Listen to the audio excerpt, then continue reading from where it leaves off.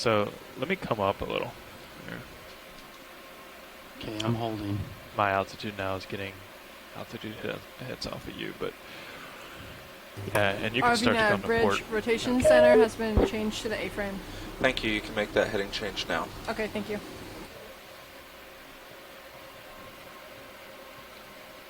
Okay, coming to port.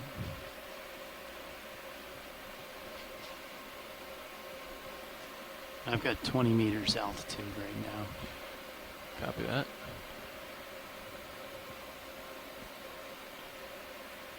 And you should see bottom there, because I can see it. Okay, I'm gonna...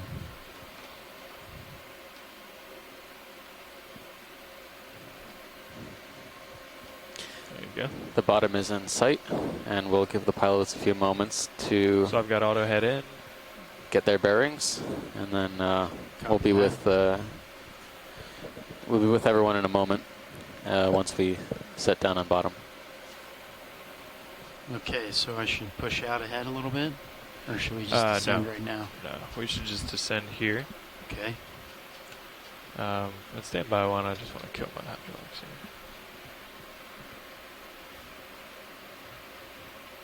Okay. All right. Yeah, so if you want to start to come down slowly. Well, for those of you on the shore side just joining us, we're diving at Titov Seamount. I've got an altitude of 40, but I would. We had a dive here a few days ago. Basically, it was a deep dive like along a ridge feature here. Oh. But today we're going to be diving at a shallower depth, essentially traversing up a steep slope up to the crest of this guyot.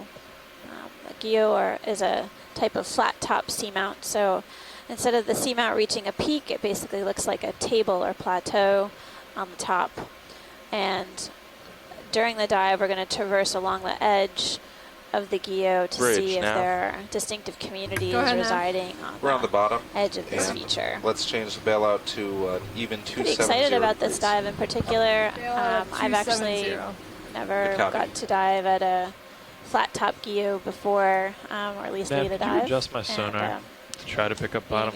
Keen to see what we have in store for us today. Seems wrong to me that we're not picking it up. There may be a fair amount of sediment on the top of the feature, but where we selected the dive target, the backscatter data, which we were able to review before we made the dive plan, indicated that there's probably some decent hard bottom.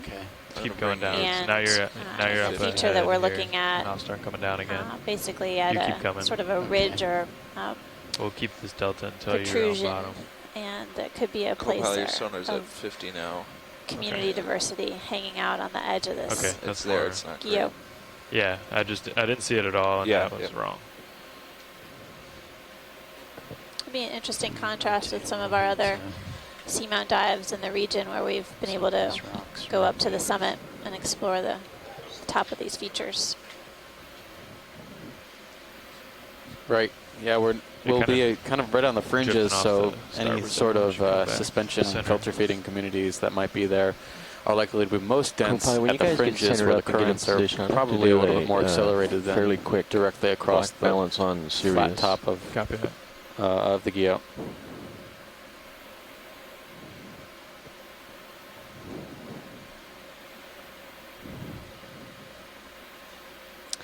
Life at the fringe. Let's see what we have in store for us.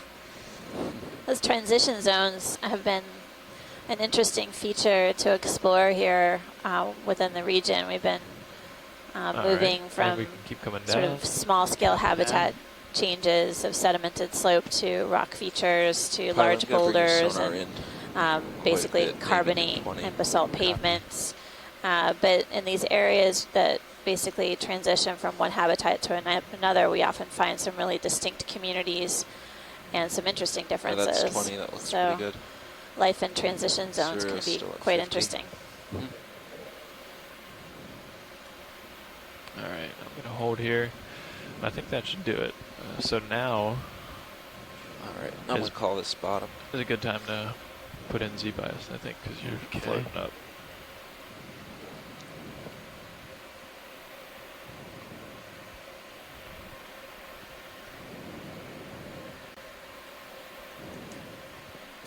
Any feel for what a value should be? Well, a quick way to do it is to cheat and put in auto depth and see what that is. Oh, copy.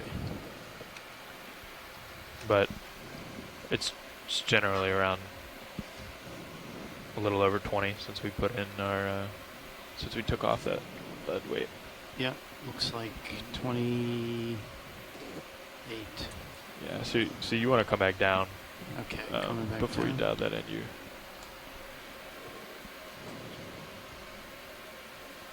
float it off a little. Yep, I sure did.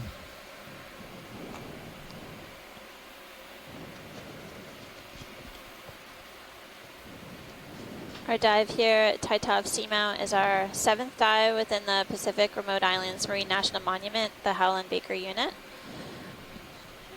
Again, it's our 2nd dive on Titov, but Titov Seamount is such a large feature with so many different potential dive targets. We may actually experience a really different community here than what we observed at the Deeper Ridge dive a few days ago. After today, we'll head south and do a few dives within the Phoenix Islands protected area, and then continue moving south as we head home. Yep. To the Tokelau first. You want to That's increase right. your sea bias down the bottom. The Tokelau region. So it looks like it's part of the pushing Tokelau me down Seamount chain. right now, so I'm going to back off a little bit. Oh, okay. Yeah, it might be a downwell. And then back to Apia Samoa. But looks like I've got the slope fairly centered in Looks like I'm seeing a fair amount of sonar and in view. these linear features in the sediment I'm comfortable bed proceeding forms from here. that Copy are that. created by currents moving through the Yeah, area. I think It's that a Z-bias regular is pretty close. Okay. There's some definitely regularity. a current pushing me. Yeah. sort of ripples are created as Towards the that south. current moves past and moves those particles around. And you can see it in the tether. So that tether will want to turn you and kind of drag you as we go. So just keep that in mind when you're setting up for shots. But Fan on the Copy right that. corner that we might Yeah. want to take a look at. I've been eyeing that one from Other than above for a while. it's your show. We can, But whenever you're Still set. I getting think settled out here. Yep. The fish. Okay. Yeah, so I'd say we could go ahead and deploy the swing arms. Copy that. I see a few fans actually. I'm gonna get Do you want a little- uppers as well? Yes, please. There. I'm going to go Over the ahead corner. and get a little bit It's a weird closer to fish, no? bottom. Pilot, whenever we have a moment and you're ready, if we could zoom on the fish, that would be great. You could put my Whenever you're ready. lasers on as well. Go Copy. down. Yeah, hi, this is Bruce. Lasers on. Hi, Bruce. Copy. Hi, you're looking at a relative of the rat tails, now placed in a separate family, the Bathygattidae. It's in the genus Gadomus. Similar to the rat tails, but it's got a very high second dorsal fin that's noticeable as this fish drifts along, unlike the rat tails in which that second dorsal fin is barely noticeable. Fish there. It also has long fin rays on the first dorsal fin, the fin on the back in front, and on the pectoral fin, the fin on the fins So on the the side, streaming looks and pretty probably good. on the pelvic fin, Yeah. the fins on the belly as well. So it's a bathygattid, I believe, in the genus Gadomus, and there was a halosaur that went zipping Welcome, past Matt. a moment ago as well. So what's our bearing to the next waypoint now? Thanks, Bruce. That's Bruce Mundy from the NOAA's Pacific Fisheries Research Bearing Center. next waypoint is Honolulu, Hawaii. 070. 070. Bruce has joined us on a number of the dives thus far and provided us with fish IDs. Looks like our local We've high. actually enjoyed the correspondence from Bruce following the dives. There have been a number of really notable observations of deep sea fishes on the dives thus far. I was interested to note that a lot of the fishes that we have been trying to get better IDs on have really never been seen alive before. At least a few of the emails were first-time observations of some of these fishes alive. Bruce, do you want to comment on that? Is that surprising to you? Well, I suppose it's not surprising considering we're in areas that Okay, have never when been that's ready, explored before. Pilot's ready to but proceed with the there dive. have been some total shocks involved. Copy that. So you want to a ship couple of move in dives here? ago, we saw a type of pearl fish, Sounds good. relative to Okay. the cusped eels, that was only known from a single So we're specimen looking collected in Indonesia. 7-0. We've also seen Is that right now? Oreos. That's right, pilot. That's the next waypoint. Literature for the And Central Pacific. And there have been some spike how many fishing meters would you like to that move? haven't been reported from these areas. So total Let's start off surprises. with a 2-0. There was also a Good cutthroat copy. eel that Sound we good, saw in the co-pilot? upper Yeah, I left-hand think that's corner okay for now. of the screen I'd like just to a moment characterize this ago. cliff a little So we've more when seen we get up three closer, fish but just in the we're a last, ways off. couple So of minutes. The it's okay with me. Bathygatid, a halosaur, and the cutthroat eel. And I probably should put those in the event log in the chat room as well. Bridge, Thank you, isn't it? Bruce. Go ahead. Bridge, I'd like to put a ship move in. Bearing 070 at 20 meters.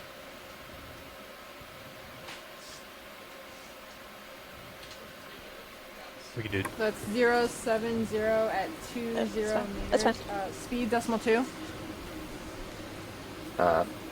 070, 20 meters, speed 0.2. Roger that.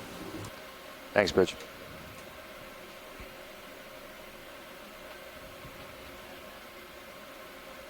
Pilot ship move underway. Copy. copy that.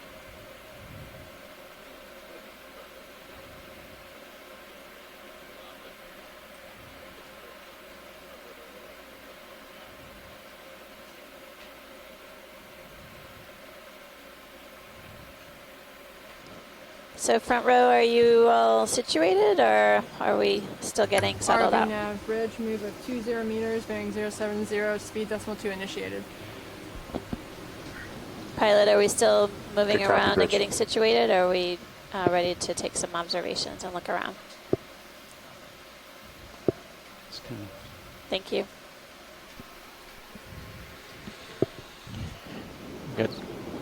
copy that. We got some flares on the sides. Yeah, so what is that flare from?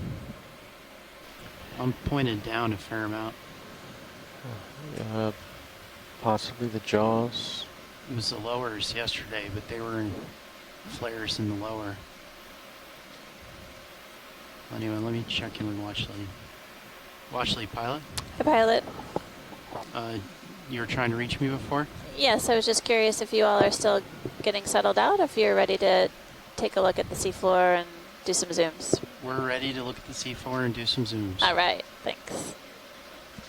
Can we start with the fan on the left? Copy that.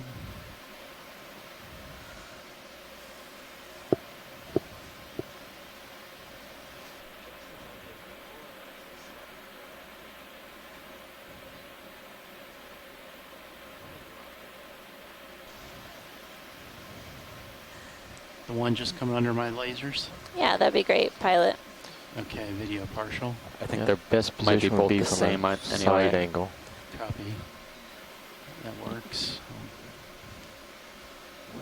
There was a cutthroat full eel or a live video. snaffle eel on the lower left that a couple of them, Yeah, wow. very imaging.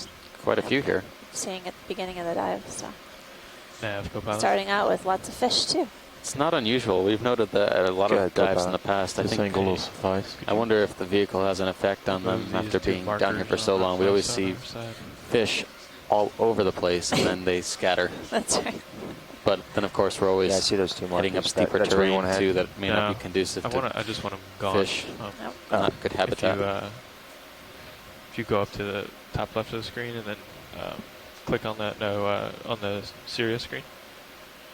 Okay, coming in partial video. Click those out. Actually.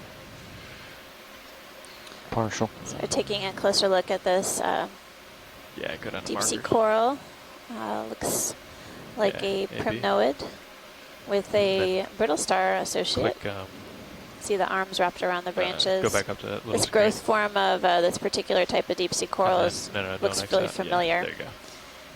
Yeah, I thank feel you. like we've seen this variety Thanks, Bob. before. Yeah, sure. We usually use this as a reference. I don't want people to get confused when they look at it. Just setting up here. Yeah, for a second. you know, and I thought that was something from earlier. Thanks. Yeah, sure. Okay, looks like I'm starting to move your way. Copy. All right, I'm gonna yaw back over to the fan.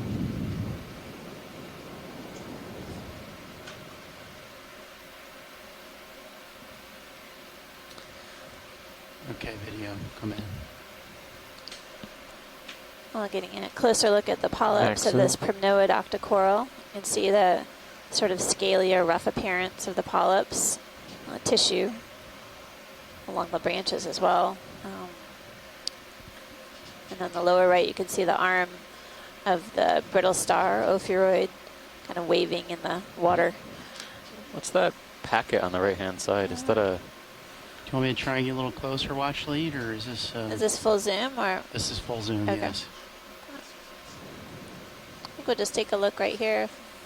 Copy. Possible.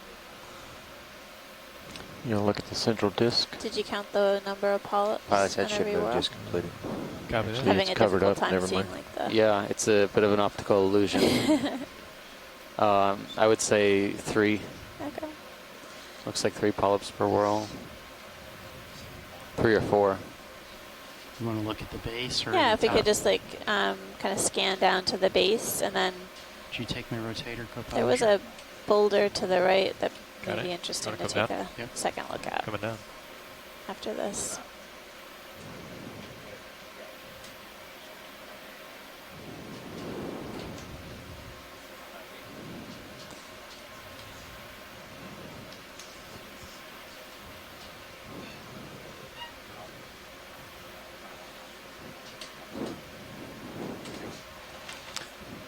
Any idea what's on the base there? Barnacle, maybe. It's obscured a RV little nav, bit by bridge move the complete. Thank you, Bridge. stalk here. Are those little polyps kind of up the trunk of this coral? Yeah, Okay. yeah, they look like the lower part of the Stand by tissue watch. and skeleton is covered with polyps all the way down to the base. Usually there's a little bare patch, but this one looks pretty healthy. Ready Well, thanks, for full pilot. screen? I think we're all set here. There is a boulder to the right of us, a larger boulder that might have some Full wide interesting video. things to take a look at. We didn't get our full screen. Okay. You wanted to go, there's something to the right, watch lead? There, if you actually, if you just look up beyond the coral that's in front of us, there's a boulder dead ahead that I think may be something. Oh. Did you give me back my rotator, co-pilot? Thank you. Watch Copy lead that. nav. I'd have.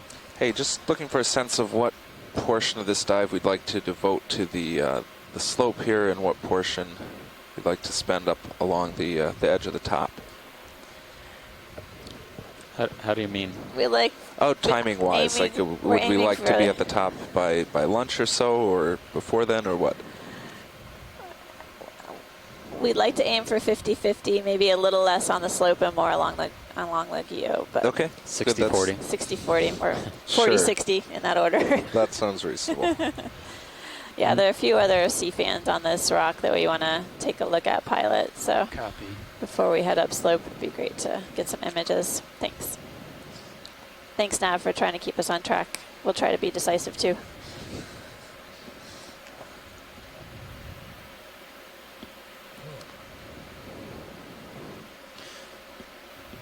Is there one in particular?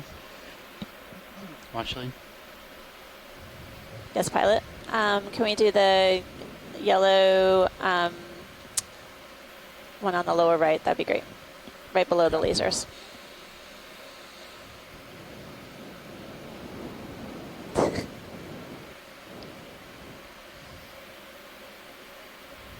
Come in partial video.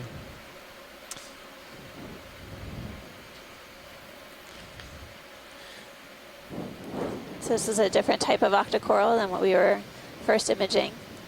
It looks like there are a few colonies here on this boulder. I see at least 3 bases, or maybe more. I can't tell. You A wanna couple of come in the full? corals we sampled in the past few weeks. Oh, wow. Yeah, this looks like the modeled Plexaurid. plexaurid, slash something else. This is a kind of octocoral, again, different than what we were initially imaging. It's a different family. You can get a really good view of the base of the coral, the polyps, as well as the associated brittle stars. You can see their central disc, and the arms are wrapped around the branches. But yeah, it has this characteristic mottled color and then striations along the main axis of the coral itself. You were remarking about how they were growing somewhat in a line up and down the vertical face of this rock. You want to get? A couple full of the screen of this whole specimens group. we sampled in the past few weeks have You say come back in? either been on rocks or when they've been sampled, they've also been attached, but they've had several separate bases. I can think of one example with a precious coral. Was set up similar to this, but this is definitely not a precious coral. But if the colonies are similar enough, I guess genetically, there could be the potential to fuse. It's not unheard of, but it's kind of a rat's nest. It's hard to differentiate whether that could be the case in any of the branches. And their orientation may be perpendicular to the dominant current flow here, so that they can optimize their collection of food that's flowing past them in the water. I don't know if Pilot noticed any remarkable current tonight or today. Yeah, that's definitely the way that it's coming. It's coming from the far side of that fan towards us right now. Anything Video's clear. You want to move around? Do you want to just like scoot around this boulder and then? You want to look at the other side of it? Can we scan the top as we go around? Okay. Full wide video? Yeah, Pilot, we can just kind of scoot around this feature and look at the top of the boulder. Copy. Thank you.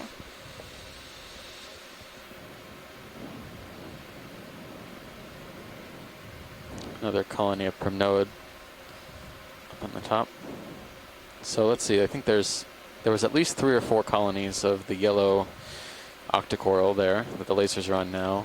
5, 6, 7, and at least 2 primnoids on this rock boulder. Pilot, I'm swinging around just to keep you in view. Copy. Yeah, we're going to have to head back to the left after this. Right.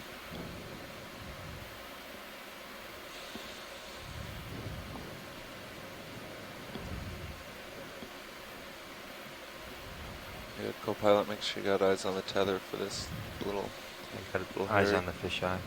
Thanks. Not much growing on the, well, maybe the lee side of this boulder.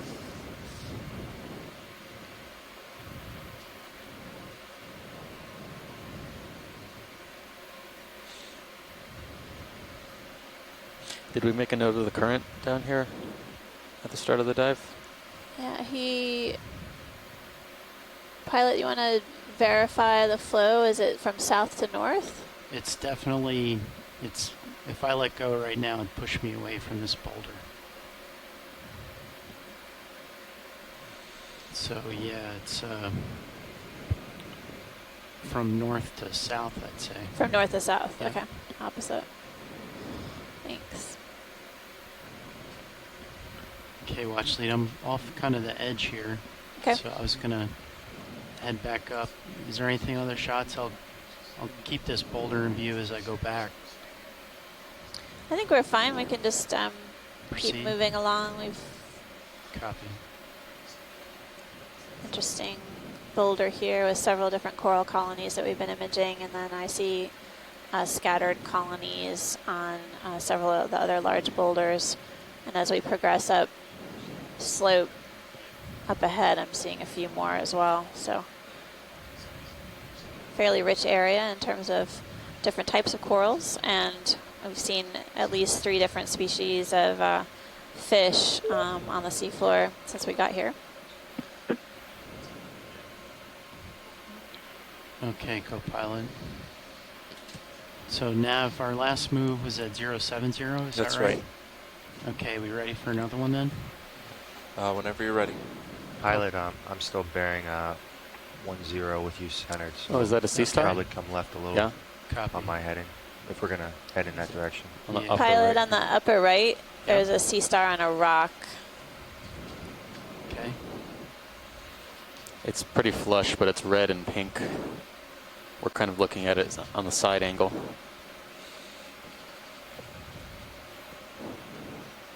Is it center right on that big rock? Yeah. Can you see it, So Pilot? now moving to the left of the... No, never mind. I'm Yep. looking at the wrong... Good. Yep. Come in partial video.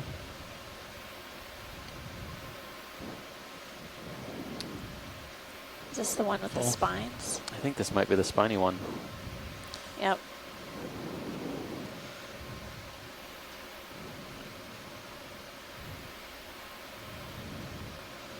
So we're taking a closer look at this sea star. It has spines that run all along the arms.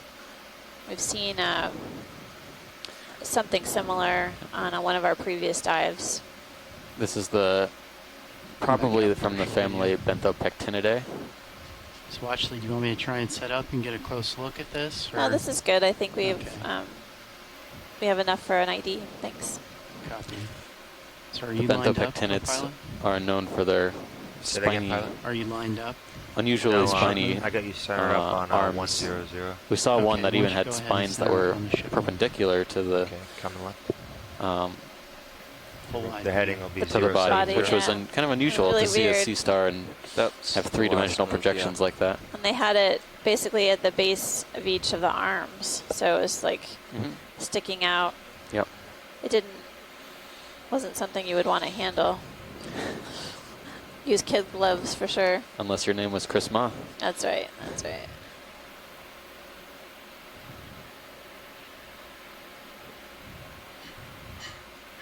Okay, you're centered up now?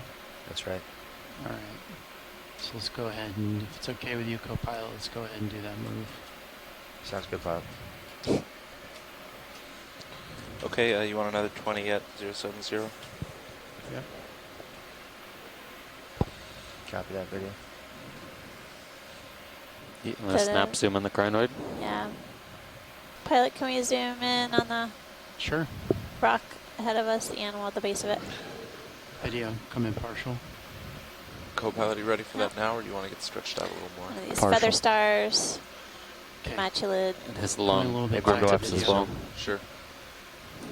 This one is distinctive. It has really clean tips to its arms. We've seen this before. Partial. Paratilocrinus, Okay, video, if you want, you can come in tighter. or something within the Paratilocrinidae. It keeps shifting. A separate family that's known for having these extremely long arm Oh, tips I that lost it. either have no pinnules or small pinnules in that case. Those pinnules are the projections that we see from each of the arms. And you can see at the very tip of them are basically, they almost look like they've been swept clean of them. Pull out a little bit. Yeah, whenever you're ready, pilot, we can Okay, move along. full wide Thanks. video. Oh wait, we can do that move then. Okay. Bridge, nav. Go ahead. We'd like a ship move, please. Okay. 20 meters, bearing 070 degrees, 0.2 knots. 20 meters, 070 degrees. Well, we're at a depth Good of copy. 1,218 Got it. meters, diving on Thank you, Bridge. Titov Seamount. Progressing up the slope here. Right now we're seeing basically fair amount of sediment with scattered rocks.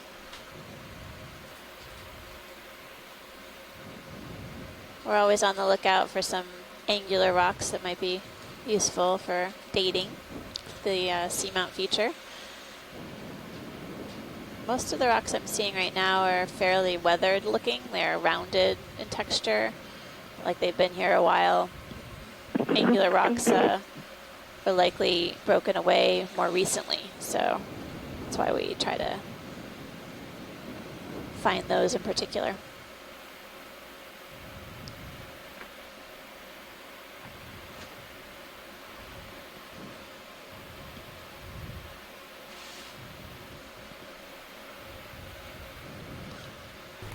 ROV nav bridge. Go ahead. Move initiated. Range 20 meters. Bearing 070 at a speed of 0.2 knots. Over. Thank you, Thank you, Video. Bruce. That was really dark there. There's a fan on the left and then several more yellow fans on the right. Deep sea corals. So far, two species of corals that I've counted. These yellow bushy fans, plexaurids possibly, and the primnoid Come in partial video. kind of lyrate colony. This one has a really large feather star hanging onto one of the branches of the corals. At least as large as the coral itself. Yeah. And the brittle star is also quite large. And there's a stalked crinoid Oh in yeah. the lower right. Thanks for the second look, pilot. That's neat. Full wide video. I wonder if that's Okay, a so small kind of pushed down now. juvenile stalked crinoid, or if those are ship adults. move is Guessing underway. they're I'm not starting to see quite Cirrus fully swim. formed. I haven't seen any very large ones yet on this dive, though.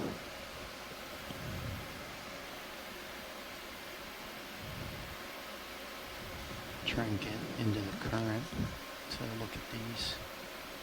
We're waiting.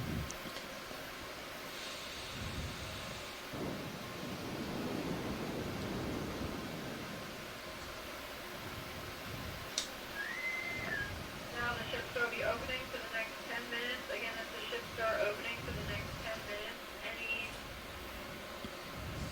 shellback wishing to get their $20 refund, feel free to come on down.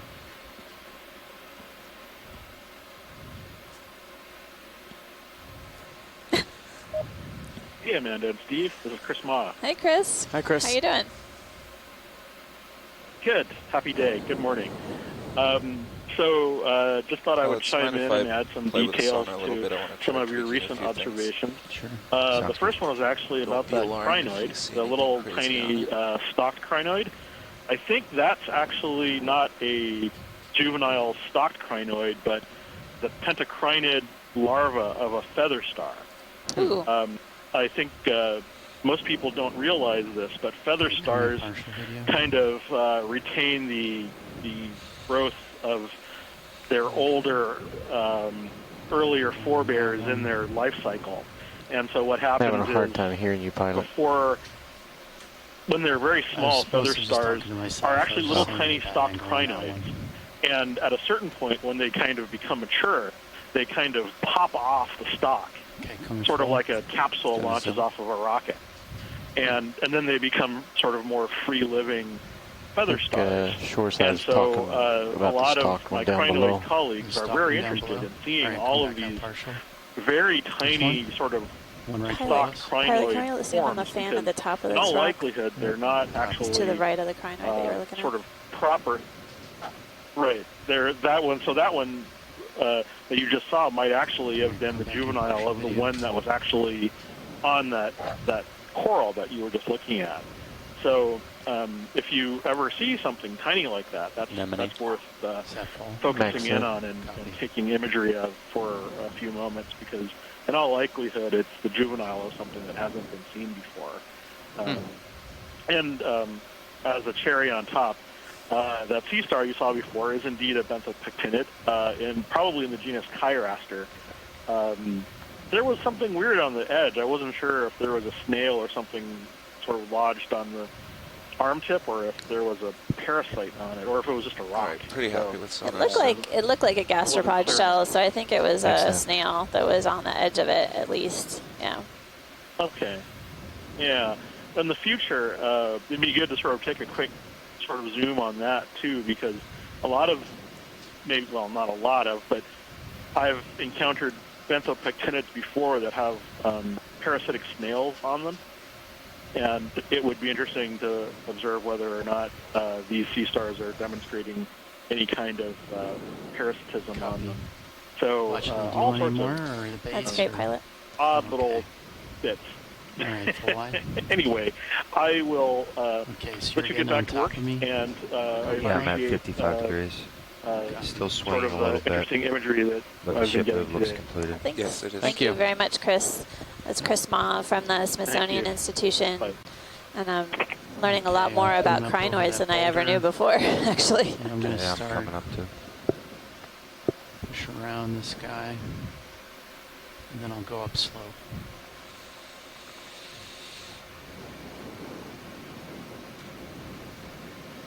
Copy that.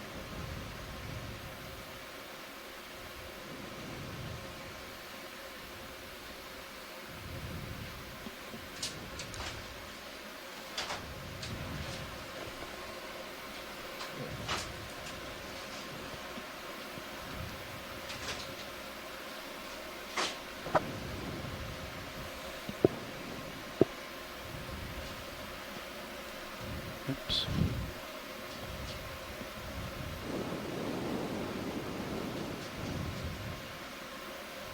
And we'll take a look at this fan here. Do you want to look at the one on the far right? I think that one looks maybe something far different. right? The largest one? Yeah, the large one would be great. Okay. Pilot.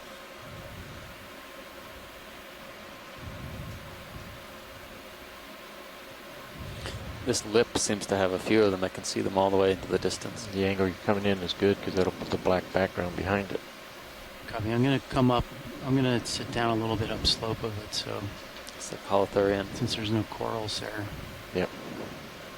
Swimming holothurian, yep. That sounds good, pilot. Pilot seriously settled out. We've It's plenty of a tether. big eel to the left of the Yeah, screen. you're right. There's several colonies, these corals kind of growing on the edge, the Right fringe behind of that this rock. feature here. Yeah, that does look different. The large fan. Oh, yeah. Oh, I see Going it. into a It's cave. just going into the Yeah, rocks. maybe we could look at that. It's got the back end of a hake. I thought that too. Maybe a Lepidion, at least Moridae.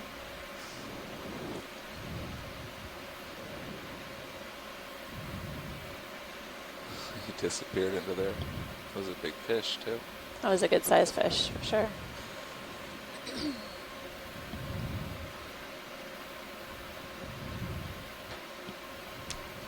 Yeah, nothing in there. Oh. It's coming back It's coming out. back out. Come in partial video. It's trying to hide, but I can still see the back end. Maybe it'll back its way out. It's backing out, yeah. Partial. There we go. I don't know. I'm gonna Maybe. probably go with Oh, no. Brotula or Cusk. Looks like a type of a fitted. Ready for tight. It's got a narrow shaped head. No, this is Bruce. Hi, Bruce. So this is a cusk eel. It only has a single dorsal fin, the fin along the back. There's an illusion of a higher dorsal fin from the way that one of the fins on the sides, the pectoral fin, sticks out. But it is a cusk eel. Very robust, large, round head, relatively small eye, and two rays, extended rays on the pelvic fins, the fins on the stomach. You can see one of those fins sticking out on the side toward us. I think this is in the genus Okay, come back Spectrunculus, out. a Full cusk line. eel in the genus Spectrunculus. Worldwide I wanna distribution. make sure I don't hit There any are a those couple of fans species that before are impossible to tell apart from videos like this. we Come around and look at that. Big fan. Not sure if we've heard that genus on this expedition before, so I don't think so. a new observation for us. Oh, I think that's a new one for this leg. We've seen them rarely on other expeditions in the last couple of years. There isn't. That's Yeah. the same Look fan at that we were the looking at large before, fan right? first, and then I we'll think so, come yes, back one to in the the back. foreground. Okay, Let's see, good. find a spot to sit down. There's stuff everywhere. Yeah. I'll just have to kind of hover. That'll teach me to try to identify fish from the back end. We need Peter Oster's pictorial guide. Okay, video come in partial. This looks like another Caligorgia. Ooh. We were seeing Caligorgia at similar depths. Pretty Where colony. did we sample it last? I think it was on dive 7, Titov Seamount. Seamount. There you go. No wonder. Okay, come in full video.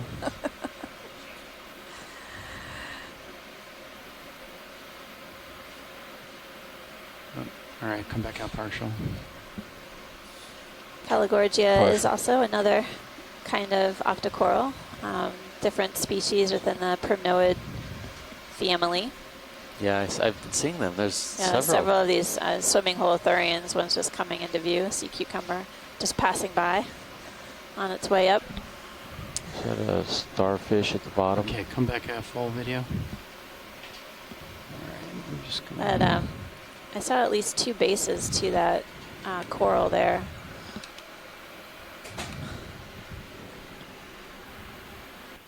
Okay. You want to snap in on it? Pilot, the Sea Star?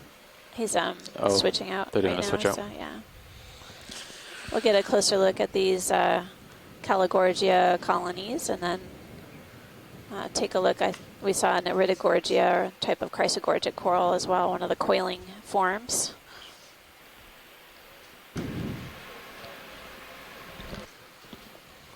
Okay, So- pilot. All right. Cirrus has settled out. Ship stopped. Did you get I'm still wind up the name of that 070. I was hoping that it would get entered. That. Did we want because I to didn't take another look at this here? quite understand. Oh, there we I go. guess we're talking about a zoom. Spectrunculus. Okay, that is Watch that. officially the Bottom new right corner, funnest I name, think. Yeah. species name to say. Copy. It's up there with. And we are not moving. Not moving. Okay, watch lead. We just had a quick pilot change. What do we want to look at here? Can we look at the fans just to the right of the lasers right now? There's Sure. a series, a couple of them. There was something at the base of it, and it'd be good to look at the associates as well. Copy that. Thank you. You can go ahead in here, Roland. You said you're going to move forward? No, you can go ahead in. Okay. The base of possible star. Oh, it's a crab. Copy. There's a crab. Move quick. Come down for you a little. No, Looks maybe not a amazing. crab. Looks almost like a. I thought I saw it move rapidly. Partial. Is it a cup coral or anemone? Yeah, it's a cup coral. Oh, there we go. Interesting. It's a very flat species of cup coral. They do exist, but we haven't seen very many on our dives. Seeing a few of these brittle stars. Let me hold. Partial. that? Yeah, I took out all my autos here. I think it's just a growth, Moving Okay. around. Oh, it's twisted. Okay. twisted growth, yeah.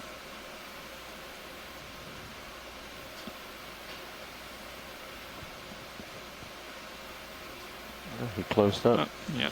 Cool.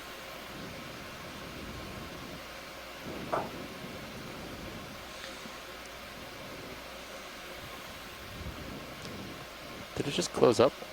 Yeah. Yes. Okay, I think maybe that's that, an maybe that was an anemone. anemone. Yes. Yeah, that fooled me Yeah. because it. It really it resembled one, but You can hit it with a zoom. retracted Cup and, corals don't retract, Nope. so rule that one out. Max Getting zoom. a great zoom on this primnoid octocoral.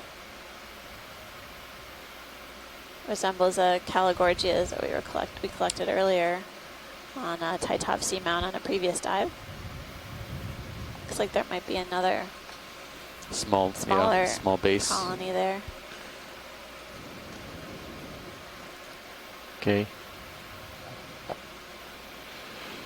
think we'll wait a long time for that anemone to come back out again. So I don't think we can hang out too long. Let me know when you're clear. Video's clear. Copy.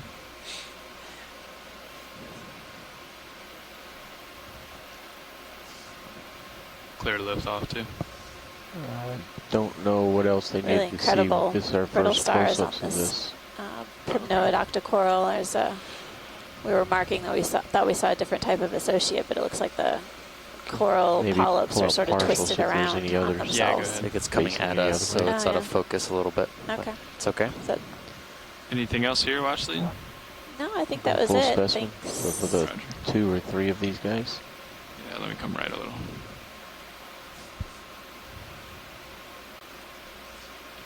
And let me know when you have full specimen.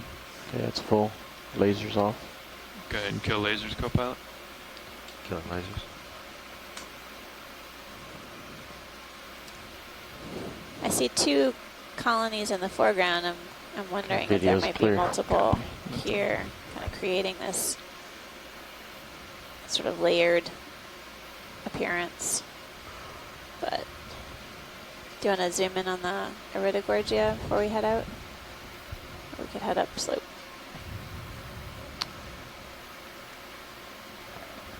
It's a cool feature. Are you asking me? Serious. Watching? No, I was asking my co-lead here. Cool. Sorry, do you want to look at the Iridogorgia? I think we got a decent view of it. Yeah, it's probably Magnus borealis based on the diameter of the holder. Whorls in the skeleton. Now we're getting a good close-up view of a charismatic sea cucumber, swimming type. Good. I don't know if this is the same one we saw yesterday. I think it's different, but it's not one we usually see. They're very abundant around here. It's got a very strange reflective. Zoom it well. Maybe it could be the gut. Yeah. Yep. See it there. almost looked reflective. Yep. Tiny ones.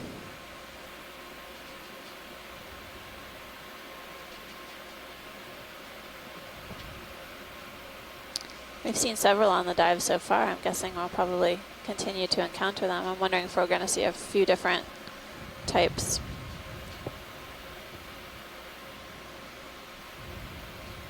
Not the most cooperative of guys. No. Left and right, up and down. All right. How are we looking on a possible ship move? Yeah, whenever you're stretched out, we can do that. Sure. I think we can go ahead and get it in. I think we can go ahead too. We still like Sirius heading 070. It's about right for the waypoint too. Yeah. Well, it's been an exciting dive thus far on Titov Seamount. This is our second dive here. Sure. Really, this feature on the Seamount, this area has never been explored before. We didn't have an idea of what we were going to find here. The dive was selected because it had basically slope characteristics where we have encountered deep sea corals and sponges before. 20 meters. What we're seeing is 070 degrees, somewhat 0.2 varied knots. slope with some sediment terrain, so it's a good mixed community or seafloor composition. And as a result, we're seeing a fair number of different corals and a few different species of fishes as well. So there's possibly suitable habitat for these different fishes to feed in, including in fauna within the sediments that we see ahead of us.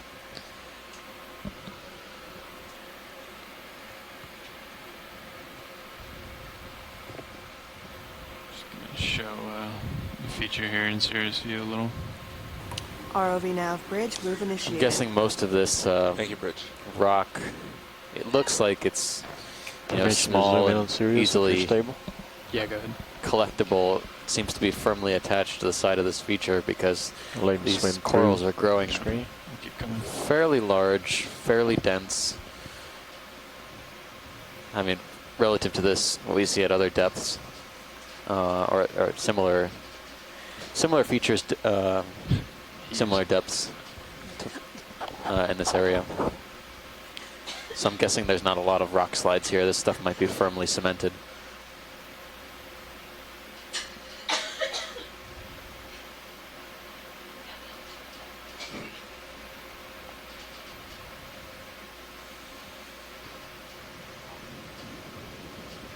Taking Sirius full wide.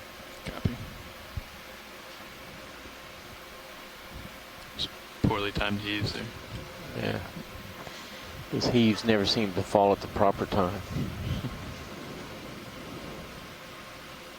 Okay, just waiting for the ship to catch up, watch these, and move Sirius a little closer. All right.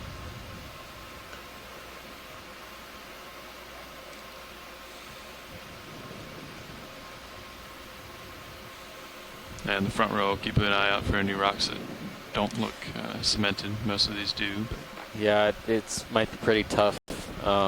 You know, one thing that usually stands out is the best rocks are usually pretty angular and more blocky, less crusty looking. Copy it's that. Always a tough ones to spot.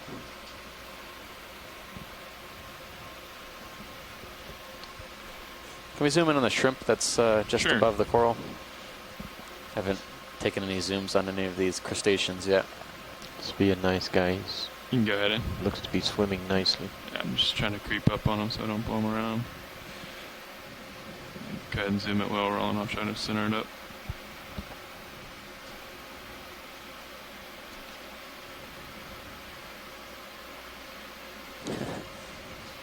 It's a race. Oh. Nice. So this is a swimming shrimp. Swimming shrimp. Gotta say that 3 times fast. Yeah. Swimming shrimp, swimming shrimp, swimming shrimp. Swimming shrimp.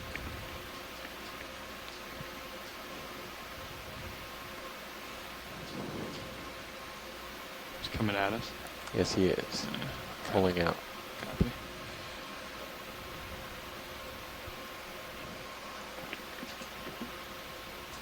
There you go. This light. There's another one.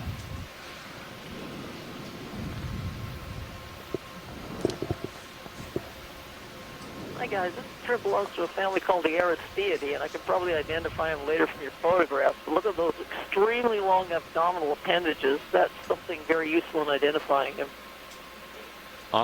Excellent, thank you. It'd be awesome to get a good idea on those. We've seen many of them on previous dives. This is another great specimen. This guy? Can we? Yeah. Yeah. Let's see.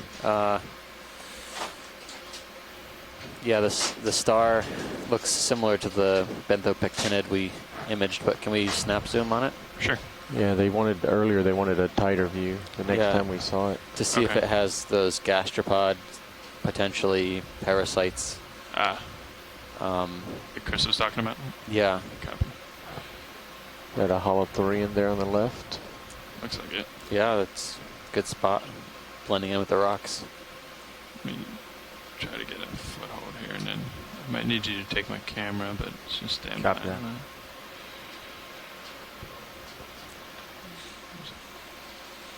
Cool, directly under me. Let's see if we can get a good enough view from here, Roland. Okay, when you're ready. Yeah, sure. Stand by one.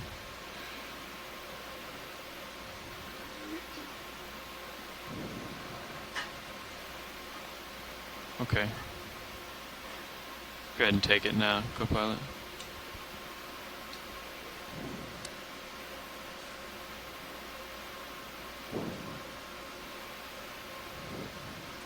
Not seeing any gastropod, potentially shells or parasites. I think the other one was maybe a empty shell. Yeah, we'll have to take a look at the video from the previous one. We definitely saw a shell. I wasn't sure if there was a live animal inside it, but another benthopectinid. Possibly genus Chiraster. We should laser this when we finish. Copy. Video's clear. Lasers on? Yeah, go ahead. Come out for lasers. Just give it one tilt up. Yeah, I was interested in your discussion about like the diversity of what we're seeing here at these depths. Copy. There's a holothurian above it. Holothurians too, I wanted to mention. There's a lot of them here. We're pretty far away. Yeah. They're actually all over. Two on the left. Do you want to go for the big one to the left? Or?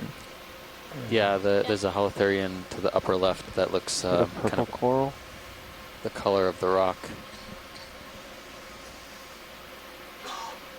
Pilot, that ship move's completed and Sirius has settled out.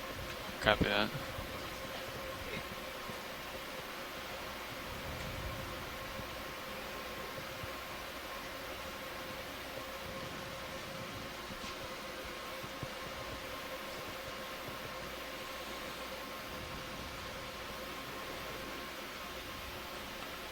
so many different species of these sea cucumbers. Yeah. This one is not particularly beautiful. Wow. This is another type of sea cucumber. Okay, go ahead. You want to give me one? I don't know if this is the Dematidae type that we've seen before, or if this is something else. Interesting coloration. One more. Doesn't quite look the same as the other ones we've seen.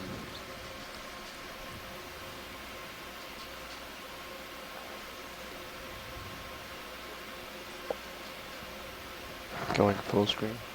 Copy. Give it one tilt up. This one, go a little later. I don't remember seeing one like this. Yeah, can we zoom to the top left? Top left. Possibly within the late Mogonidae group or family. I'm reviewing some images taken on previous OE expeditions Tilt up. of the basic composition of different types of sea cucumbers they encountered within the region.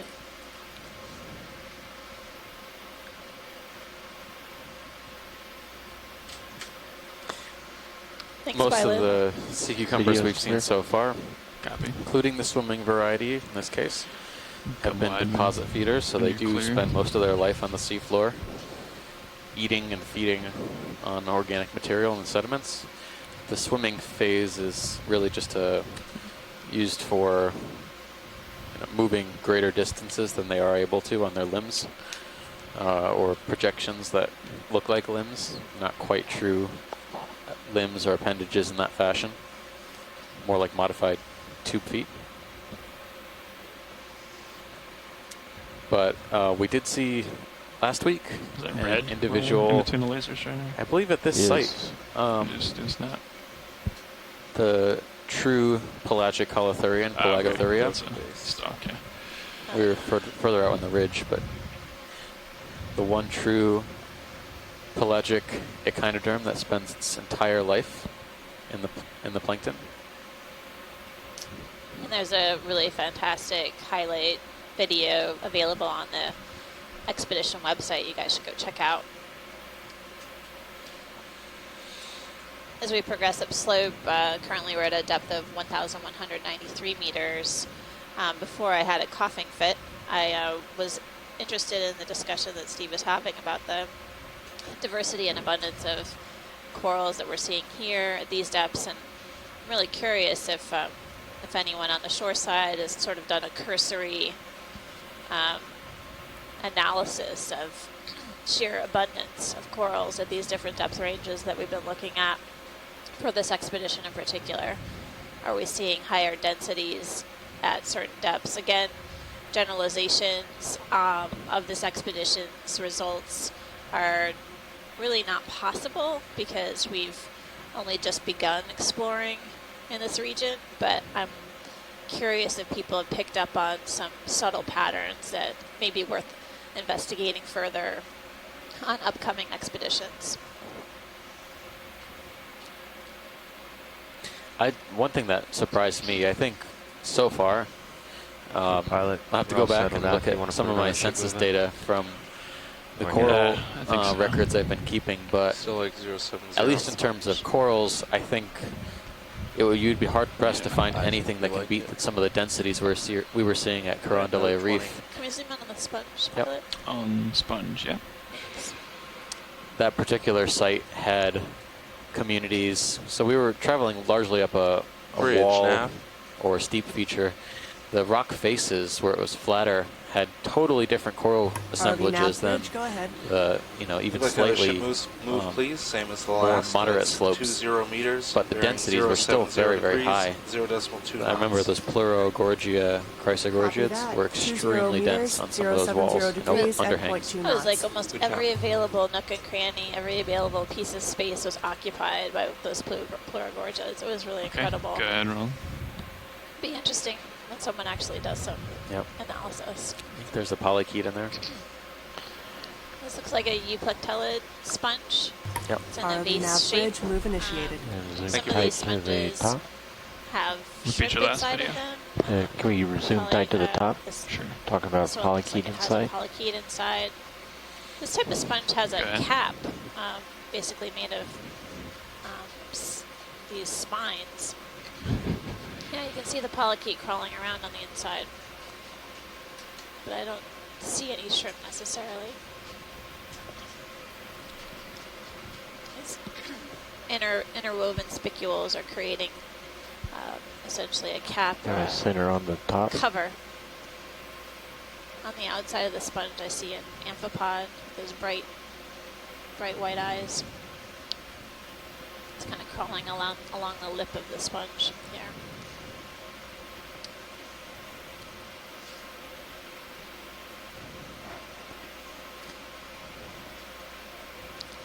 Okay, ready for full specimen? Thank you, pilot, whenever you're ready. Let's go. Copy that.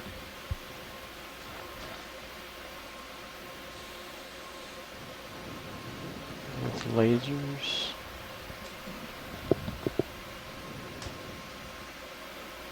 And we're clear. Copy that.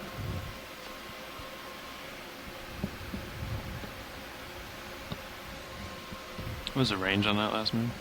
20 meters. 20.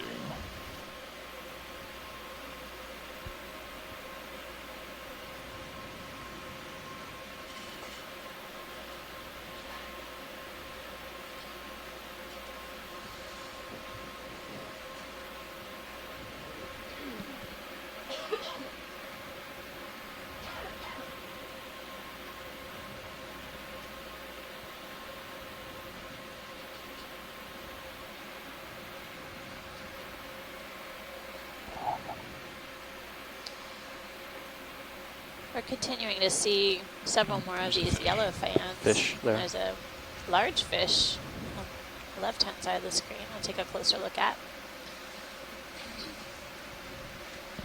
Start pushing.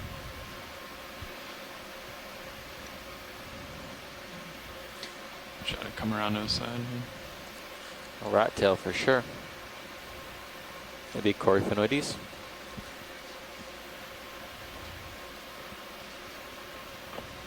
Yep, you're right. This is a Coryphonoides, one of the larger rat-tail species, family Macruridae. Looks a little different than some of the others that we've seen. These are large predators and also scavengers in the deep Ready for sea. tight? Ready for tight. Very mobile, swim around a good bit. It's a hole in large there. eyes. We're looking for bioluminescence.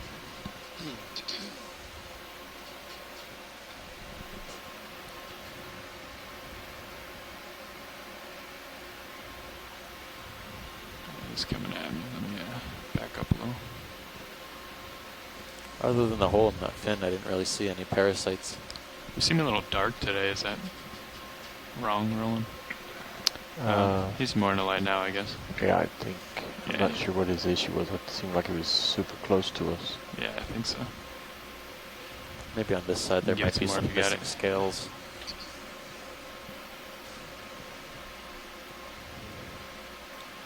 Back soon. Copy. There's that hole straight through the fin.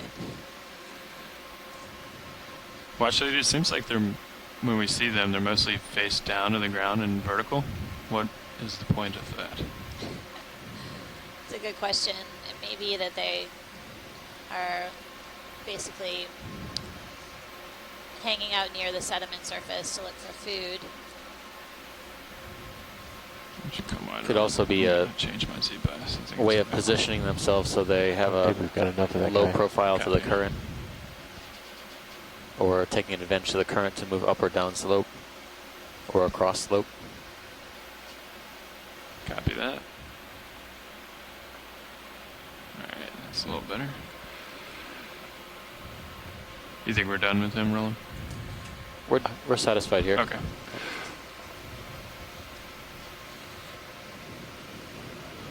At 60 degrees, pilot. Copy that. I'll push up a little. On and up. Looks like the ship is completed, but Sirius Yes, still ship swinging. move is complete.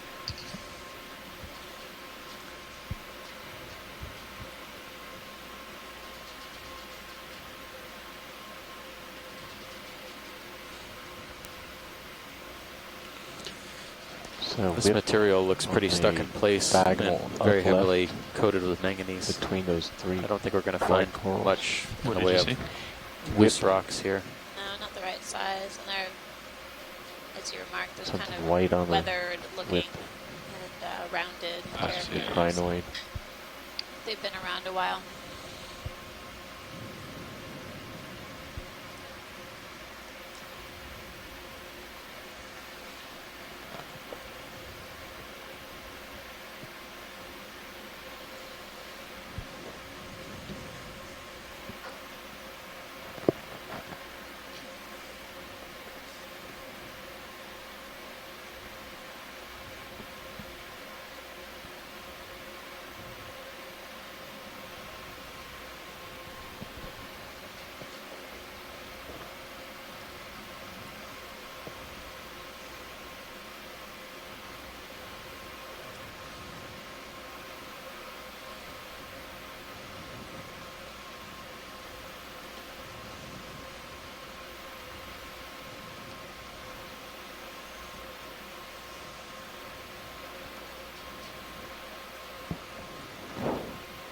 Where's that pink below that coral on the bottom right?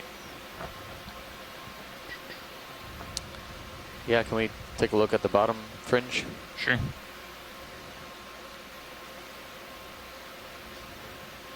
Does look like something new.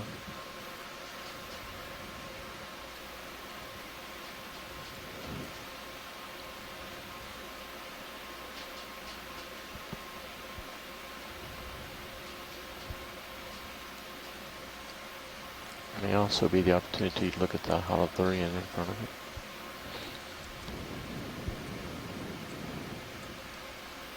It's interesting, there's that okay, go ahead, Ron. sponge on the right that looks like we were looking at yesterday. Yeah, I just noticed that as well.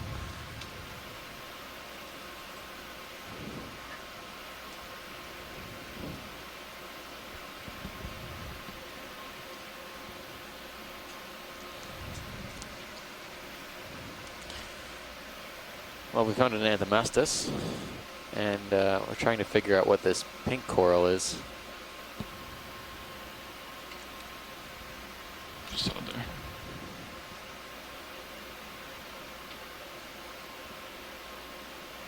Take my rotator and go out.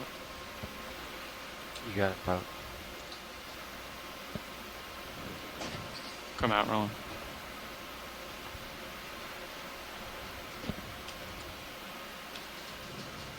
Not cooperating.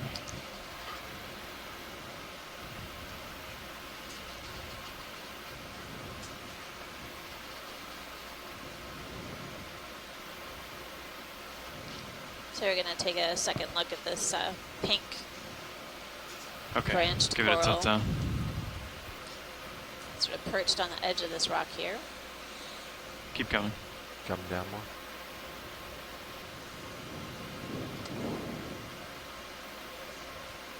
We want to get the pink. Yeah. Yeah. Top pink. Cool.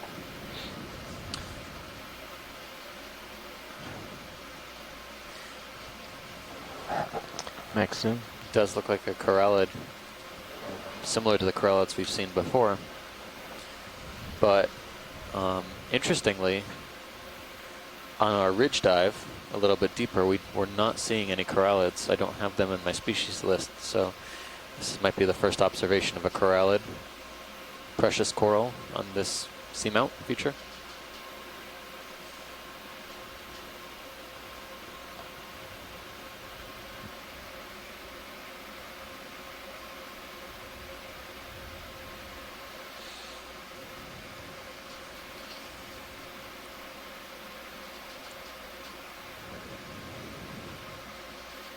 Alright. Idea is clear. Copy that. I would guess by the look of it, maybe hemicorallium, but that's just a guess. Watch it. Are we clear here, you think? Yeah, thanks, pilot. Sure. This is good. Good spot. That was all video. All good teamwork.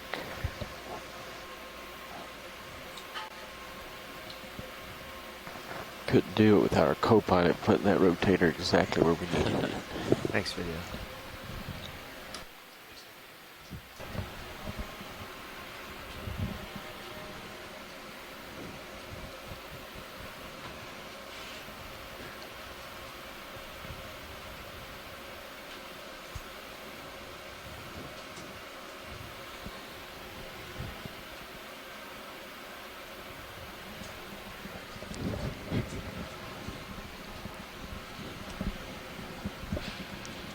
So, while we have a little bit of a break here and we're doing a survey, we'll introduce the front row.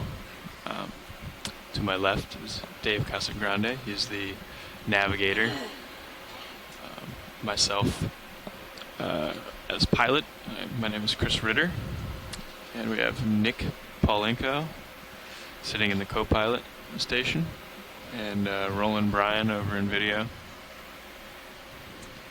And we're all part of the... Oh, sorry, Annie. I didn't see you back there. And Annie White, clipping station. Can we zoom on the pink coral also? No, I don't want to interrupt your... No, you got to watch your show, but... No. Yep. We're headed that way. And we all work for the Global Foundation for Ocean Exploration.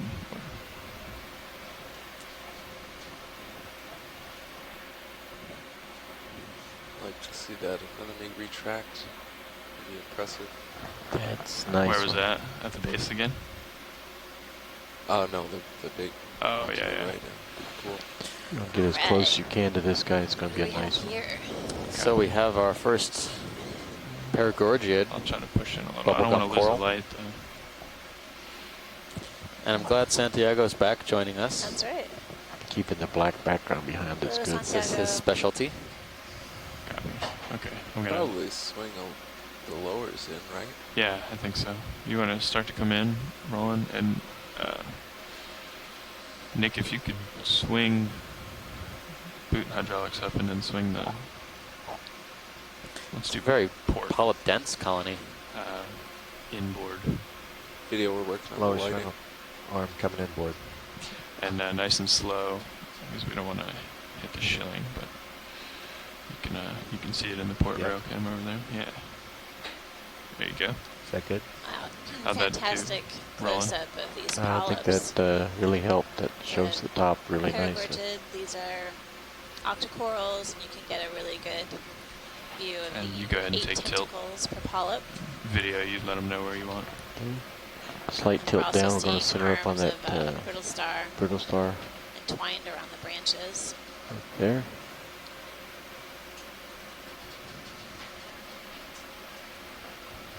Looking at the bottom. To see all the polyps extended. Often we see this type of coral with the polyps retracted, and you can tell that the tissue kind of has a bubblegum type texture. To the base.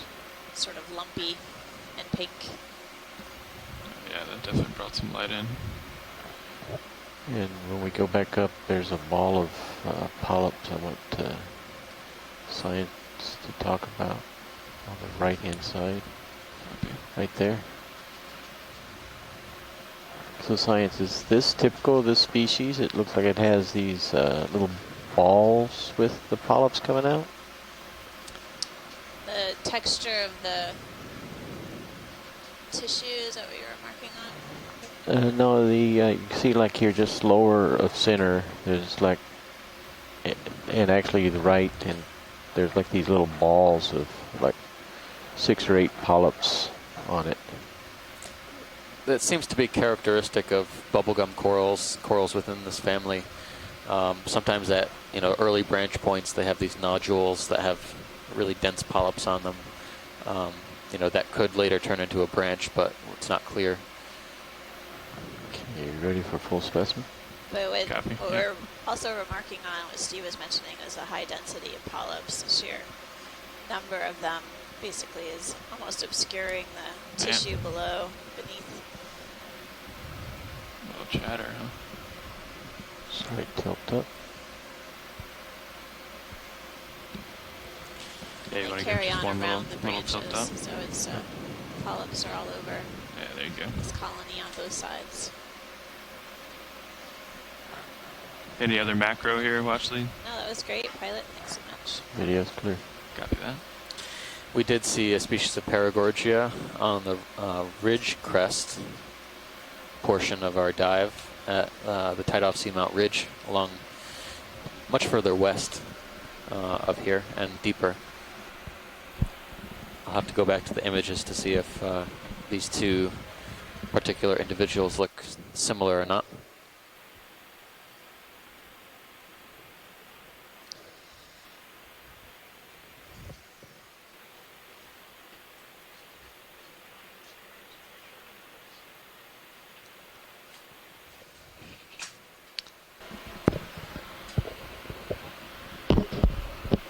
Pilot, can we zoom in on the coral center of screen? Center, sure. A couple things under me, so I'm gonna have to move around a little bit first. Different morph up there. When we get there, I'll point it out.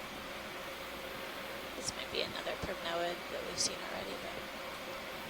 But so the taller, white-branched one in the back, Pilot. Oh, not the center. No. Okay.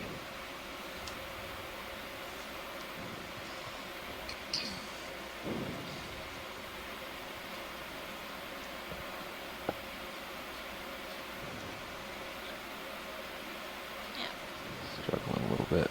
We could just snap zoom on it. I wanted to confirm that it was just another Calicordia, probably. Okay. Video, try coming in from here. I have a sort of edge view on it, which isn't great. Yeah, that's fine, Pilot.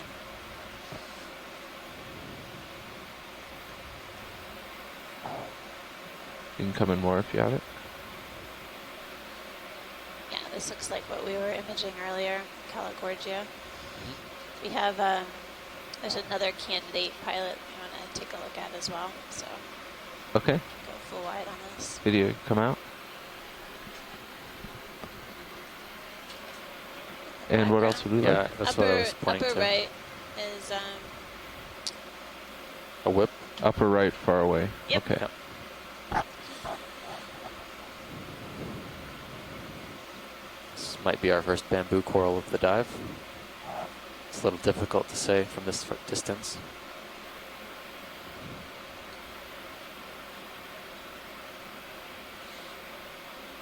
Okay. Thanks. Another one of those spiny sea stars just went off screen to the right. Okay.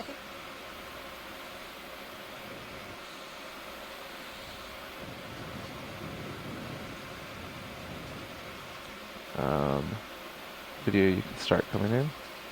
We'll keep centering. Oh, I lifted off. So this doesn't look like a whip like I was saying, but rather has multiple branches on it. Tilting down.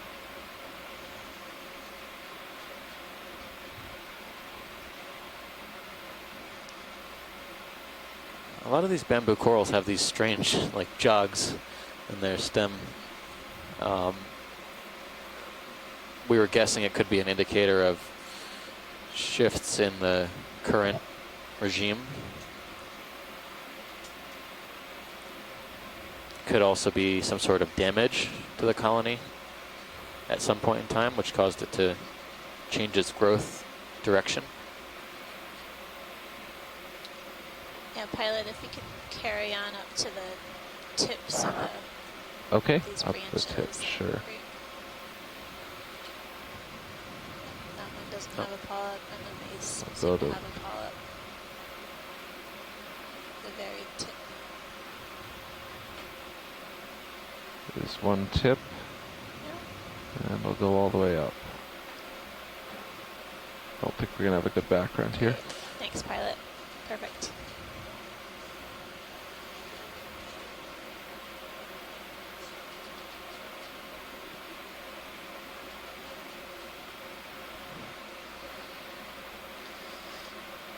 Is this as far zoomed as we can get in? That is max zoom. Yes, I could get a little closer.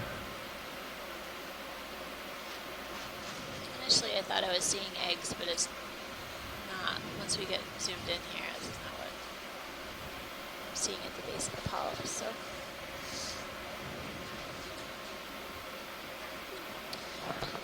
this is great, Pilot. Perfect. Okay, video, whenever you're set.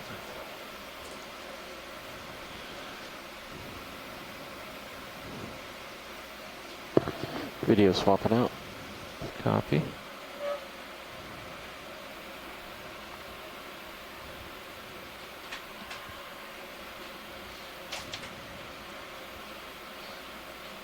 guys thinking you might want another move here?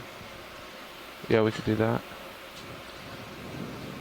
Seems like sonar agrees with more like 060, something like that.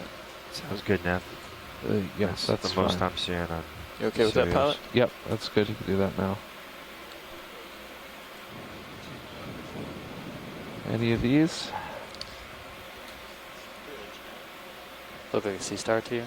Yeah. Oh, I think we're okay here, pilot. Just keep. ROV nav bridge, go ahead. Hey, can we do a ship in? The arms look thinner than Range pectinids. 20 meter, bearing 060 A little bit. degrees, speed 0.2 knots. let me get us a view of it. Get a better view. Yes, we can. 20 meters, bearing Coloration is the 060 same, but- degrees at 0.2 knots. Good copy. Could also maybe be a different type of sea star, which I'm starting to be more convinced that it might be. You watch my port lower. You got it. I think I can see it from ROV here. nav bridge, It looks move like initiated. a Zoroaster or Zoroaster. Video, can we come in on this? Yep. Trying to tilt down to it. Usually we find these on the soft sediment, but That's partial. this genus Zoroaster.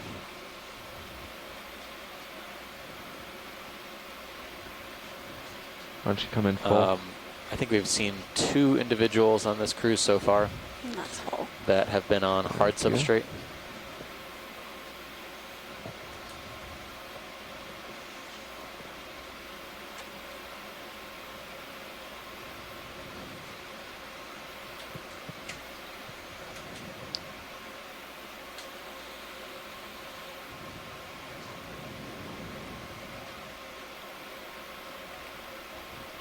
Looks like this arm has a really thick base, skinny, as it extends out. Irregular growth, yeah. Wonder if it was broken off at some point. This is a newer growth. Video, anything else you'd like? Nope, I think we're good on this. Okay. Thanks, pilot. Come on out. That's great. All right, we're full wide. Thank you. Co-pilot, why don't we go lasers on? We'll just fly lasers on, turn them off if we want them for a shot. Good copy.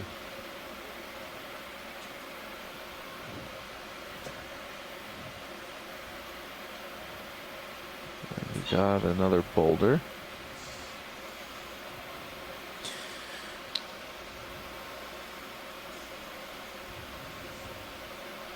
Yeah, we're continuing to see a few different types of octocorals, these sort of yellow sea fans and more beige, paler, gray colored primnoids as well. A few what look like bases of corals. That looks different. This is something different on the rock on the lower left, pilot. I agree. Thanks. We're going for it. Yeah, the shrimp chasing my temperature probe. We did see one bamboo coral on the dive so far. Video, let's try this floating. Come on in. All right. And that's a partial. Actually, I'm going to set my toe down here.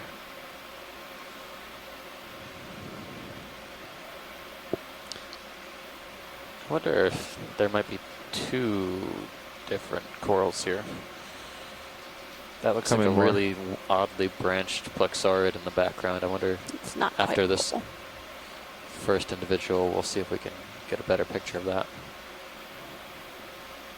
Come in full. These are really tiny polyps. Really tiny polyps. Right, that's full. I thought this was a black coral from a distance, but it looks like it could be, or it's definitely a primnoid at this point. Could that be another type of egg case? in the upper right as well. Right. Let's take a look. Or detritus. Looks like detritus. Wishful thinking. I know. We're on the lookout for them for sure. Yeah. There's a crinoid in the upper left. Mycid. See an arm of an ophiuroid, a few arms. Oh, look at that pink. It's an odd-looking squall lobster. Or crab. I'm losing my footing here.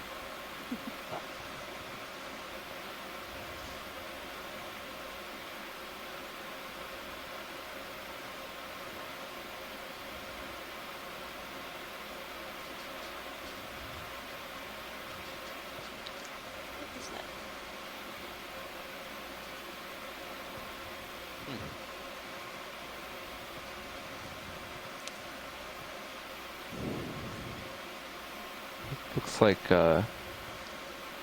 video compression artifacts. These are so fine. They're crazy tiny.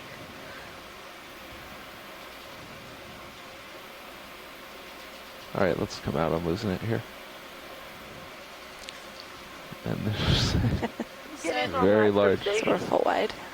Lots of crustaceans. We're going to try and get a better toe hold in here, and then we'll zoom in on the coral again, shore side. We want the same coral? Yeah, there was a crustacean on the tip that okay. Couldn't quite get a good ID on. All right, I will. I'll come back to it. This is possibly a new genus of corals we haven't seen on this expedition so far, too, and we're also discussing the potential for a collection with associates, but we'll update you once we get a better image. Copy. Pilot, I'm at 65 degrees. All right. Shrimp is another nematocarp, so that's not important. Yeah. Thanks. We're getting a closer view of the coral, Mary, to see if we can get an idea of the crustacean that was on one of the branches. That ship move should be about done, pilot. Let's try to come in here. I'm not sure I have much pan. That's a partial. Okay, come on in. And what are we looking for on this now? Upper right. Upper right. That squat lobster that was up there.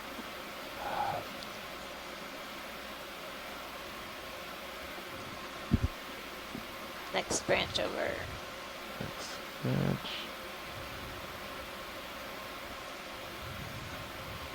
Now, do you think I'd have more luck coming from the other side?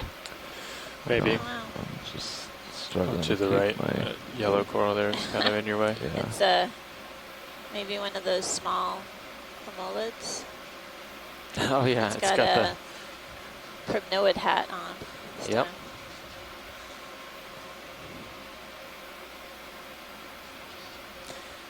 It's hard to see the carapace of this crab. It's obscured by the coral.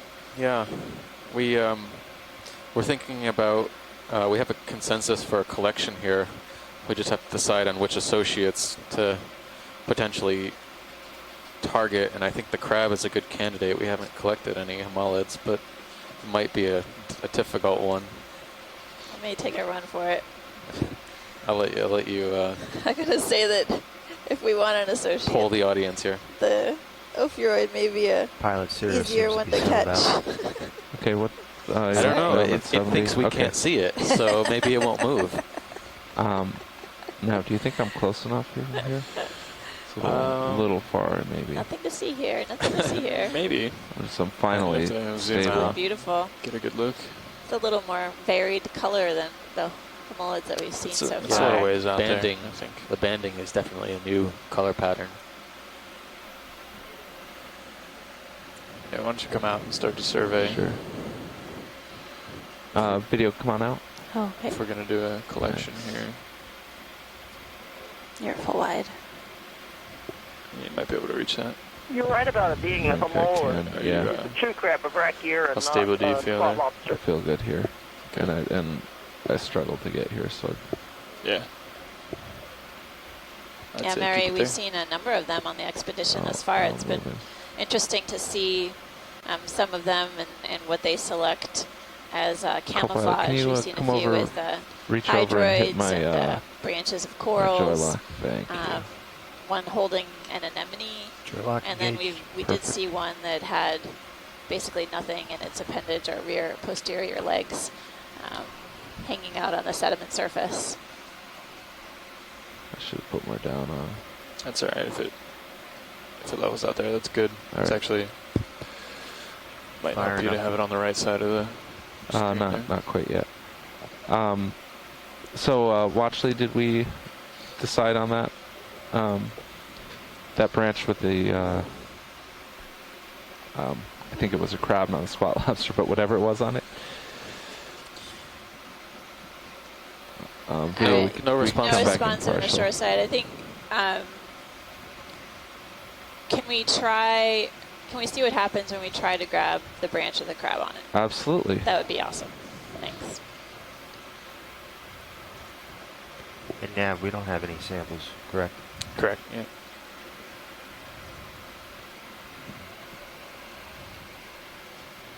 So I'd say you're pretty stable. Down, but it looks pretty good. Just keep in mind you got a little bit of forward, so if you do, yes, I do. Lose it. Yep. Don't forget to index out. Sure.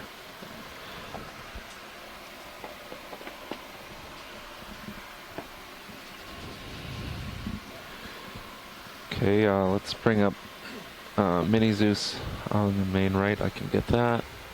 And you want to grab both cameras? Copy that.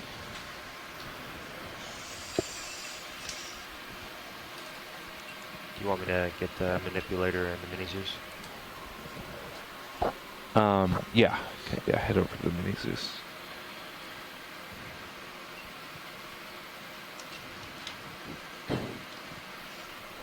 Okay, our hydraulics spun up? They are. Okay, great. Video, can you come in about halfway on the main? Main? Okay. Yeah, that's good there. Okay. That's a very small Yes, animal it we're is. going for. Okay, I think I'm ready here. I mean, the other option is to Yeah, the lower go right for the is lower right. easier. We're spun up. We are spun up. Hydraulics coming on. I'll let the associate folks weigh in. Yeah. What did I miss? You might be able to do it now. I think you have to be out of that screen.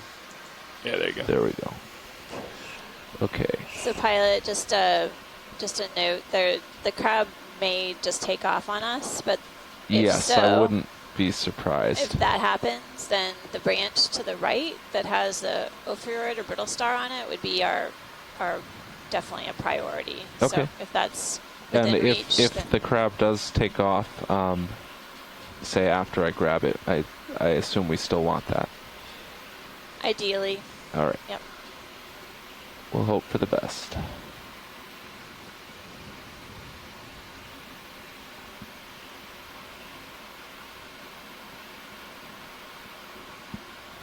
I think I want to grab it from my side.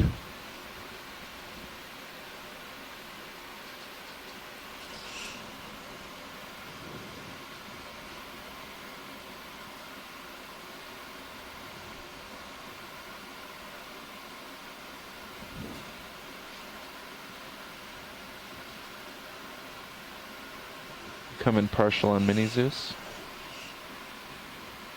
Coming left. Thank you. That's good video. Okay.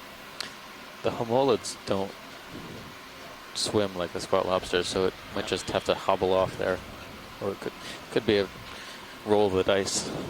It's so small that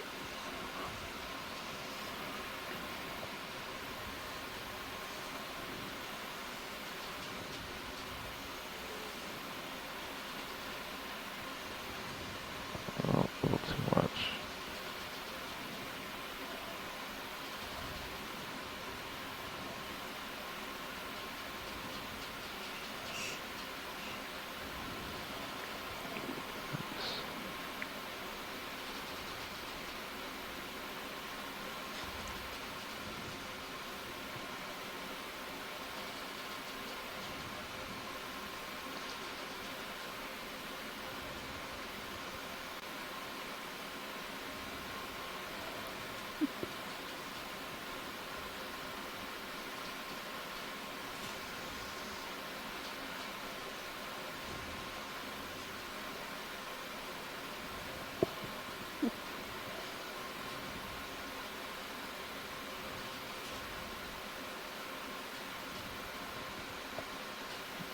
get in between these.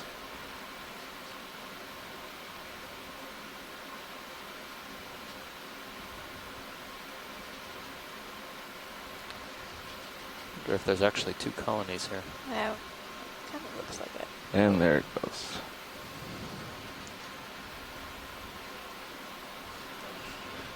So we lost the crab. Yeah, I do have stars. a piece of the coral. Okay. So let's go ahead and stow that. Do you want to I'm image gonna have first? to. Yeah, let's take an yes, image, sure. please. And I'm gonna have to back away to get that stored. Video, can you come out on main? Yep. Got Do you on- want full wide? That's good there. Okay. I just have to untangle myself a little bit. And Science wanted an image of it before you Yes, put it. yes, Okay. they did. Cool.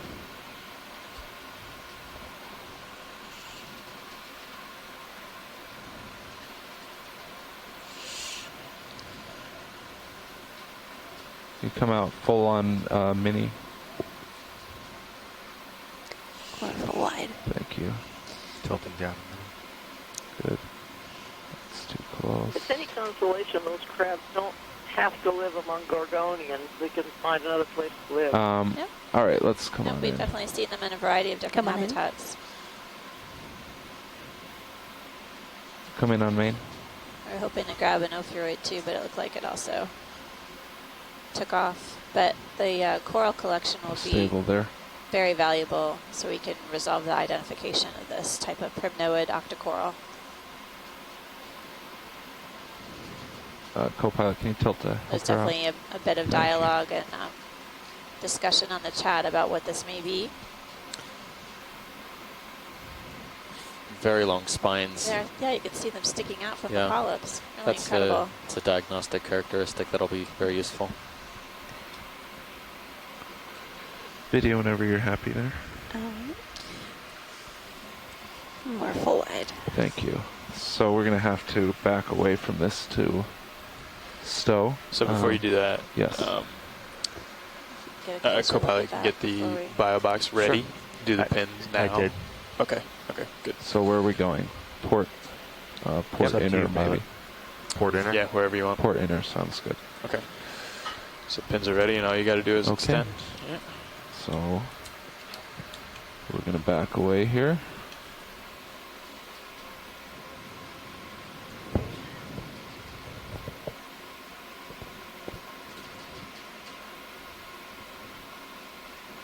Whoa.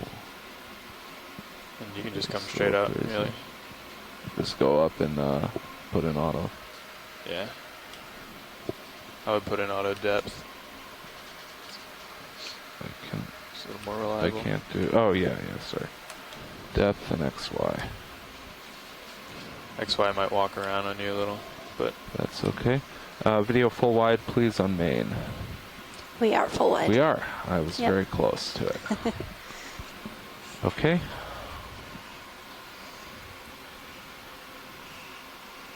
All right, let's bring that drawer out. You got it, pilot. You want me to center up on the drone mini? Yeah, that'd be good. Nav, can you make sure I don't drift too much? Let Sure. me know if I do. Thank you. Roger.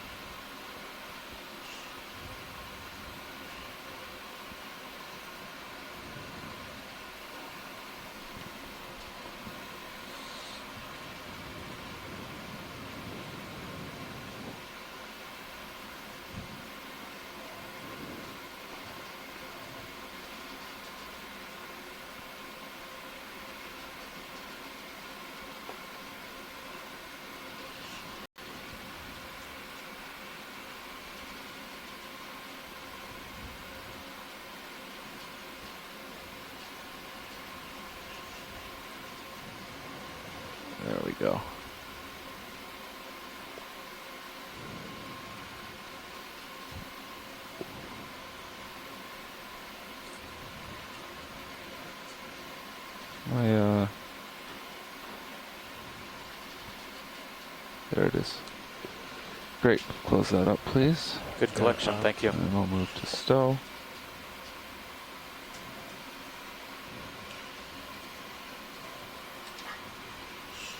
You follow me with the Mini? Yep. Thank you.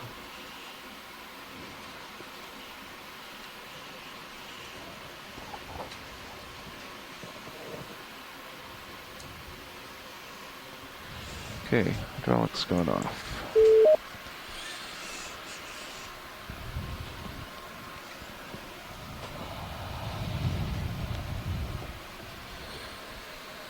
Seems like we're holding pretty well.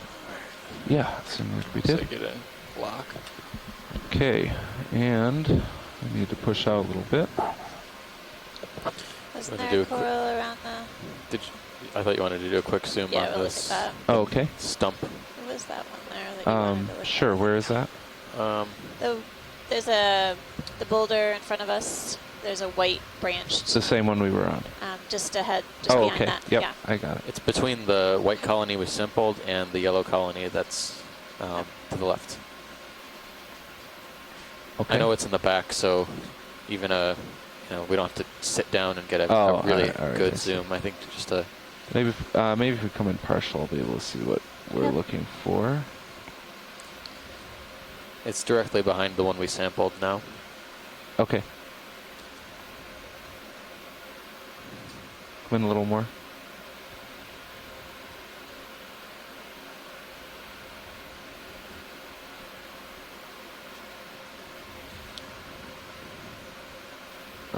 Take a little more if you have it. I'm trying to stabilize this. Not still partial. Go full. That's full. This one looks a little bit different than the yellow, kind of plexaurid looking colonies we've seen. This one may be a plexaurid as well, but just had an odd branching pattern and kind of sparse polyps compared to the ones we've seen before. Polyps look yellow, but the rest of the skeleton looks kind of off-white, eggshell colored. There's these striations too, are very pronounced in the skeleton, the main axis.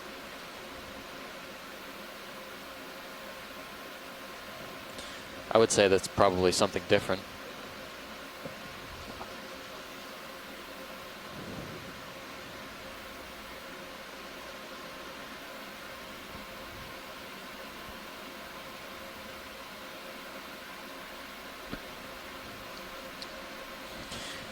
Thanks, pilot, for the closer look. All right, video can come out when you're ready. A little bit of a puzzle to figure out. I definitely saw a full specimen crinoid attached to that. Okay. You can see the contrast between the colony on the left and the colony on the right. Yeah, sure. Let's just. We I don't think might I have can another really hit it from here. plexaurid for this dive. Yeah, I can't hit lasers there. All right. That video's good. All right. That's great, pilot. On the rock boulder behind this, so just up ahead, there's a white branching form. I'm not sure if it's the base of something.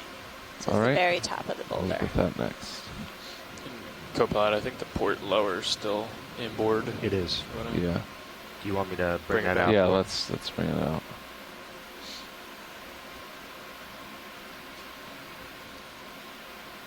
Is that pretty much standard? If we bring it inboard after we get that shot, always bring it back outboard? You could just take a snap zoom on, pilot. We don't have to.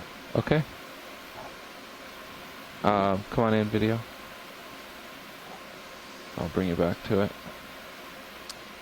You take more as I get you back there. Yeah. Yeah, it does look dead.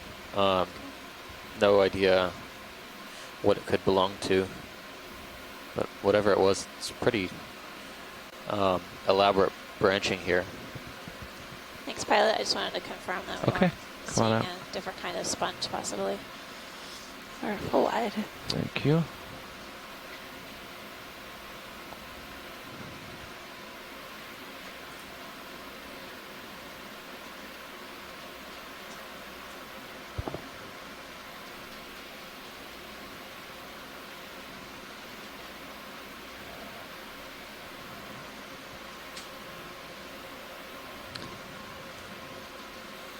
We're diving on Titov Seamount within the Pacific Remote Islands Marine National Monument. This is our 7th dive in the monument, our last dive here before we head south, and proceed with a series of dives within Phoenix Islands protected area and Tokolov Seamount chain. On D2's radar, it looks like overall, I think heading we've of covered a 110. wide variety of depth ranges within this region. Not so much on Sirius. And it's really only a glimpse of the seafloor, what we're doing on each of these dives, but we've been able to see a variety of different fauna. Got a face. Got a face. It's a fish face. A little more. This is the right direction.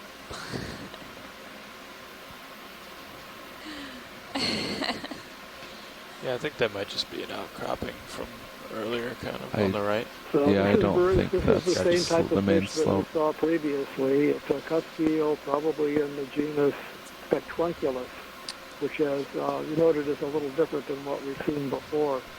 A large, very robust cuskeel with a rounded head, small eyes. You can see the tail fin's a little bit distinct from the fin on the top and the bottom. Lasers. Fin.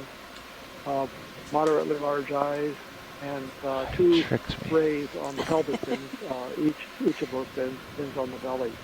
So a Spectrunculus species. Spectrunculus. Sounds like it should be a magical spell. Oh, that's fast. Keeps doing that. Fast and then slow. Yeah.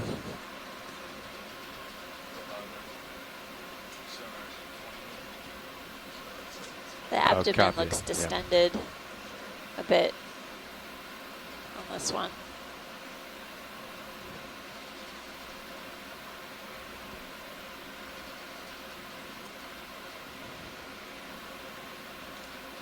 There's some. Could either be a female with eggs, or more likely it's just had a large meal at some point. Looks like there's some damage on one of the fins, on the dorsal fin. There he goes. Thanks, pilot. Oh, nice That's job. it. Doing a good job catching fish this morning. So I've seen a number of corals as well. Doesn't take too much to catch the corals. They don't run away from us, but we were remarking this morning about the low oxygen we might potentially find around this depth range, and I'm not seeing any indication in the fishes or in the corals or any fauna that oxygen is really having an effect here. You know, we're still seeing some pretty high densities of corals and some boulders. This may be the same one, but let's come in. We'll know a little bit more when we get up into the shallows, but we're practically at part of the seamount where it starts to level off a bit before we move on to the fringe of the geo. Come in on that gill damage at the same one. But since we do know that the corals grow very slowly, the sizes that we're seeing indicate that the conditions are appropriate for them to continue growing and thriving within this environment. So at a speed of if oxygen were limiting, we may not see such healthy, robust specimens. The line up on 090. Okay, that was the move, 090. That's fine. Seems like most of the boulders that we're encountering have at least one fan on them. Yep, that's all right. Makes sense with the bathymetry. Sounds good. What was that? Oh, a little one. ROV nav bridge, move initiated. I can't really chase it, but you can come in. Oh, there's a skinny eel type of halosaur, it looks like. That's a partial. Come in a little more. I'll try to keep it stable. Oh, it's fine. I'll chase. It's almost translucent, like you could see the gut structure through the tissue of the fish. Come on out. Yeah, he's gone. Oh, behind that coral. I think I have a little bit of tether. Okay, pilot, I'm centered up on 090. All right. He's just he's teasing me. All right. Let's see what's next.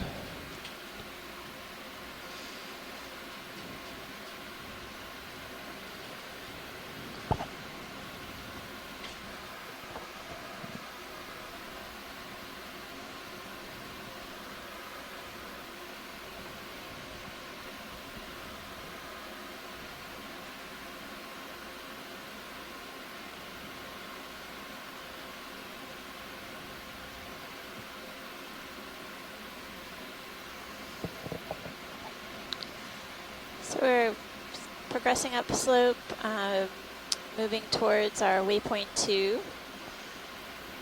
Continuing to see scattered boulders with sea fans or octocoral colonies attached.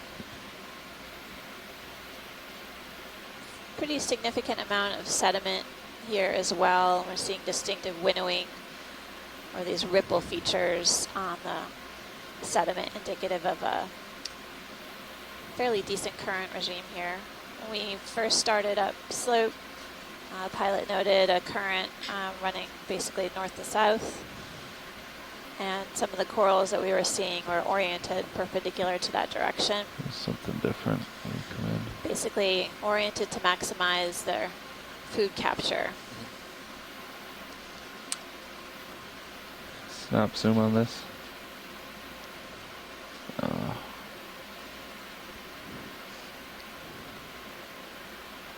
There it is. It looks like another corallid. Yep. This one looks even more like a corallid than the last one did, but it's missing some tissue. Yep. You can see some bear skeleton, the white appearance of the bear skeleton. This is a type of precious coral. This is not full yet. All right, well, we could try it. Come on in. That's full.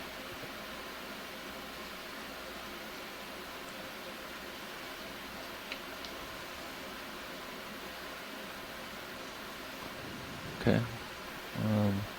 Definitely can see a whenever you're happy live with it. tissue, which is pink in color. Contrast with the dead skeleton. It's basically white in appearance and has some hydroids growing on the branches. I'm seeing some what looks like a brittle star. Ophioid legs. 2 or 3 brittle stars. 1, 2, 3, 4. And that's about it. Thanks, pilot. All right, come on out. We're full wide. And I'm getting pretty far over to the Interesting. right, but I Yeah, can this look at this too. fringe community is shaping up Want me to nicely. follow you, right, pilot? Yeah, if you follow me 10, 15 degrees. Copy that. Come on in again. Let's try to get this. Oh. Come out, I lost it.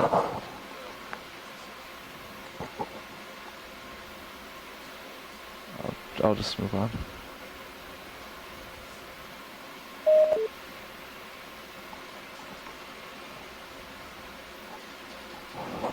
Alright, you can center back up. 9-0, I'll follow. Copy.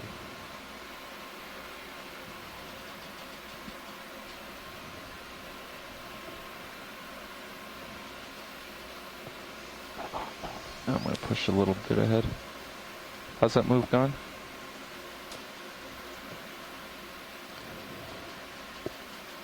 It's underway. Okay. It's about done. Something different? What is on top of that coral? Another one? No. Lower left, left pilot, there's a darker fan. We're going to come in on that. Maybe it's on the rock. It's a little bit of an optical illusion. We'll find out. I think this might be another yeah. Okay. But it looks like it's the base is very weathered, yeah. Start to come in. That's partial. The lower half of that colony doesn't look too healthy. Uh-oh. But it almost looks like the hydroids are overgrowing tissue still with some pigment in there. Yeah, I definitely still see the pink color there. So maybe still some live coral tissue there. Come in full, we'll look at the space. I think that's the interesting part of this. That's full. Wow. There's these look like barnacle shells. Yeah. Yep. Some on the base as well.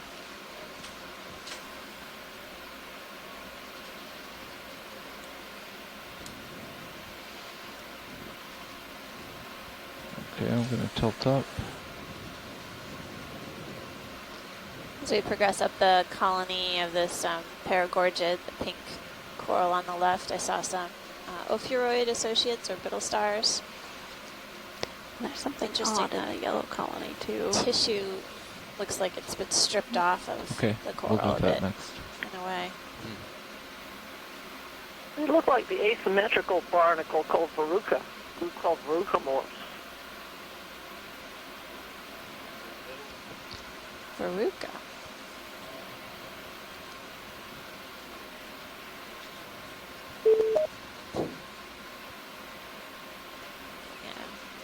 Beautiful view of the central disk of an ophiuroid or brittle star clinging to the branches of a paragorgid.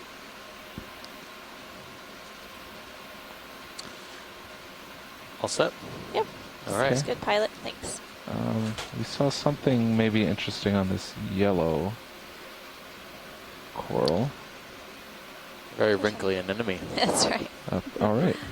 Thanks. I guess that's what that is. Yeah, we're looking at the attached side. Okay. Thank you, pilot. Video, come on out. Thank you. We're full wide. If you haven't seen that barnacle before, you might want to take a closer look. The plates don't open symmetrical. They open to one side. Do you want to come in on that again? I can get closer. I think if you're on your way, we can get closer. That's fine. Yeah, I Get think it'll be quick. Quick look, since we haven't got a good image of those before. I believe seriously settled out, pilot. Yeah, I think so. All right, come on in on the barnacles. On the stalk or on the rock behind it? Come in full. Closing in on the barnacles. There's some on the base of this coral, but there's also some Ones obvious on the rock might ones be on easier the to rock image. that may be easier to take a look at. Contrast of the barnacle with the This is dark full? rock. Yeah, this is Okay. full.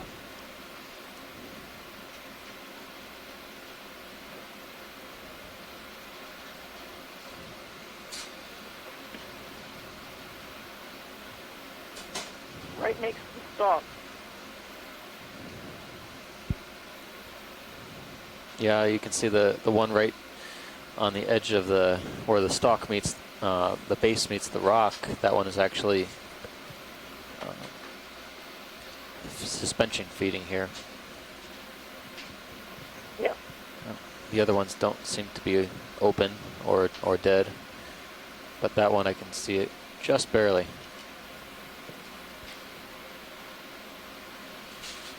Okay, whenever we're Pilot, happy here. it's great Come to on have out. a second look. We're full wide. Thank you. It looks like there's a sea star at the top. Yes. I think we've got that one already, but that's a Zoroaster. We've Yeah. imaged it pretty well, so we can move on. Great.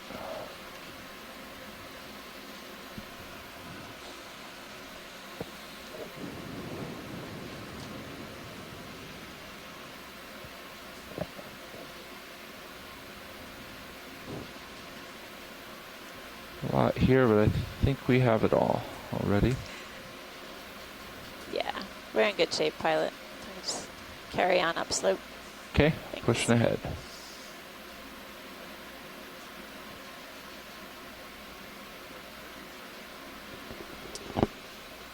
As we continue upslope, I'm continuing to another see move? a fair amount of sediment drape along this feature, and Why don't we several go, coral colonies on the kind of more rock Is fringe. my heading okay? I think it's a little more interesting over here. Copy that. I could come around. Okay, sure.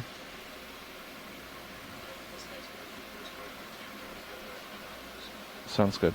All right, so we'll do one in this direction. And then We're basically almost at waypoint 3, or waypoint 2 rather, and then as we move along, Was that 1-1? laterally along this contour. yeah, 115 is good. Can we? There's a fish that was darting in and out. I think it was one of those midwater yeah. fishes. It's okay. Yeah, I saw that. I don't think we're gonna. No, we're not be going to be able to get catch it. that. Thanks. So we're gonna move over sort of in this direction, which I think we'll find more interesting than the sediment, which is still toward waypoint 2, just a little bit more rocky. Range 20 meters, bearing 115 degrees, speed 0.2 knots. Copy that. 20 meters, 115 degrees at a speed of 0.2 knots. Seeing a few more of those Zoroaster sea stars. All right, pilot, I'm centered up. Really long arms. Great. And several coral fans, octocorals, along the edge of this ridge here. All right, I got a little bit of tether. ROV nav bridge move initiated. Curious if we're going to see this sort of crustal feature along the geo crust. Might have something interesting under this Now, what is that rock. silver? Looks like maybe Silvery gray goosefish. object. Maybe. Why don't you come in partial before I get over there? Oh, look at that. Different kind of fish.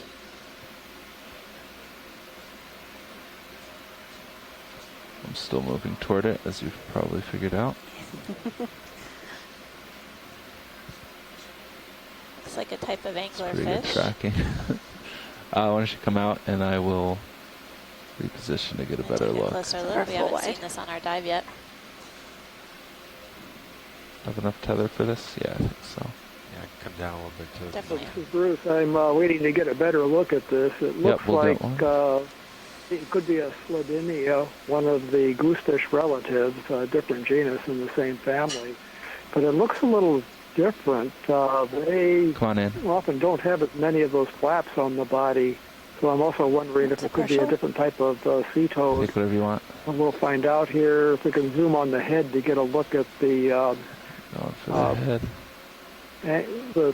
The thing that forms the lure, top of the head. Okay, it's elongate and folded back. So I think this maybe is a young Sledinia, goosefish relative that looks a little bit different than the larger adult ones that we have. There's always a possibility that it could be a different species. It's something undescribed. It's got some unusual dark spots on the body. So come in on that Not as much of a lure. reticulated pattern, color pattern, and more of these whiskers or cilia on the chin and all over the body. So this is a little mystery, whether it's a juvenile of a species that's known or perhaps something new. But it's definitely an anglerfish in the family Lopheidae, probably in the genus Sledinia. We saw a juvenile Sledinia on an earlier dive, I think last year, either Wake Atoll or the Marianas. That was somewhat similar to this. Fin, okay. So Bruce, these whiskers or sort of cirri, soft white projections, are they typically for sensory purposes, do you think? That's good. I'm not sure that we know enough about the biology of these animals at this depth to say. In shallow water, they're probably for camouflage. Now I got it. But since we're below the depth at which sunlight is present, there wouldn't be much use for camouflage in that regard. So I do suspect that they have a sensory purpose. You can see the lines of pores on the head. For example, the kind of arc of lines, darker spots in front of the eye, and then some back further on the head Turn lasers that contain the vibration sensory organs past of them, the but we'll get it lateral on the way line. out. They're definitely copy, sensory, lasers. and it may be that these white flaps, white cirri, also have a sensory purpose. Thanks, Bruce.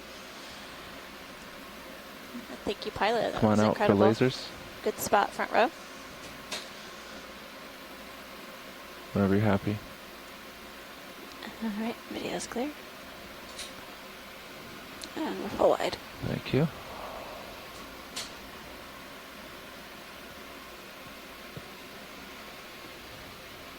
All right, and now we have the ship heading over in this direction, so we can move up this rocky area. All right, thanks. Might be something under this rock too. Can you come in really quick? Nope. maybe back out. type of encrusting sponge looked a little odd as well, but. Do you want to get a look at it or not? No, thanks. Okay. Thanks, pilot.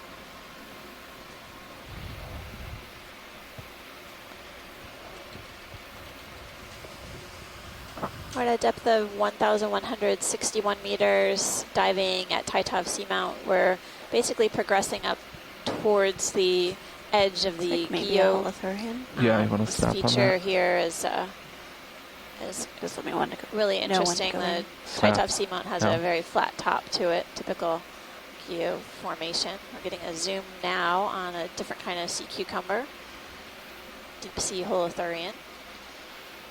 This isn't the kind that takes off and swims for us. You can come in more on it. That's full zoom. Sea cucumbers have modified tube feet for feeding, and you can also see some of them moving along or ambulating along the seafloor. Known as vacuum cleaners of the deep sea, they eat and process a tremendous amount of organic material, and through their digestion and losing it, come on out. And basically processing of that material play an important role in breaking down organic carbon in the seafloor, in the deep sea. We also got a snap zoom of that neocarcinid shrimp with the long appendages that look like stilts.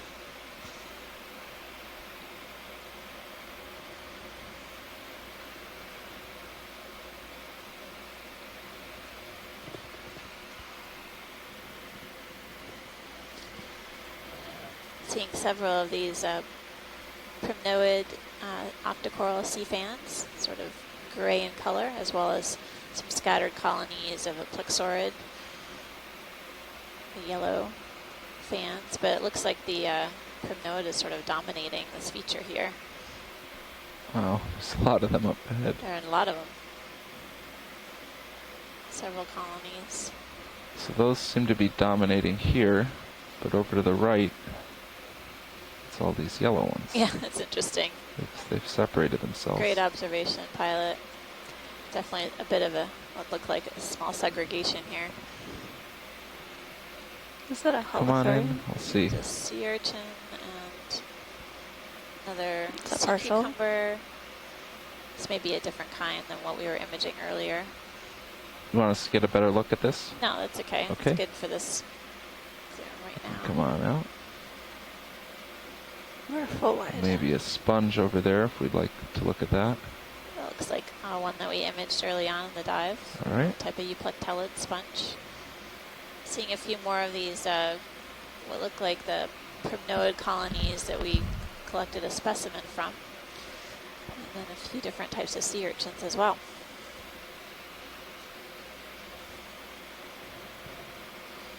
Is that a sea star right below lasers? Yeah, I'm not sure what that is. Let's come in on it. It's an urchin. It's a type of sea urchin. You can see the spines projecting from the test or the body.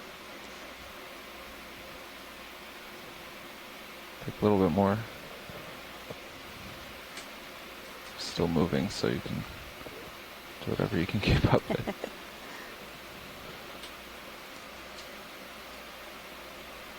You're gonna get bounced around by your tether out there. Yeah. It's just come out. That's I'm at the end of my tether, so I can't do a good floating shot there. It's interesting, these little, relatively little topographic highs, or these small boulder features, obviously aren't going to be picked up on the multi-beam mapping that we do, but they're clearly an important feature for corals and sponges and other animals here on Titov. Watch lead, nav. I know. Hey, so currently our heading is of the vehicles is 125, 120 to the southeast, and I see we're just about at waypoint 2. Stop on the shrimp. Our waypoint 3 is directly due north. Is that still the plan? Yes, please. Okay. Thanks. Copy that.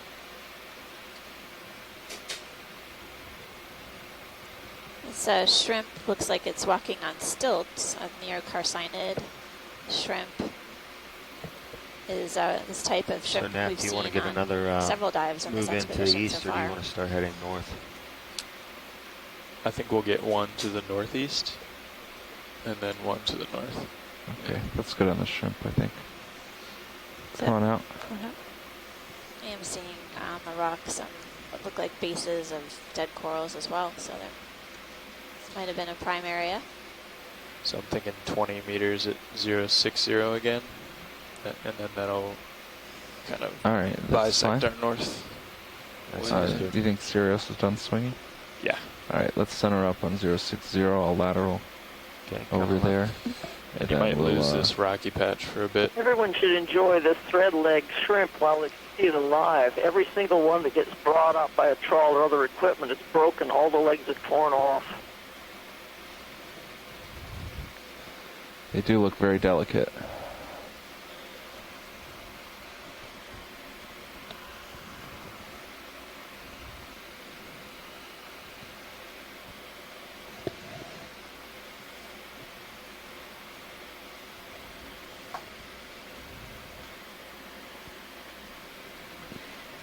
All right, so we're almost at the top and starting to get set up to move along the edge.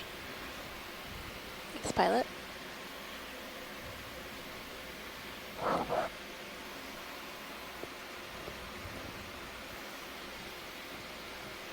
Getting a little bit ahead of me, I'll catch up.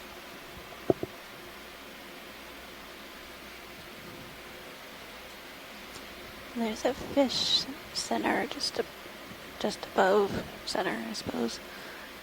Oh, wow. Okay. I don't have the tether to chase it, but you can go in.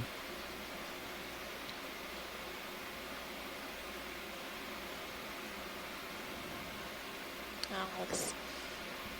There's Take more another if you have eel-like it. fish.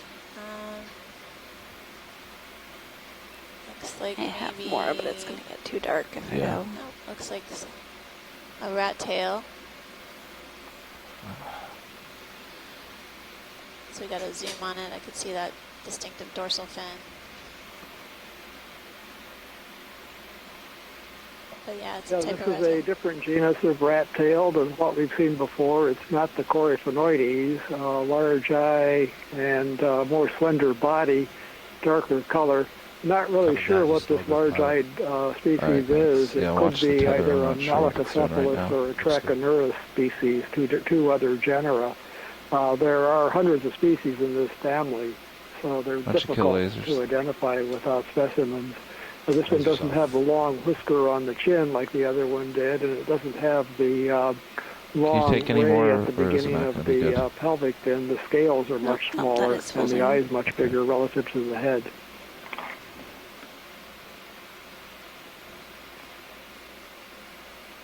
All right, let's leave him. Come on out. Thanks. Good job front row spotting that.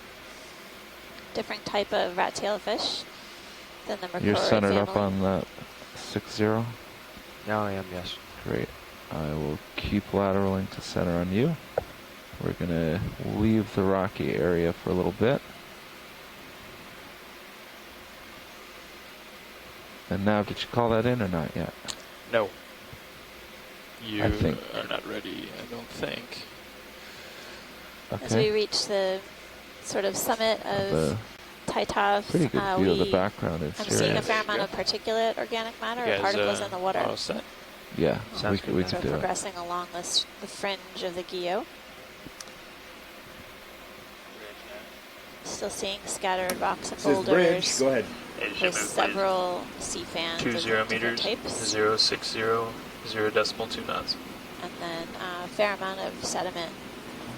Range 20 meters, bearing 060, speed 0.2. Good copy. Coming up. up. Quick. I think this is the same type we've been seeing.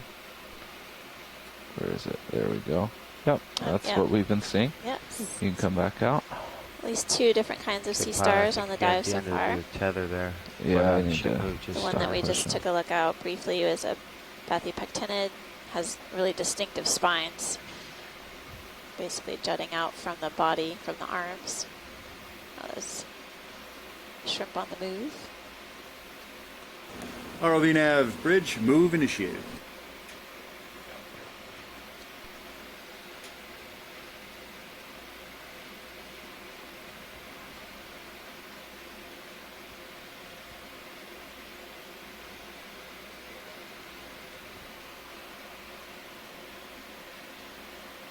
Got another rock. Oh, and here's a different coral. Looks like a purple coral.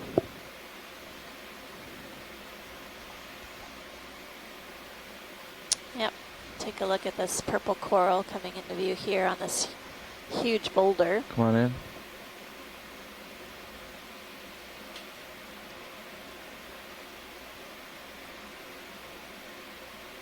This may be Victigorgia. We've seen that genus type of octocoral on several dives. A little bit more. But we'll take a closer look. Whatever you think is good. Oh, losing it again.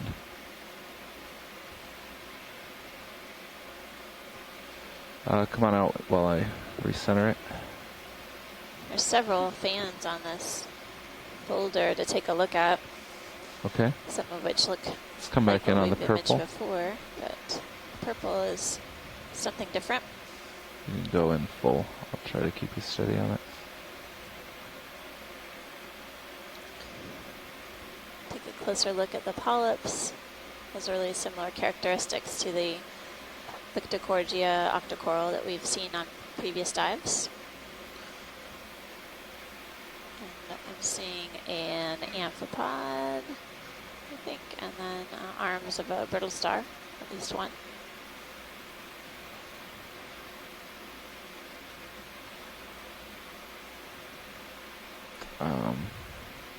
I'm going to come back to it one more time.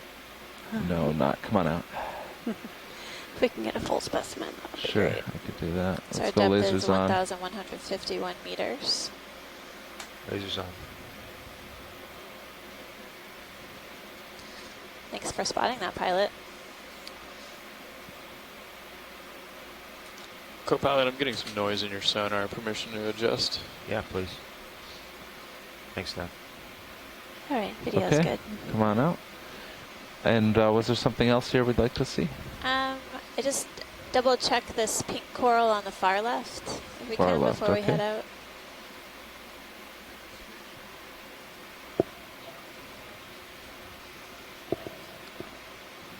Looks like a few more of those primnoid colonies that we sampled are present on this rock, as well as some ones that were imaging lower down on the base of the slope.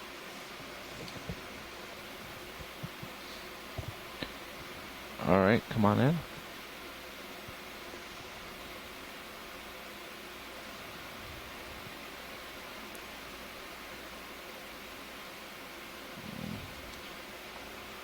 Have you seen any squat lobsters at all on any of these colonies? Come in more. So far, I haven't, Mary. We've been looking closely at the colonies for all associates, but not on this dive so far. We have imaged them on the previous dives for sure.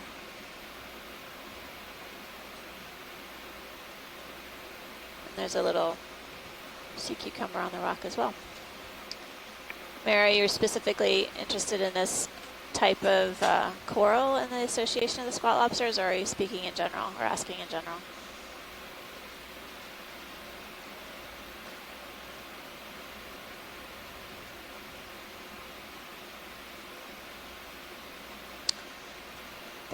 Thanks, pilot. Okay, come on out. All right, you're full wide, All right, thank you. and video's gonna switch out. Okay.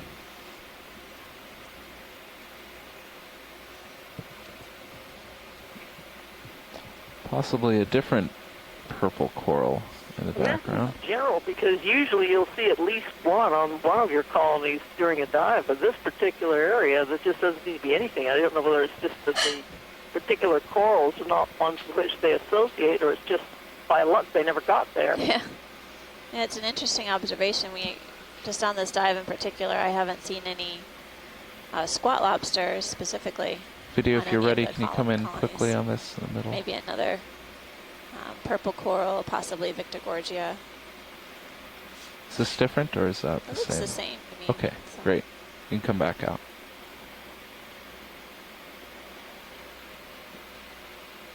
Okay, and I think we'll leave this boulder. It's a hot spot. It sure is.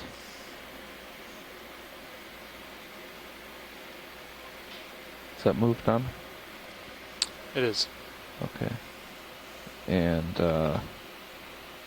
guess we're at the waypoint. Yeah, right on it. And next move is north. Okay, we let me just take a quick look around. Yep, right on the waypoint. Copy.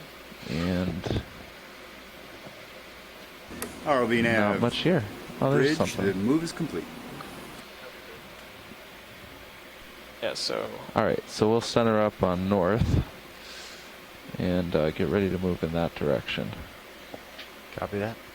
Yeah, so I think the first move, at least, Sirius can center up 000, but for the rest of them, you can probably go at an angle, and I imagine we'll want to be facing this way and both kind of strafing north.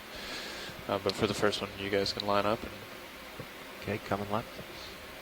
let me know when you're there, and I'll get that move in.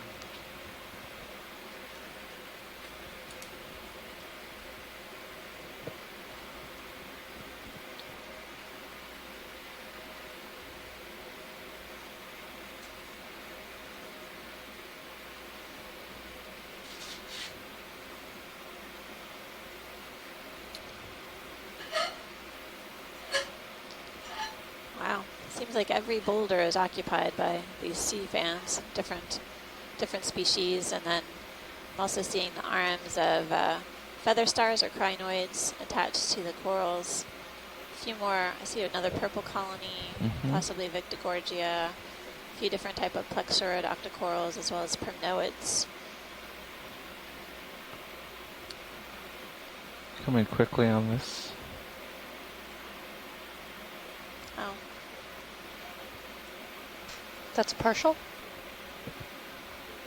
A little bit more.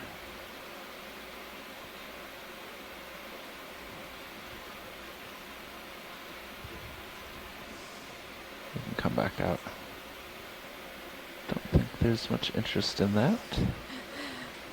It's an interesting kind of anemone. Oh, you're still... Yeah, keep coming around, Nick. Okay.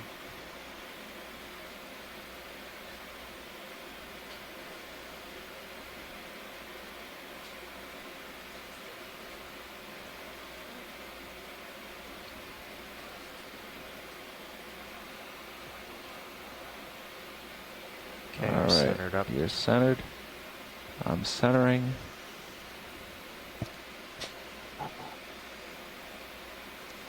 Continuing to see scattered boulders that many of them have coral colonies on top of them or attached to the uppermost portion, and then lots of sediment patches. Looks like we're coming into a zone of maybe more rocky substrate.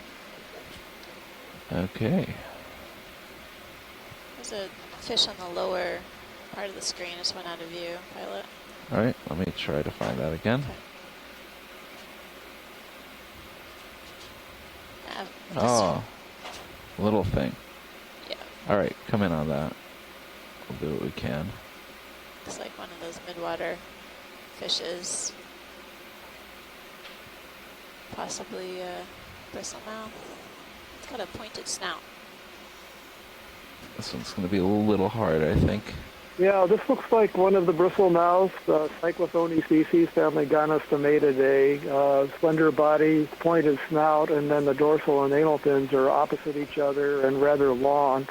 It doesn't have the clear area I don't think it has the clear area in front of the dorsal fin and the anal fin that are characteristic of Cyclothone pallida, so it's probably one of the deeper living species of Cyclothone.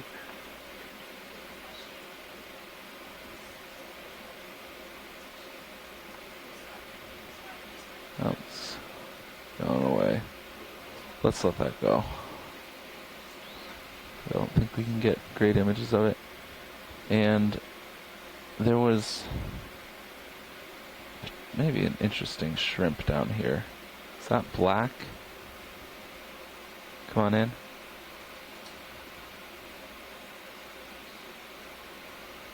It looks much darker than any others we've seen.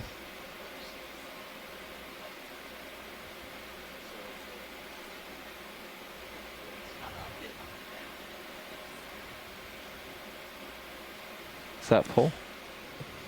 I got a little bit more. Really dark coloration on this shrimp. I was thinking the same. Why don't you go full?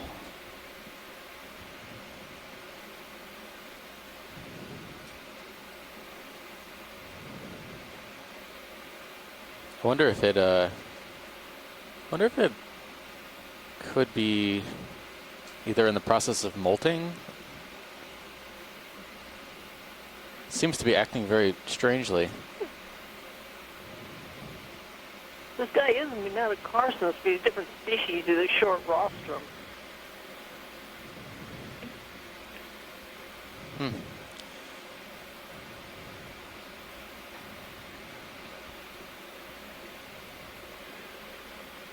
All right. Very cool. Whenever you're happy with that video. Let me just get a specimen with lasers. Sure. I think we have lasers on. Lasers on? Yeah. Oh, they were.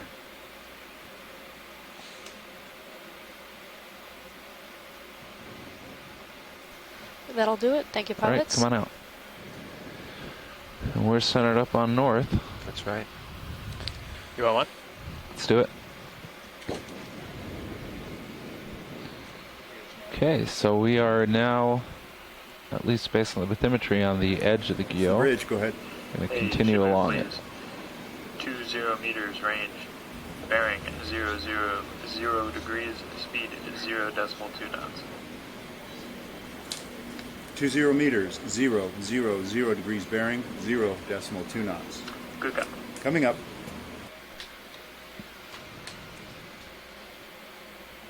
Should move in. Thank you. Seeing a lot of these lighter patches on the rocks. Maybe we'll check one of them out. Yeah, it could be one of any number of ROV nav, move initiated. any crusting sponges we've seen. Okay. It's worth a glance. Come on in, video.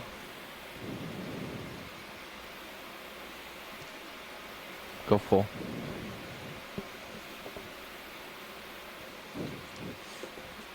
I'd say that looks more sponge-like. It looks like it has some structure to it. And there might even be some gastropods. I believe I'm seeing some gastropods on the surface. That's a full. Okay. Maybe even a couple polychaetes in there. I think that's what I'm seeing. Around the lower Whenever edge. you're happy. All right, zooming out. Okay.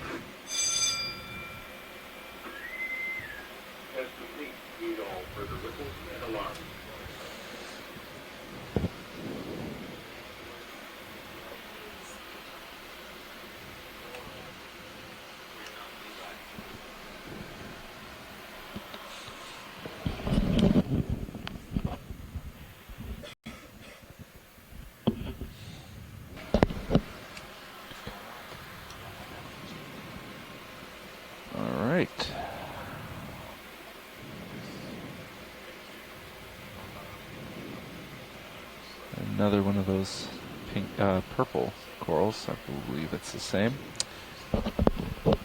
Yeah, would you mind just taking a quick snap? I was away at lunch when sure, we saw this, and we don't need to linger, but a snap would help. Come on in. You guys Cement. put a hold on that big shrimp. It might have been something in the Pandality instead, but I'm going to have to go digging through a lot of literature to find out what it is.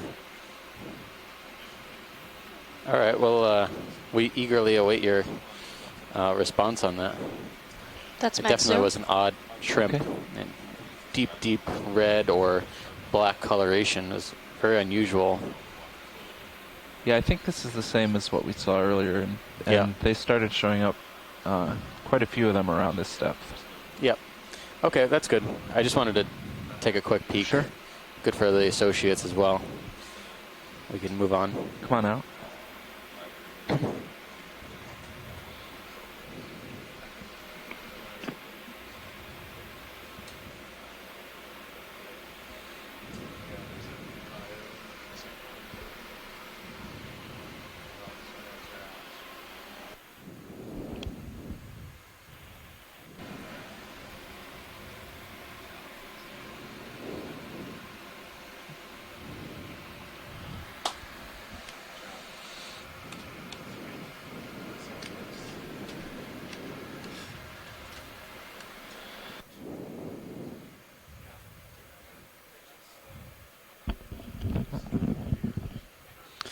And now the front row.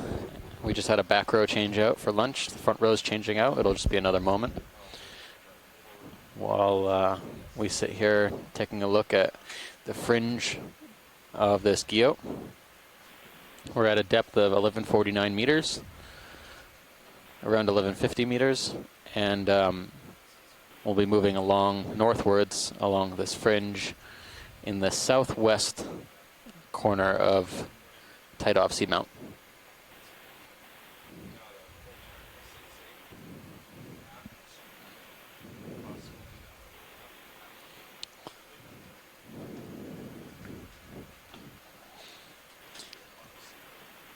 We've plotted a course last night and this morning for the vehicles along this fringe to focus on hard substrate. We're going to be passing over a few patches of soft, sandy sediments as well. But for the most part, we'll try to stay on the hard substrate so we can try and see what sort of attached coral fauna there might be in this area. All right, gentlemen. Sounds like the ship just stopped. At this depth here, should have another couple minutes. Roger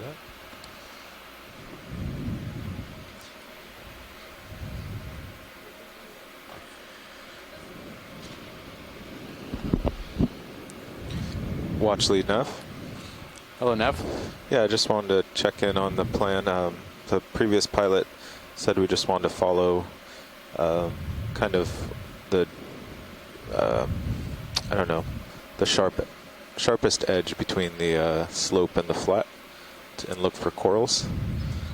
Is yes, that okay? That's consistent Excellent. with what our goals were. You know, it looks like we're on the 1150 meter isobath, and I think we're, you know, within, you know, plus or minus 10 meters seems to be.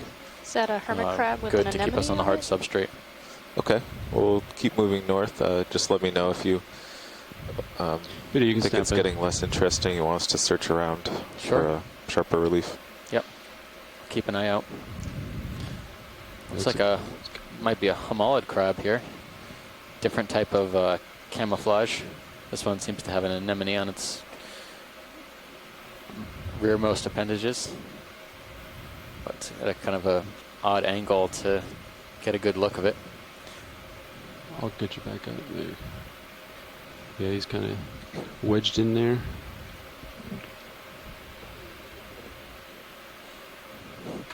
We've seen a number of these homalid, you know, decorator-looking, you know, behavior crabs on several dives in the past. They've been holding anything from bits of sponge to bits of black coral, come out video. Bits of chrysogorgiid coral, pretty much anything that provides them some cover.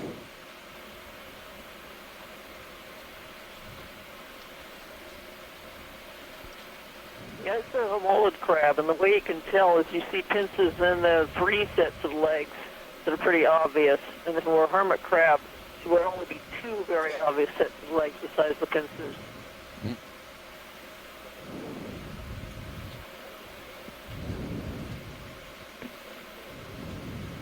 There's a fish on the left-hand side in the distance.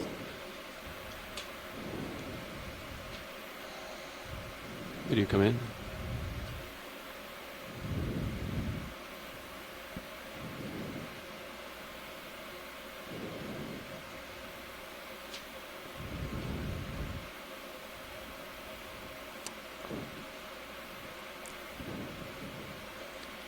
think that might be the best we can do at this moment. Although I do see another sea star down there.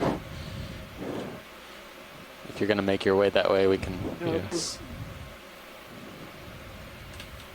It's another Okeanos, and I don't think we can say anything more than that because we can't get close enough to see characters. It's kind of a nondescript one. It might be in the genus Monometopus, but there are other possibilities too. So a cuskeel, different than what we've seen before. I haven't even really been able to see how large the eye is relative to the head. It doesn't look exceptionally large, though. So a cuskeel, family Okeanos, there we go. That's looking nice. It doesn't look quite like a Bassozetus species, and it moves more quickly, but we'll have to send this to some experts, too. And our first bit of human trash on this before it looks like. Yeah, wow, look at that. Good image. We haven't seen very much trash at all out here. We are in a very remote region of the Pacific. I think the only other possible piece of trash we saw was down in the Tokelau region. We saw a bit of line. Could have been part of a long line, but it wasn't very clear. It was a very short piece, but this is obviously some evidence of human influences, human debris in the deep sea.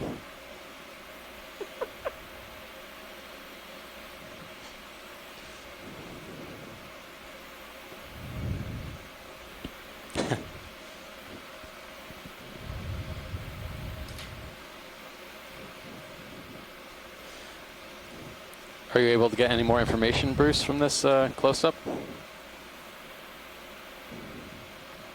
Not right now. I mean, we will, definitely, because this is excellent video. But it's kind of a nondescript fish. It's got a relatively large eye, so I don't think it's Bassozetus.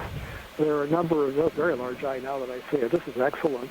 So we'll have to send this off to experts. It looks almost like something that we saw before. It looks like something that we've seen on a previous dive.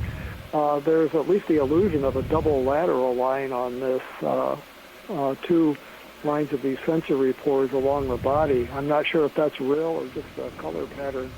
We'll see what others think, and then I'll send off frame grabs or photographs to some of the experts.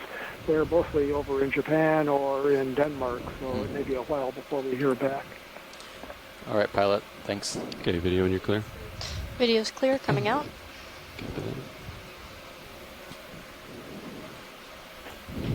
All right. Oh, I think there's a fish right in front of me. Oh, there he is. Fishes are coming out of all parts. It's too close to me to get light on, but he will be shortly coming up with him. This is another halosaur.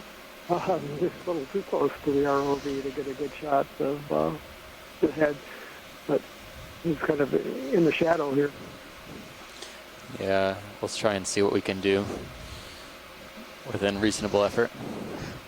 Yeah, he's way up my light bar now. Maybe he'll You guys come enjoy back. your dive. I've got to sign off, and I'll look out into what I can find about that shrimp. Bye. Thank you.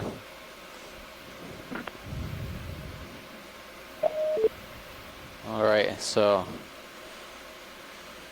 interesting. Our first bit of trash for the dive, for the, latter half of this expedition, and kind of a curious-looking ophidid cuskeel.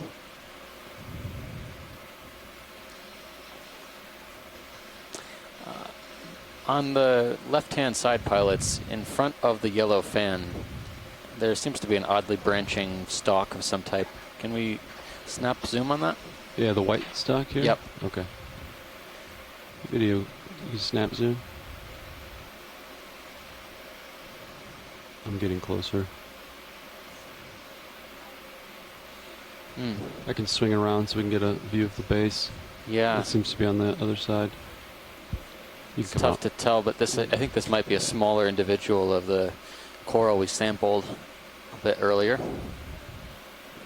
Possible field ID is Thuarella.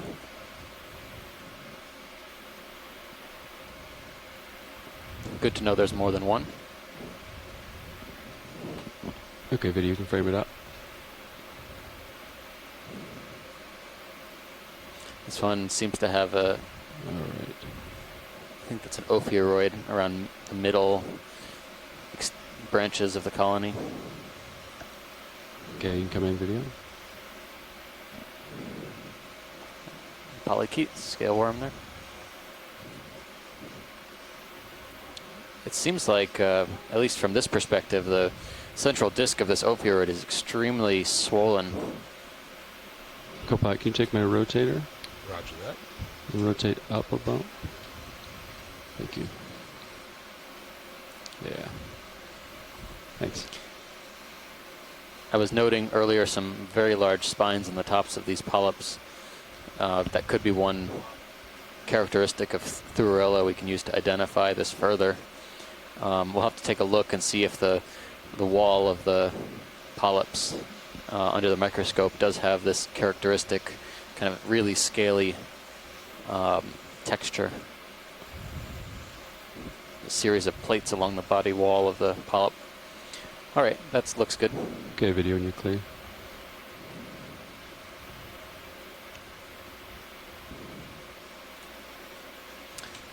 Along this side of the rock face that's in front of us, there's a sea star that we might want to snap on as well. Copy. Looks a little bit different than what we've seen so far. At least so far we've seen benthopectinids and a couple of Zoroaster sea stars. Okay, video, you can frame it up. We'll get closer. This looks to be another benthopectinid. You can come in a little bit more, video. Hold there, yeah.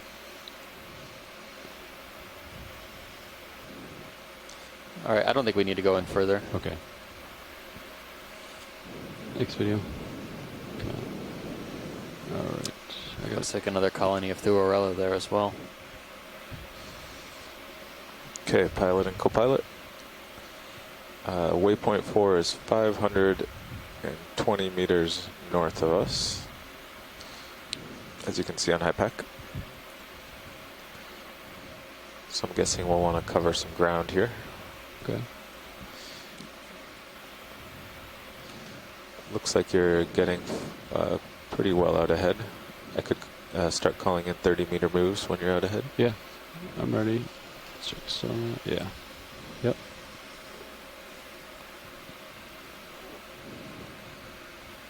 Line up on north, peek out. Yeah.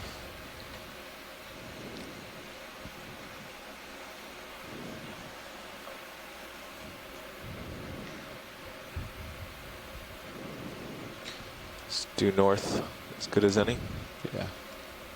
And we're going to try to follow the rocky edge. So copy. Keep checking our sonars. We'll do north for now.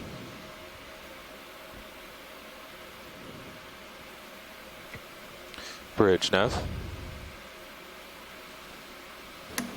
This is the bridge. Go ahead. Can we get a ship move 30 meters, bearing 000 degrees at 0.2 knots?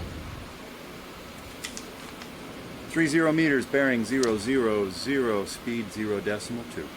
Good copy, Bridge. Coming up. Can we zoom near the lasers right now? Yeah. Video, come in. Hold there. Seem to be some triangular shaped or cone shaped objects on the tips of this crinoid on the right hand side. Copy. Curious to know if those are potentially parasites on this crinoid. Okay. Underneath there's an Iridogorgia, of course. We've seen a few of these so far. RV nav, move initiated. Hey Don, you can take my rotate. Copy that. Roger that. Rotate up a bump as I come down.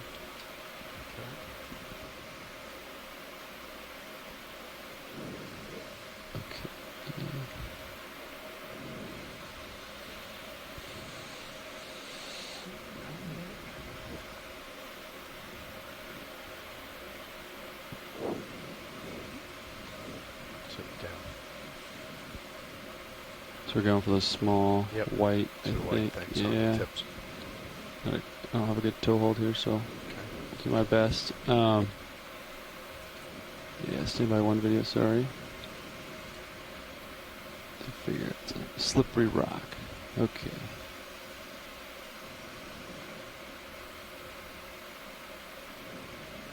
go for the far right one.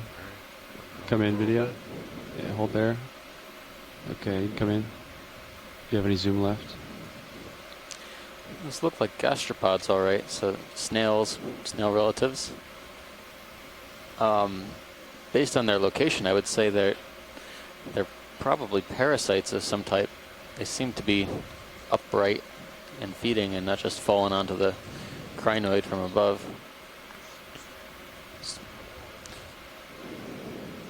Do you guys need a closer look? I think we're at max zoom right now. Okay. I think that looks great. This is max zoom. We've got some video.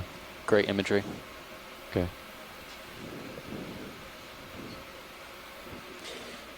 So we were remarking earlier on a benthopectinid video when you're clear. sea star, one of the spinier sea stars, zoom out. that we thought we saw a gastropod shell. Thank you. And it looked similar to these. These are, of course, not on a sea star. It's on a different kind of echinoderm relative, crinoid or feather star. Could be a parasite of some type, or maybe even a direct predator. Seems to be a few of them on there, at least 3 of them. Down. I rotated you down. I forgot I had your camera there. I was trying to move Sirius camera.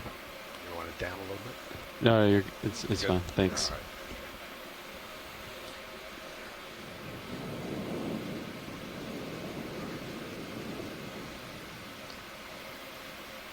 I'll take the Sirius cam back out now.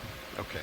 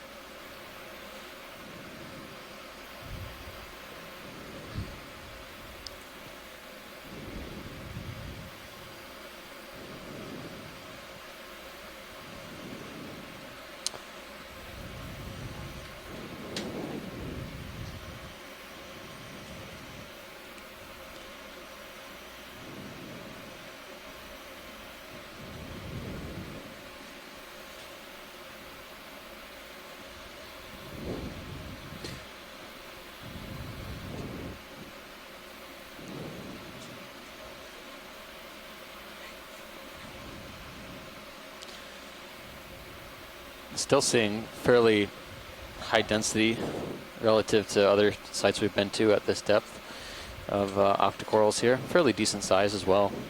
Colonies of primnoids, typically 20 to 30 centimeters tall. The plexaurids and paramaricia that we've been seeing, a little bit less, maybe about 20 centimeters. Haven't seen anything really in the sediments yet in terms of coral fauna. Usually we'd see a couple of sea pens, but this area seems to be prone to occasional disturbance and redistribution of sediments. You can see sediment ripples here from prevailing currents in the area.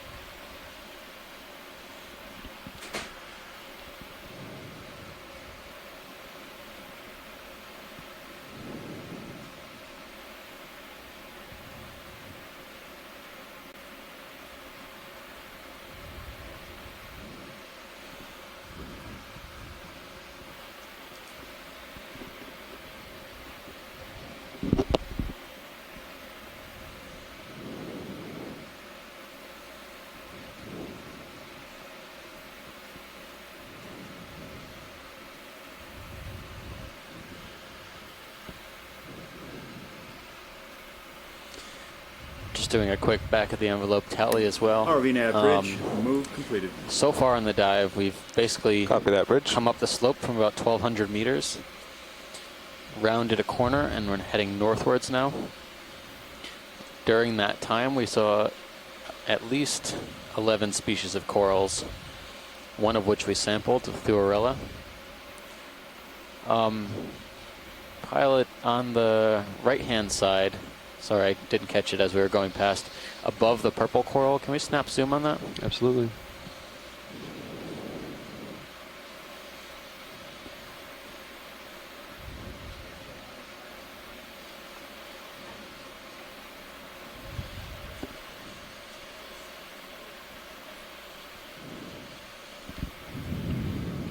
Okay, video, you can come in.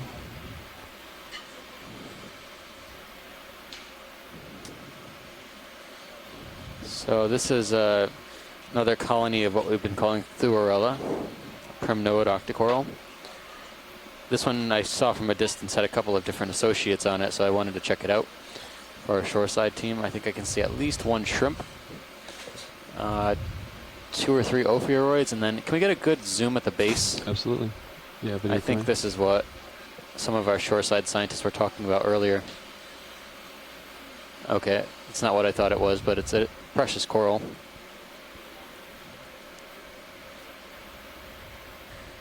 I'm noting on the rock too, I don't know if you guys can see this at shore, is these might be aplecopherans at the base as well.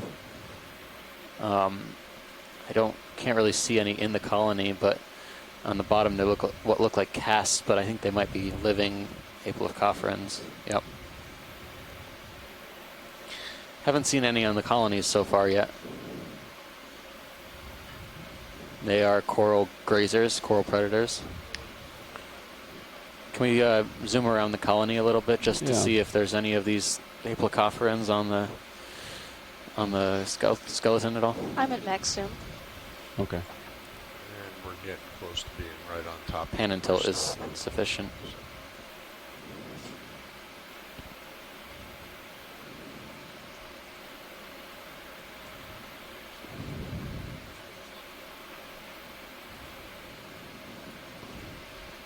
A little crino, baby.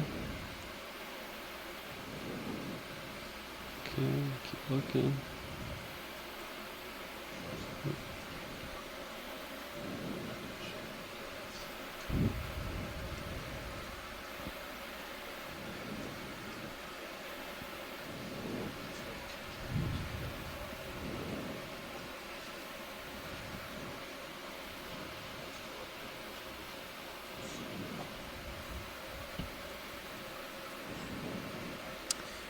I don't see any obviously on here, but it could be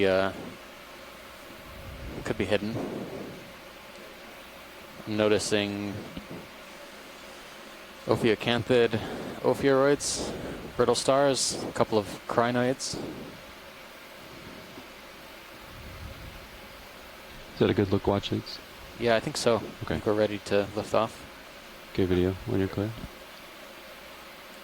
Video pulling out. All right. Let me just get this specimen view. Yep, absolutely.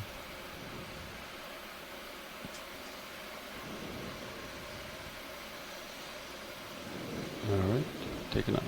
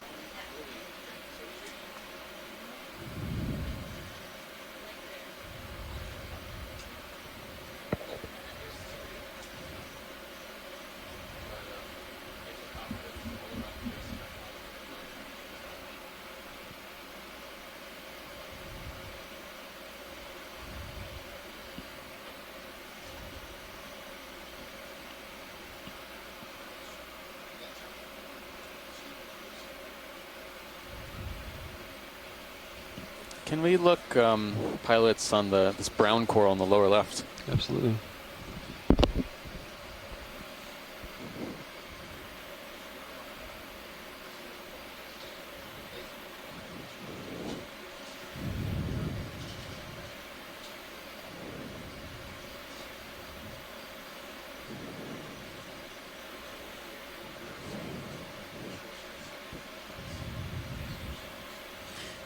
Oh, there actually is something on the lower right behind your toe as well.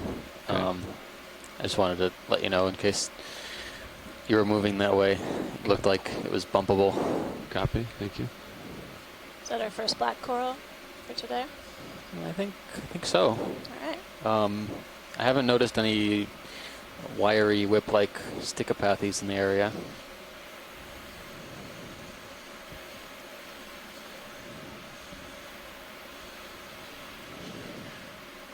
Okay, video, you can come in. Rotate you up.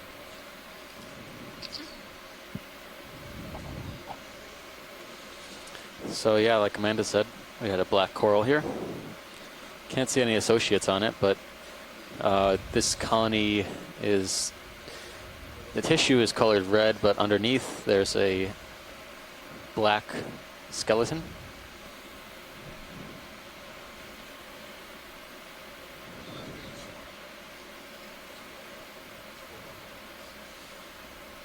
I'm not sure what to think about this one. It's kind of strange. The tentacles look like they're oriented in, well, some of them are in the same direction, and then I look around and it's not. Is this a Bathypathes maybe?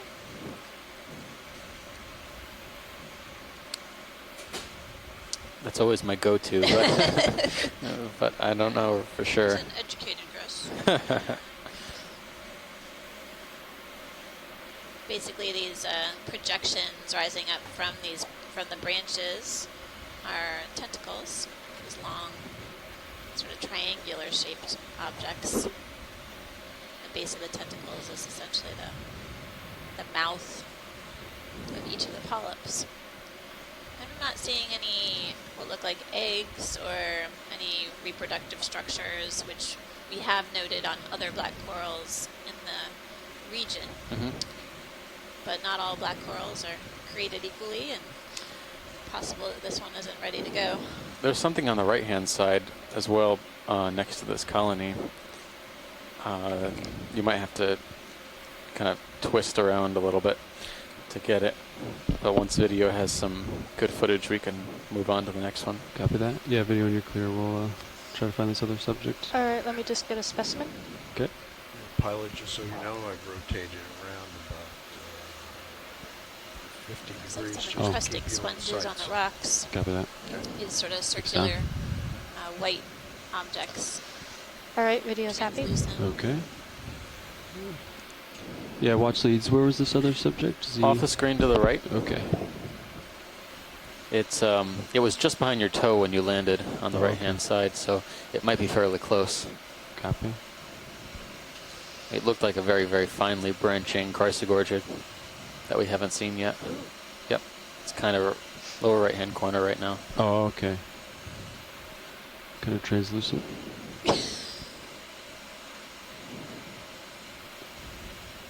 Seeing some linear striations in the rock as well. There is a fish in the lower left, Pilot, if we can look at that before we try to zoom in. Yeah, video come in.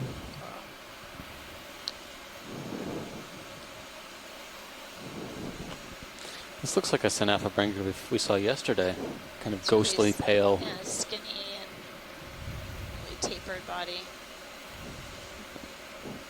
Well, we weren't sure if it was even a Synaphabranca. Yeah.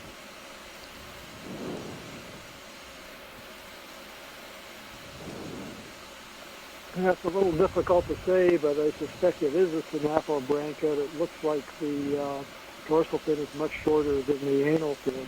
I don't think it's a Synaphabranca, though. I think it's another genus in the family, and there are several genera in the family.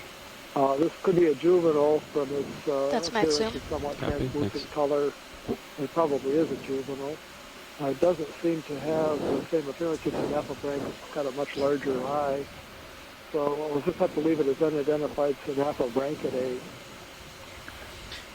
It seems like I spoke too soon on the wiry black coral, maybe Stichopathes.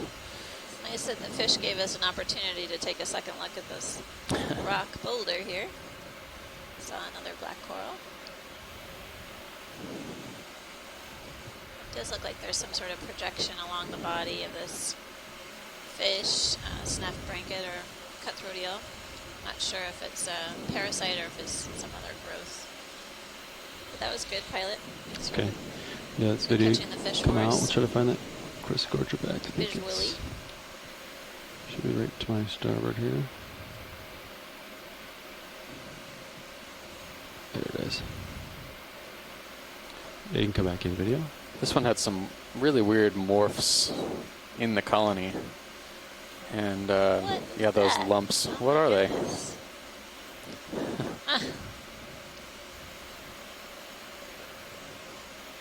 We've seen egg cases associated with Chrysogorgids before, so who knows what this is? That's max zoom. Copy, max zoom, thanks. I would reckon there's some sort of egg case.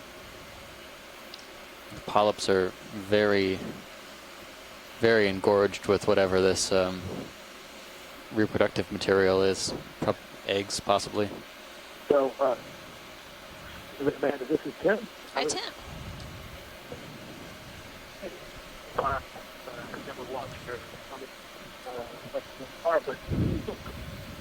Particularly like cephalopod eggs, who, you know, I think I mentioned earlier on the leg that we would use for oblong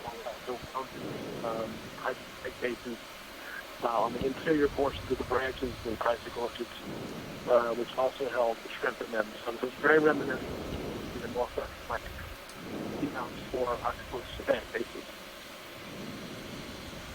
It's interesting. It seems like some of the coral tissue is overgrowing part of the egg case itself.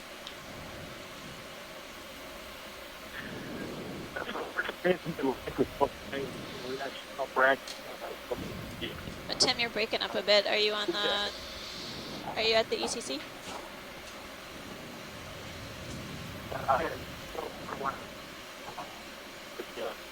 Sorry, your audio is breaking up a bit.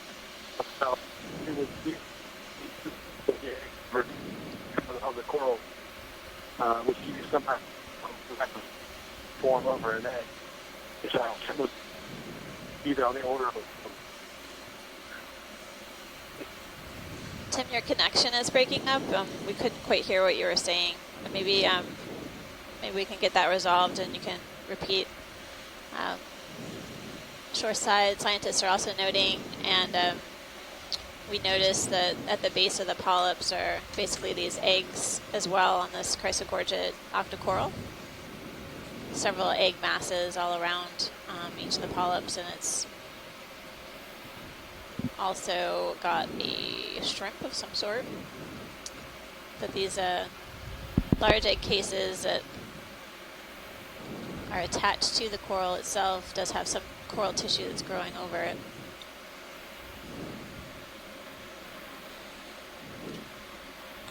Nice job, Steve, finding this Chrysogorgid. I think that was the first one for the dive. What size? Yeah. What size is this? It's fairly. The stalk is fairly long. Can you zoom out a little bit, video? Yeah, we can get lasers on it. Wow. It was very. It almost blended in with the back of the rock. You can see. Yeah. Well camouflaged over here. So the stalk up to the bulk of the polyps looks to be around 20, 25 centimeters, and then the rest of the colony looks to be around 20 centimeters also. Maybe 25 or 30.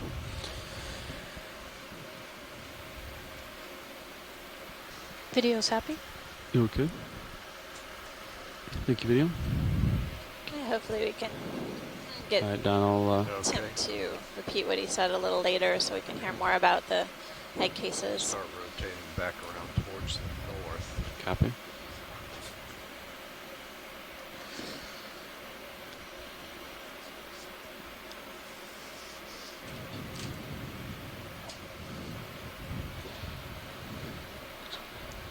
Get a crab over here. Good size. Yeah. Okay, I gotta get facing the right way. I'm getting turned around. Yeah, that was definitely far from ideal setup there. Yeah. A big crab on the right. Let's just get you turned to port and centered up, and Dawn centered up. I'll kind of look at the crab real quick, pilots, if you think we have time. Oh yeah. Looks like a red crab. Okay, video, you can snap. Possibly chasing on. It's kind of behind me in an awkward position. Yeah, you can keep coming in video. Actually, is that a good enough view, or would you like a... Yeah, that's great. Okay. Let's pilot. We just haven't seen one on the dive yet. Copy. Yeah, but you can come back out. I gotta flip around.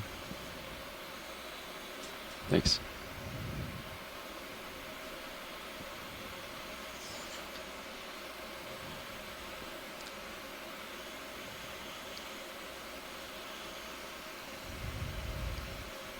Okay. I was saying a little bit earlier that, you know, with all this sediment and slope, you would expect to see, you know, maybe a few sea pens, but I wonder if the sand here is shifty enough that you don't find any of these corals on the soft sediment. Yeah, maybe too dynamic for them to take root. What's on that? Where's that up ahead? Is that another rock? You mean in the middle? Yeah. The one dark thing in the middle of the all of the white patch sand. of white sand. Copy that. Headed that way. Looks suspicious. Yes. I'm gonna go out on a limb and say. It's been a while since I've seen a rockfish. So. If this is a sea pen, I'm gonna be so frustrated. That's where my bed is right now. Just when you thought it was safe. There goes my hypothesis.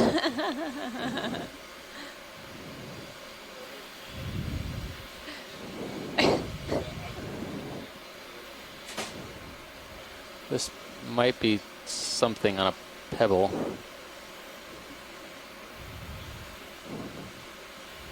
Oh, it looks like more sea penny.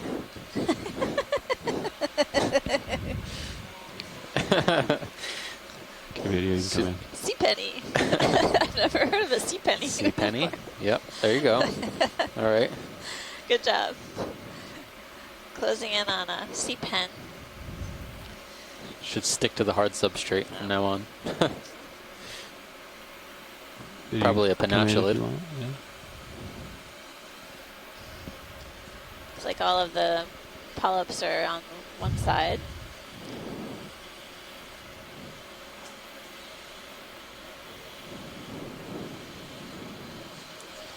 Watch lead Nev. Hi Nev. How are we doing? Pretty good. Okay. Just checking in on our pace. If we want to make the last waypoint, we have to average 0.1 knots, or basically move for 5 minutes at 0.2 and then stop for 5 minutes. In those zooms we just did, we were stopped for about 20 minutes. Oh. So we're making about quarter of the speed. So it's fine with us, but we'll have to trade off either lots of zooms or keep on moving. Okay. Well, we can keep and move on. Pilot, we're good here with this image. Thanks so much. You can get on the move in. Carl. Video zooming out. To me, it's looking like the heading should be about to move 45350 to scoot along the edge. Okay. Yep. There is a. Say that again, co-pilot. It looks like if we're going to try Presqu'île and Sirius view. Then, maybe. Looks to be. 350, I think. Just on the top of the screen. 350? Yeah. I can go look at at targets straight ahead and targets off to the sides. So. I think we'll try and keep some momentum going. The pilot, they're all to starboard. We can get close to where our endpoint journey is. to port is all we'll continue to basically the space. make way and discuss what we're seeing along the way. Shoreside, if there's anything specific that you want us to zoom in on, okay, well, we can keep trying please just weigh in. I see a rock in the distance. Essentially, we're just going to characterize what we see as well, we I guess 30 meters we'll get Sirius to where D2 is, and then we can reorient. The Ophidian Sirius seems to be sitting still. Is that something we can zoom on, or? So due north, I'll get Sirius to where D2 is. I think that's a good move. Permission to zoom on Sirius? Pilot, would that be okay if we can zoom in on Don, they want to zoom on your camera. Yeah, go ahead. Your big, Bridge, Nev. There. Now we get some big unfortunate, we just had some swells come through. It might make it a little difficult to focus. Yeah, can we get a ship move 30 meters, bearing 000 degrees at 0.2 knots? Oh, that's as good as we're going to get, I think. 30 meters, bearing 000, speed 0.2. Good copy, Bridge. Coming up. He's going to bounce in and out of view. Yeah, I think that's as good as we're going to do. The Sirius cam is a really incredible shot of the seafloor that we're traversing right now. You can see these sort of linear features on the sediment, basically winnowing or ripples created by the current. ROV nav, move initiated. Periodically, Copy that, bridge. we see these rock boulders that are punctuating the seafloor. And these rocks or boulders have a few colonies of corals that we've been imaging. Basically, the corals are perched on the top of these features, allowing them access to quick currents. Yeah, if you come down a little bit, I might have enough tether to reach this rock, I think. Coming down. Thanks.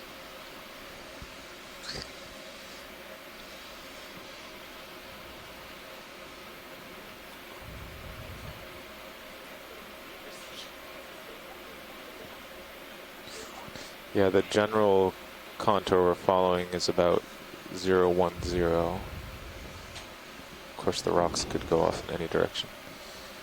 Yeah, I see a rock over here, which is just east of north for him. Yeah, we can hop to this rock and then we'll take a look out and see what we see. Okay. See where the rocky features are and stuff. So Nav, are you able to estimate how far we've traveled along this contour? Approximate depth? Or sort of lateral distance?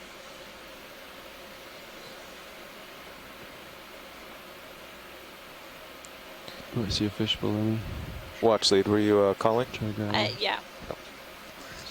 What was the question? I was wondering if you were able to estimate our lateral distance traveled along this along contour. the crest here? Yeah.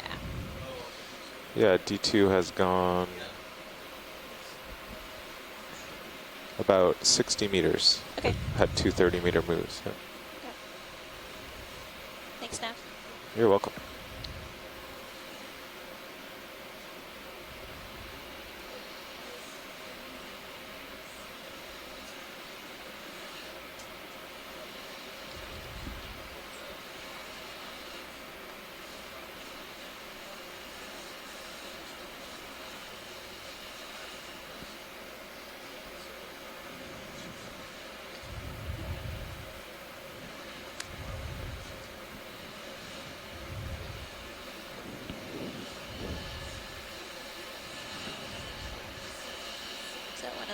Oh, there's a fish. Yeah. Video come in.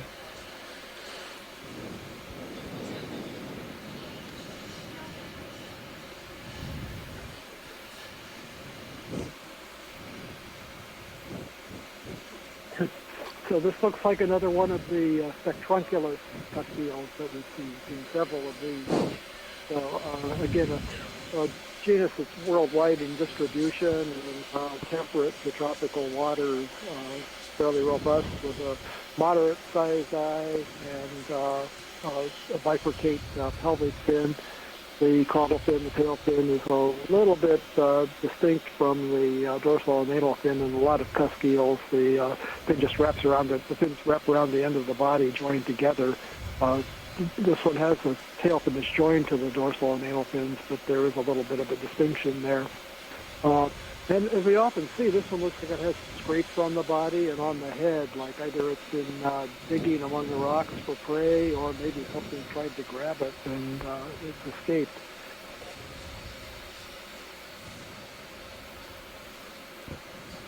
Thanks, Bruce.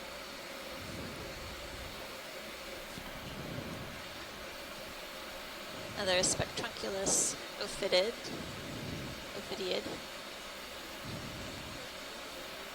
Or cusk eel.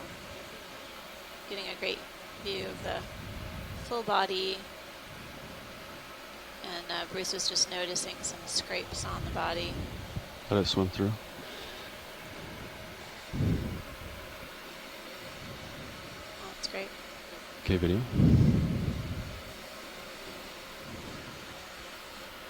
There's a stalked crinoid there with an ophiroid. I see. Yep. And It's a nice little summit here. That's right. Several sea fans, octocorals have colonized this perch here, and some are on the underside of this feature as well. Yep, we've got 2 species of three species of primnoids on this little summit.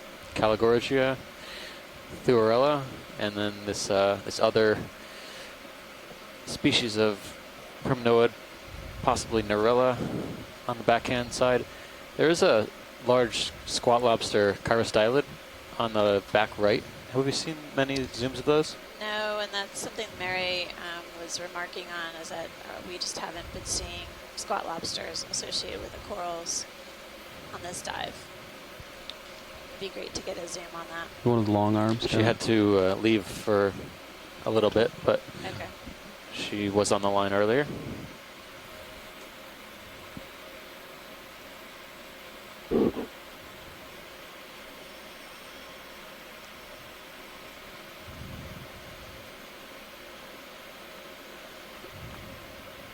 Okay, video, you can frame it up.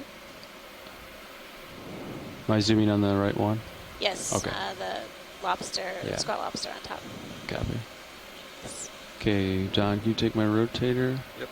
Maybe go up a little bit. Video, you can come in. Take a closer look at this. Oh, sorry. Hold on. Yeah. Squat lobster. Feel free to rotate and zoom into the water column. Probably ready to grab some food. That's nice. It's hanging on to a type of primnoid octocoral. You can see its helipeds, or its pinchers, are extended out into the water.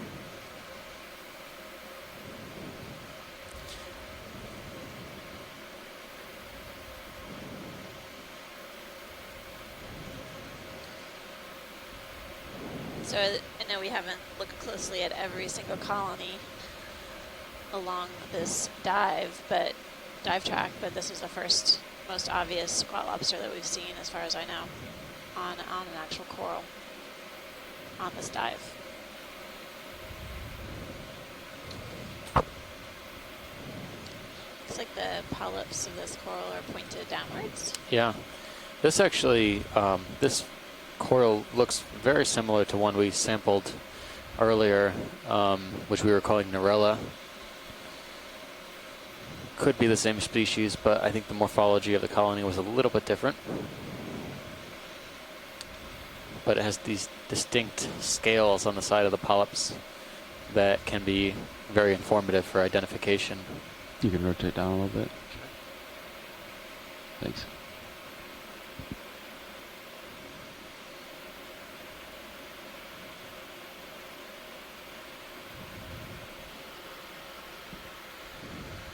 Okay, video, and you're clear. Video coming out. Ready to go? Yep.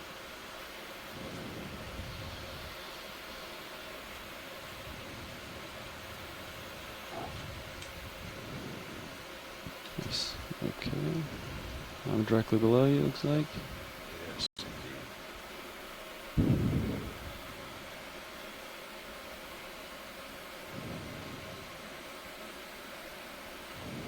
RV nav bridge. Looks like the move is completed. Sea star. Copy that, bridge. I don't know if that's something we've seen in this dive yet.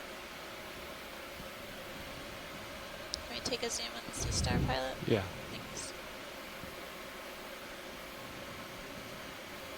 Could just be a snap zoom. It doesn't have to. Okay.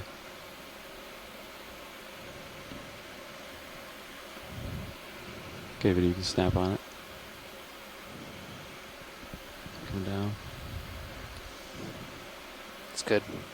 Bent up actinic.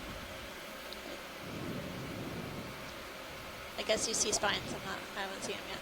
Yeah. So. Oh, can take a closer look if you want. Yeah. Yeah. I just couldn't see them from my vantage. Yep. That's good. Thanks, pilot. Okay, video. Color is a little bit more faded than usual. Okay.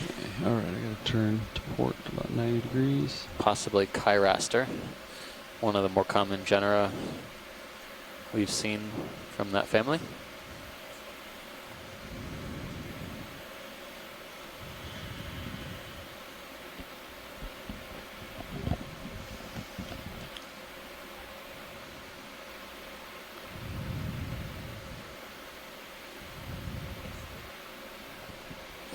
So, I've only seen, I guess we've seen a few black corals and mostly octocorals on this dive thus far. I don't know if you've seen any cup corals. I thought somebody said they saw one in the chat, but I didn't catch my eyes on it. Okay. And definitely no colonial scleractinians or stony corals have been observed yet. I'd probably call moving maybe 15 degrees. Can we look at the boulder at the base? There's a colony just in the middle of the boulder. Dead middle. It looks like dead skeleton, but... Copy. Yeah, but you can come in. You need a closer look? Or No. No, it's bare. Thanks. Totally bare. Good Either here. dead or eaten. Both of which are dead. Yep. It's not partially dead. Yes. No, it is no living tissue on that one.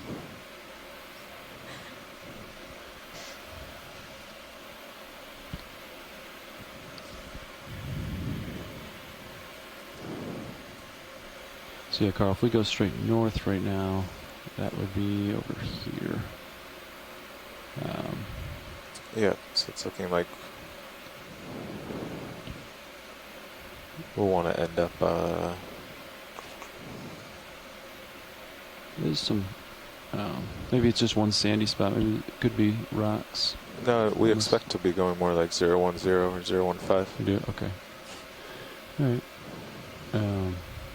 And Sirius does have some uphill on the starboard side. Okay. So yeah, I'd go ahead and do like maybe 010 or something. What do you think, Don? Another homolid crab Okay. with an anemone while I was at lunch. Homolid, yes. We saw a homolid with an anemone.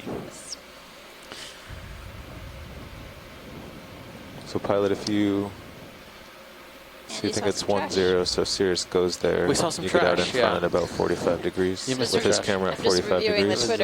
Then we can drive him to those rocks. It was a bottle of pteropods. Sounds good. I wouldn't want to drink that.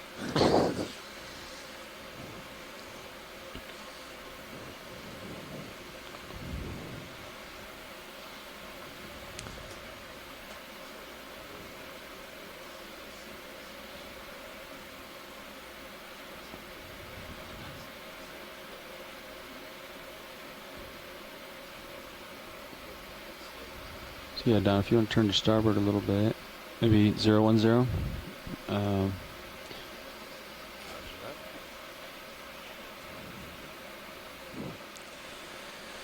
Nice little coral garden here. Pretty dense.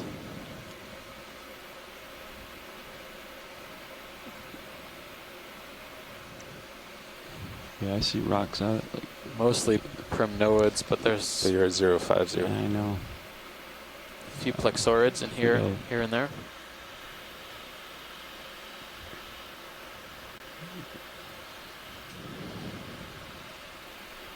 Yeah, 050 too much of a turn? I don't know. No, I see a lot of terrain above Sirius there, so I think working a little eastward might get us there. Okay.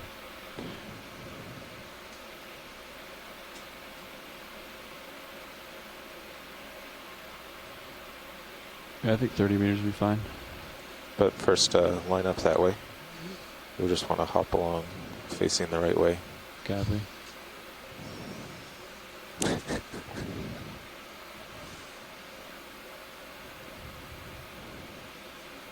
I'd put Sirius out at like 040, 050. That's what I would do. Okay. Good there. Right over the sand, and then I'll be on the starboard side. I'll be out looking at the rocks. So have Sirius, so you slide it over and line up that way. We don't want to move Sirius sideways. As you head to the right-hand side a little bit, can we look down? Yeah. I thought I saw something. I wanted to take a quick view. Maybe further back.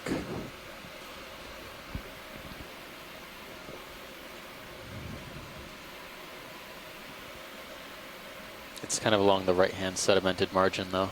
Copy.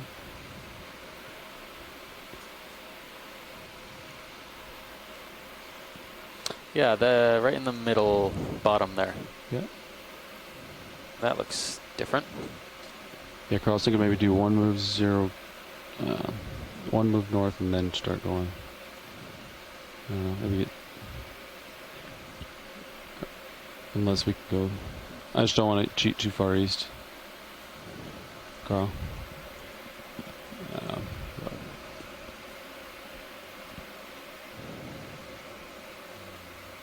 I wonder if that's hydroids or it could be that kind of stick-like twiggy kind of swiftia we've been seeing, but looks hydroid covered. Yeah, looks like another dead coral skeleton with loads of hydroids and maybe some barnacles at the top. Yep. And an ophiuroid on one of the limbs.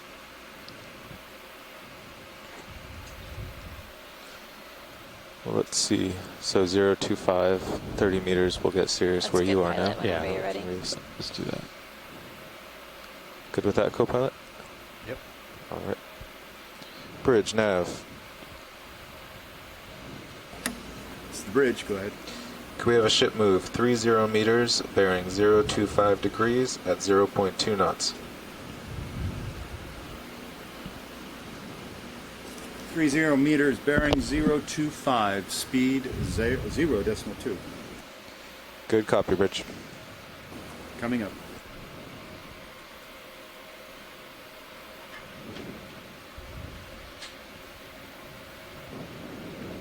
Yeah, so basically I see sandy patch in front of me from 040, and then I see rocks, but we could just jump over the sand and see more rocks, you know. But locally, that's what I'm seeing. Well, you've got time now. Cirrus is going to move to where you are, and you can scout out. Sounds good. ROV nav, move initiated. Copy that, Bridge.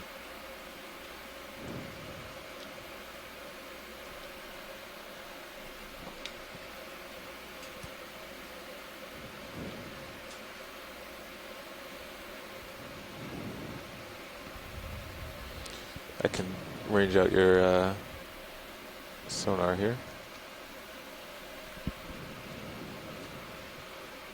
Yeah, you can come in. So maybe there's some sticks out there or something. Yeah, never mind. There could be a couple fishes out there, I see. At least one looks like a tripod fish.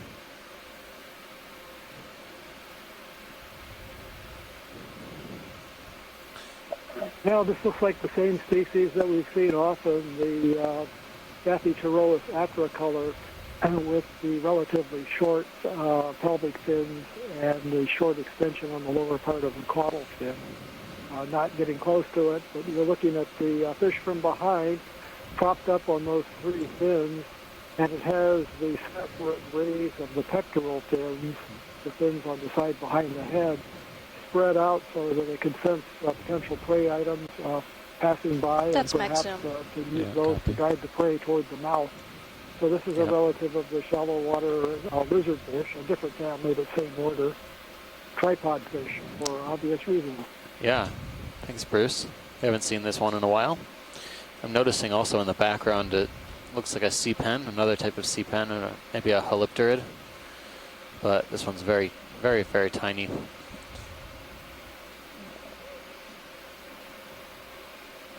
Off to the right-hand side, I thought I saw another fish as well. Looked more cuskeel-like. Let's try to find it. They might have... Oh, there we go. There it is. Coming back in video.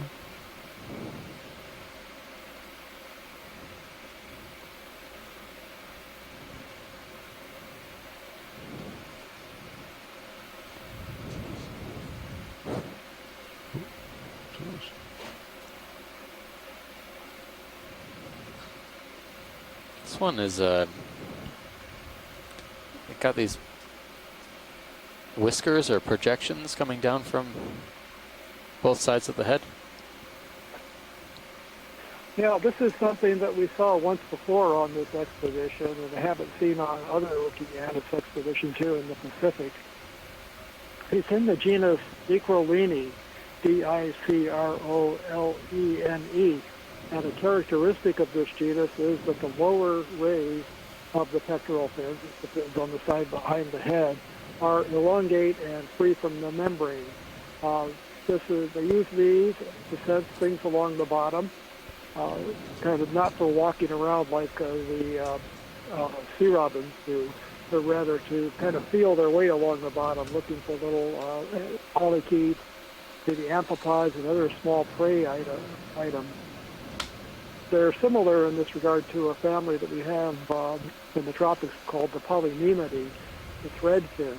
In Hawaii, they call those fish moi, popular fish. Totally unrelated, but a similar type of habit and a similar type of morphology with these free fin rays.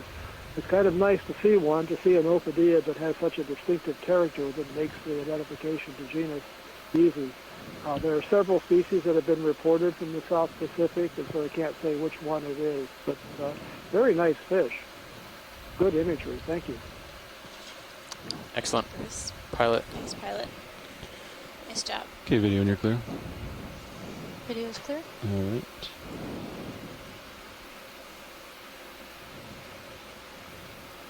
Looks like some big stuff off to your, like 45 degrees to port. Okay, Don, you want to line back up? Maybe. Say again?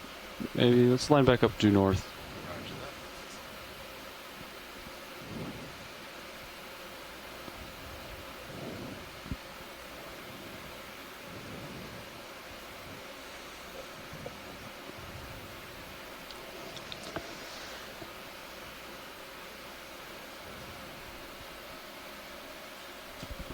We're seeing a good diversity of these cusk eels today. I think we've seen at least three, maybe four different genera on these. And Bruce, so they feed in the benthos, right, in the sediments that we're basically seeing ahead of us on Infauna. Is that correct? That's correct. That one does. Some of the larger ones may cruise around and feed on the epibenthos, some of the crustaceans that live on top of the sediment. And then there's a question about, I'll have to look up what the basozetus are feeding on. They're the ones that tend to be off the bottom, often oriented head up, and they may be picking things out of the water column. So there are a variety of feeding habits in this family.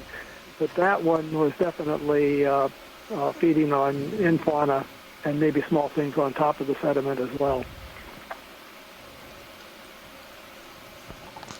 Thank you very much, Bruce. Looks like a good one. Yeah, Don, you can turn to port the line. Keep me We just are view, approaching a fairly rugged feature ahead of us. Sirius should be stopping in a minute or so. A fair amount of sediment flat. So you can explore this, and then we'll move Sirius back to where you are. Be curious to see if any of this stuff looks alive on the vertical face. Although there is a fish at the base, I guess we should get that first. Got it. Video come in. We're keeping Bruce busy today. I'm glad he came back. RV nav, move complete. It's the sediment. Here we go. Sediment. Copy that, bridge. This looks like one of the brochulas. Yeah. Got that Disjuncted. Yep. Yep. Lateral line. Very good. Come in a little bit more video on this if you got it. Yeah. Yeah, you folks have it. So this is in the same order as the fish that we just saw, the Ophidiiformes, but it's in a different family, the Bathytidae. And as you noted, it's not quite as visible on this as some of the others, but it has a lateral line that's disjunct with an upper part that starts behind the top part of the gill cover, goes back to about the end of the intestine, and there's a lower part along the midline of the body. There's a distinct flap on the gill cover on the top part that's separate.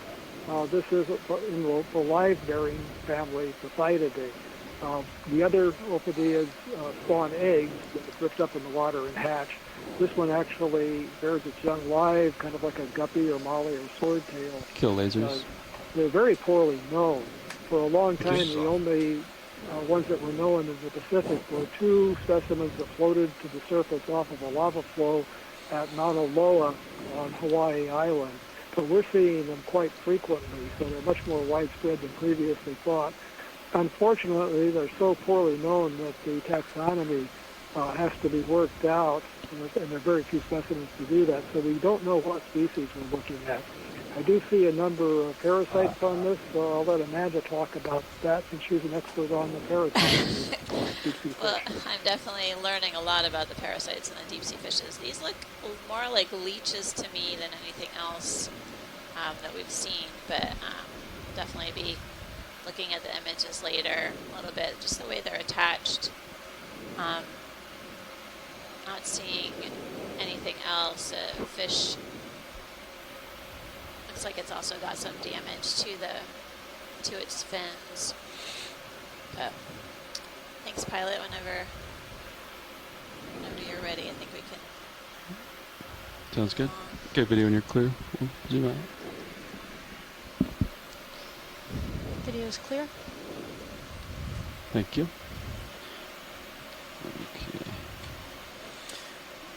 There is this rock face. I can't remember if I actually mentioned the genus. It's Diplocanthropoma. Thanks. This rock face, if we have the ability to kind of scan up it. Yeah. I thought I saw some interesting things on here. Absolutely. I thought there was a tunicate at the base of that. I think that might have been a tunicate. Yeah. Didn't look sponge-like at all. But there's several, at least 2 larger colonies of these pale pink precious corals. All right, Sears should be coming to Can a we stop. zoom in on the stippled if we, texture of the rock? Line Sirius up here, I can move Sirius over this feature. I wonder if those were barnacles or possibly, yep. I think they're the barnacles we were seeing before.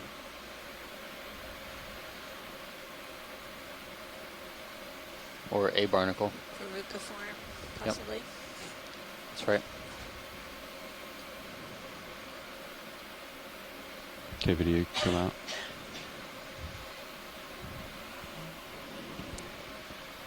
It's a very nice corallid. It's the largest colony we've seen so far. And another Anthomastus just came out of view. That was huge. That was a large size corallid. It's at least, yeah, I would say close to 30 centimeters across the colony.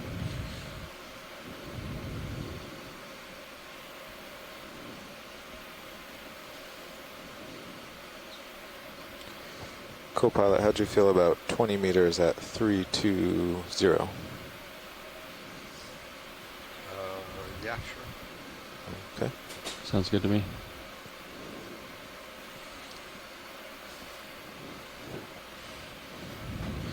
Bridge, Nav.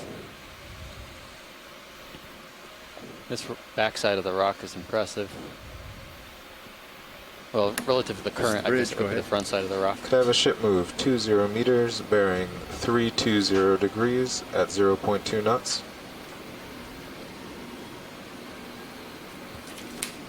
That's 20 meters. We're definitely seeing several different representatives of the octocoral group. Nautical knots.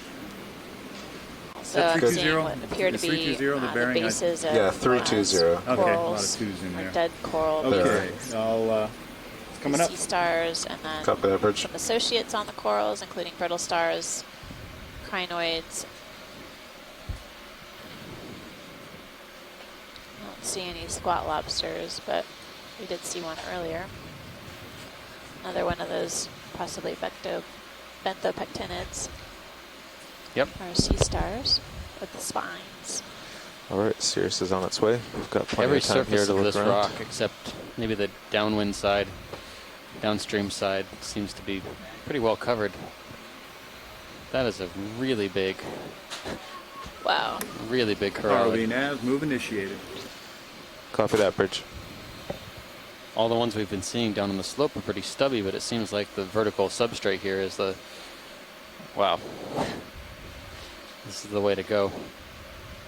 Down the wall, it's almost every spot is covered by an octocoral branch.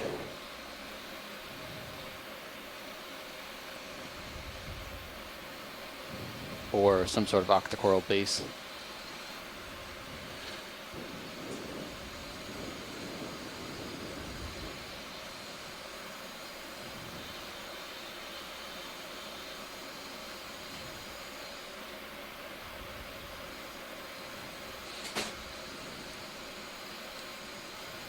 is a very interesting feature.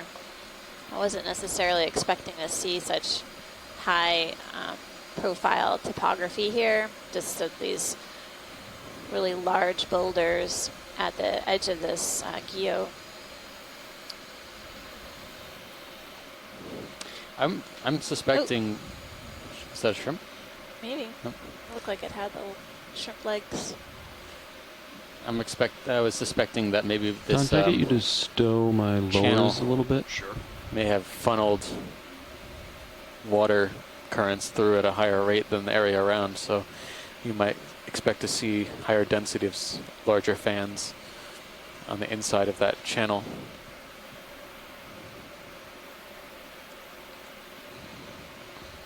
Yeah. Okay. Thanks.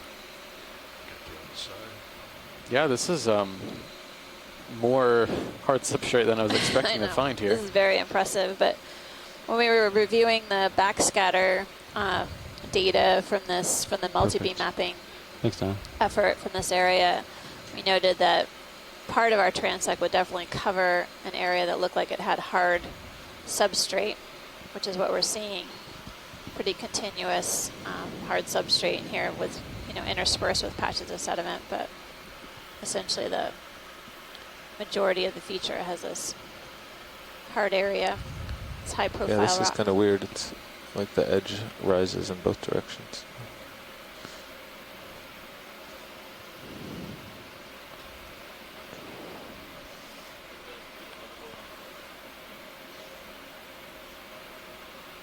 So Sirius still have some swing in it, or? Yeah, the ship's still moving. Okay. The ship is 15 of 20, and then so Sirius probably has 10 or 15 left to swing. Copy. The goal was to get Sirius right over these, so you could look around. I wonder what these strands of. We should take a closer look at that pilot. Could be some sort of zoanthid or stoloniferan, maybe. They grow in these kinds of strings connected by a common tissue. Looks textured that way from up here. It's basically running along the feature here of this rock, creeping. Okay, video come in.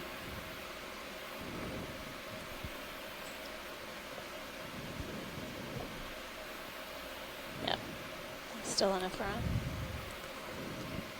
Yep, pretty extensive. I don't know if this counts for the largest coral we've seen. It's running over dive, a large maybe. portion of this boulder. The boulder is probably 2.5 meters tall, and the polyps seem to stretch in branches from the bottom to the top. Stoloniferans are a type of octocoral as well. We see them different color varieties. And they're known to create these sort of crawling or running structures on whatever they colonize. It's basically some sort of octocoral without any sort of hard skeleton. They do have sclerites still, I believe, but they don't have any sort of ability to artificially create their own habitat other than running up along the rocks that are basically the substrate.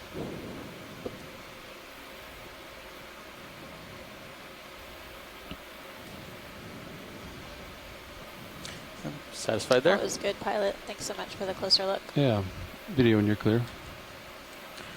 Thanks.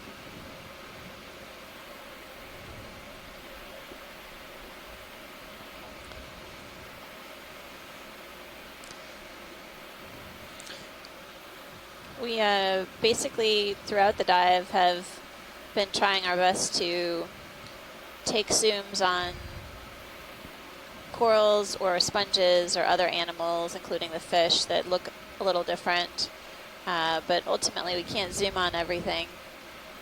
So we're likely underestimating the diversity of this feature on Titov Seamount. All of our dives, we only have a little bit of time on the seafloor, and we're trying to get a general understanding of the different animals that are protected within this marine monument. But if we only had unlimited time on the seafloor, we might be able to zoom in on everything. But this gives us a general understanding and also an appreciation for what's protected here. It also gives scientists on the shore side an idea of what they may find if they were to come back and do some follow-up expeditions and actually test hypotheses. So there's some sort of crab, I think, or something on the top of this rock. 10-4.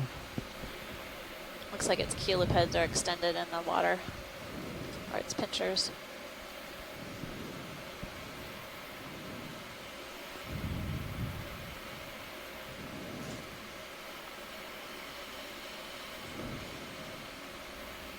Okay, video, you can start coming in.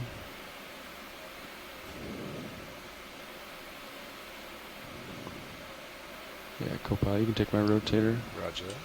Just come down a little bit. Just looking at the coral in the background too. I wonder if that's live or if it's dead. This one? No, the right-hand side. Oh, yeah.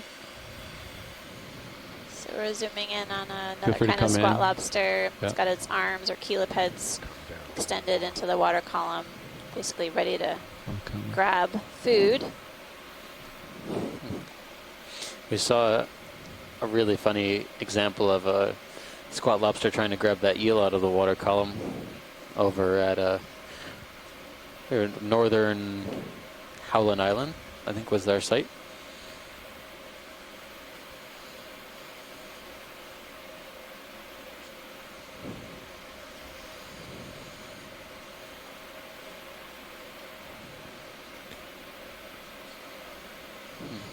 Really incredible close-up view. It's a squat lobster. Yeah, you can rotate down one bump. Okay. So we've drifted forward a little bit. Pilot, whenever you're ready, there's another coral that we want to take a closer look at too. Okay, video when you're clear, you can come out. We'll find the coral. Just a second. Yep. Okay, video's happy. Alright. Okay. I see a cup coral there on the rock. Okay. But I do think that one in the background was dead. But it had a really distinct morphology. I think it's still worth a snap zoom. Yeah, let's take a look. It's the sort of whiter color colony at the top. Back left? Dead back center. Oh, okay. Copy. I'll give it back to you. Go ahead. You got it. Thanks.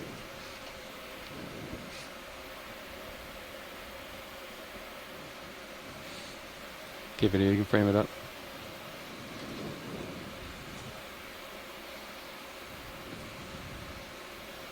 Nope. What do we have here?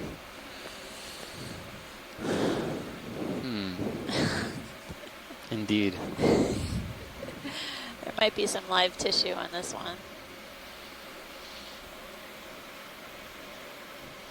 What is that? I can't tell if it's a scleractinian or not. It looks like it is to me. Good setup. But well, might be the polyps are on the opposite side.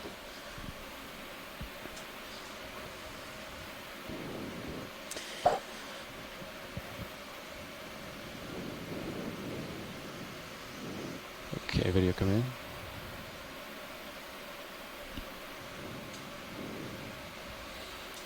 Okay, you can come in more. No. Yep, there's live polyps on there. Looks like it may be an Elapsamia. I think so. So be a safe guess. Yeah. Colonial scleractinian or stony coral. So maybe the first one we've seen. That's Maxim. It doesn't look very good for an Elapsamia.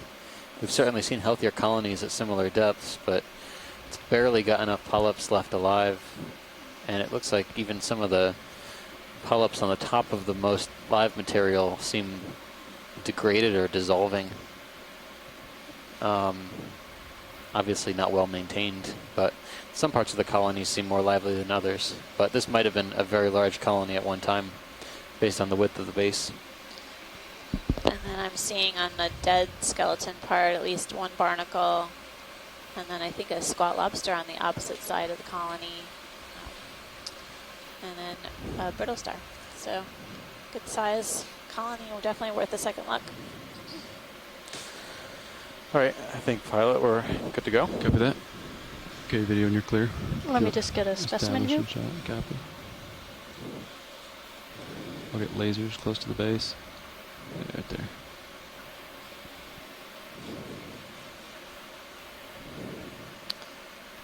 Thank you very much. Okay. All right. We're not totally certain of the genus, but basically that's our first colonial scleractinian observation for the dive. It's a stony coral, creates a hard skeleton out of calcium carbonate. And we're at a depth of 1,147 meters, diving on Titov Seamount. We've made some good progress along the crest of the Seamount. Basically, we're following a contour that runs along the very edge of the Guyot, or this flat top Seamount.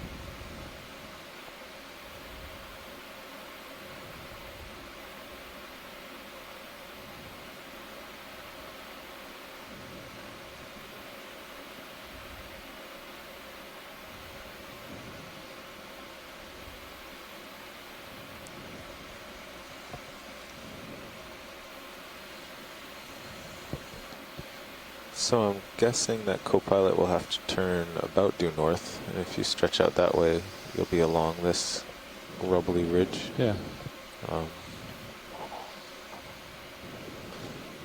Hard to say. Yeah, there's some big rocks there.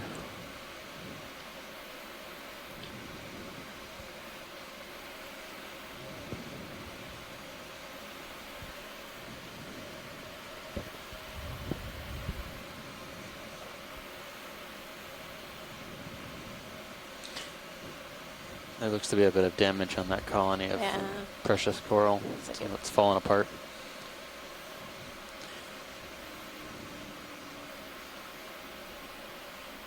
I think we've seen that one before. Whip. Yeah. It looked branched to me. Okay.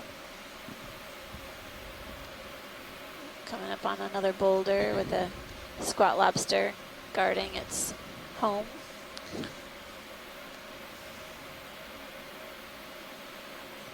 Ready to grab food out of the water column. He's lined up due north. He's at 43. I'd rate it okay with 30 meters if you guys are. Okay. Yeah, seems good to me. I was noticing on these, at least the last one, they have these slightly iridescent parts of their pair of antennae. Wonder if those could be like lures. Yeah, what their function might be. Frame it up.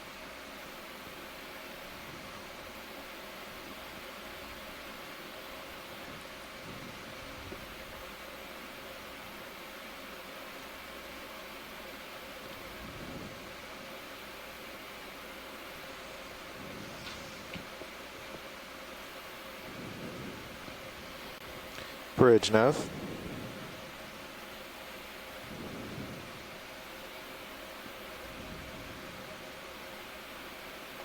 This is the bridge, go ahead. Could we get a ship move 30 meters, bearing 000 degrees at 0.2 knots? Okay, video, when you're clear, come out. Range 30 meters, bearing 000. Speed Some of these colonies of primnoids that we sampled. Good copy, Bridge. Are becoming very, very large. Yeah, they seem like they were a bit shorter in stature down on the slope, but up here on the crest of the Guyot, maybe the food supply is sufficient enough and consistent enough for them to grow. Maybe limited, less disturbance up here as well. Prime real estate. This might be what it was. Yeah.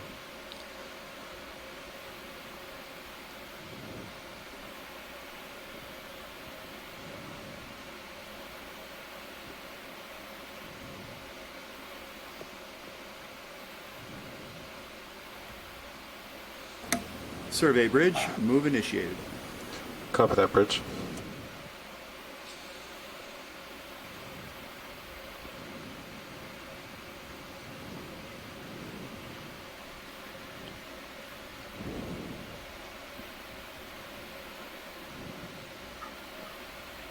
What's that spiky brown object growing on the rock?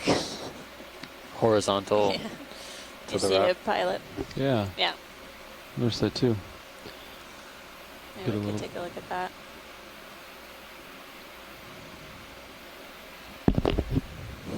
That is different.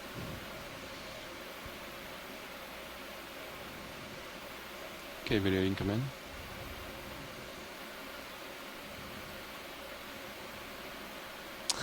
What is that? Looks like a base of a dead coral, but look how many branches. It looks like a similar structure to what we observed earlier on the dive. ROV nav, Bridge. I don't even know what kind of coral that should belong yeah, to. once we get stopped and settled in, I'd like to sort go of branching ahead pattern and move the heading about 10 degrees to port. I've seen before. Our bow thruster is working kind of hard against a bit of a breeze. Could those be worms inside 10 the degrees to tubes port there? Once we get stopped. Copy that, Bridge. Sounds good. Thank you. I think I see I don't know if those are worms. on the I see tips. those. I see those. Because projections. they look, the tubes look hollow, like they've been bored out. Huh. And there might be polychaete tentacles coming out of there. Might be.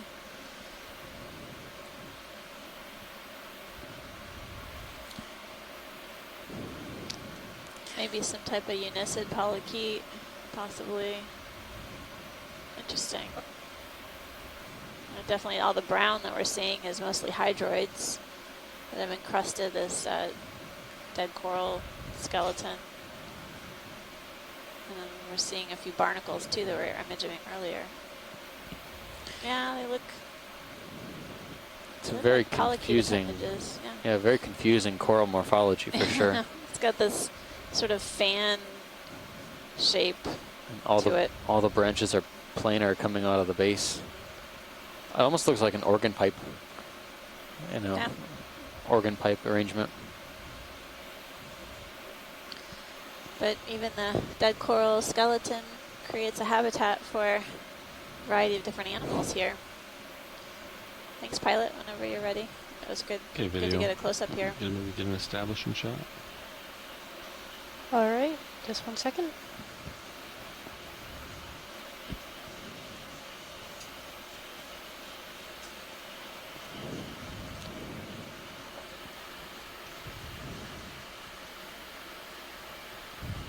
Video. Thank you very much. Yeah.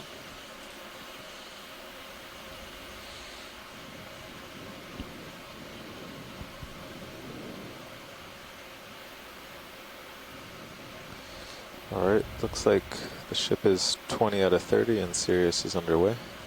Copy.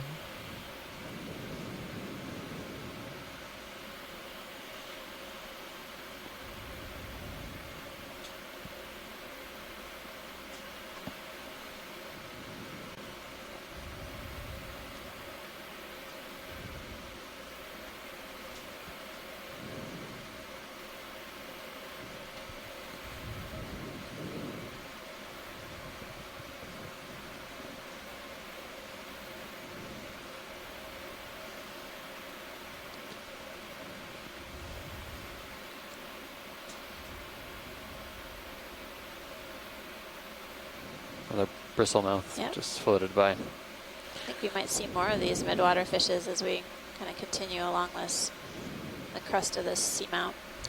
The current looks pretty intense here. How do you feel, Pilot? Yeah, it's starting to pick up a little bit. Probably my starboard forward, kind of looking into the current, kind of. Looks to be coming downhill, Yeah. east to west. Yeah. Yep.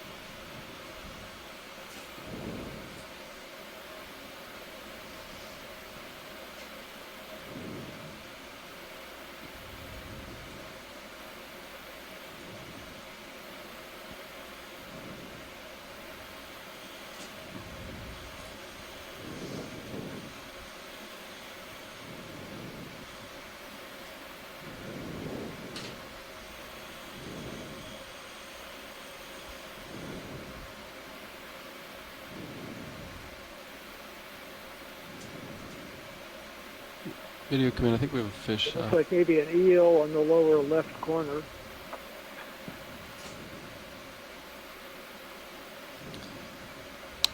Oh, Looks yeah. like another. Oh, look at an Oreo fish. Didn't expect to see one this deep. Oreo somatid. This is not what Bruce is looking at, I don't think. Yeah, I can lose this and try to find that eel.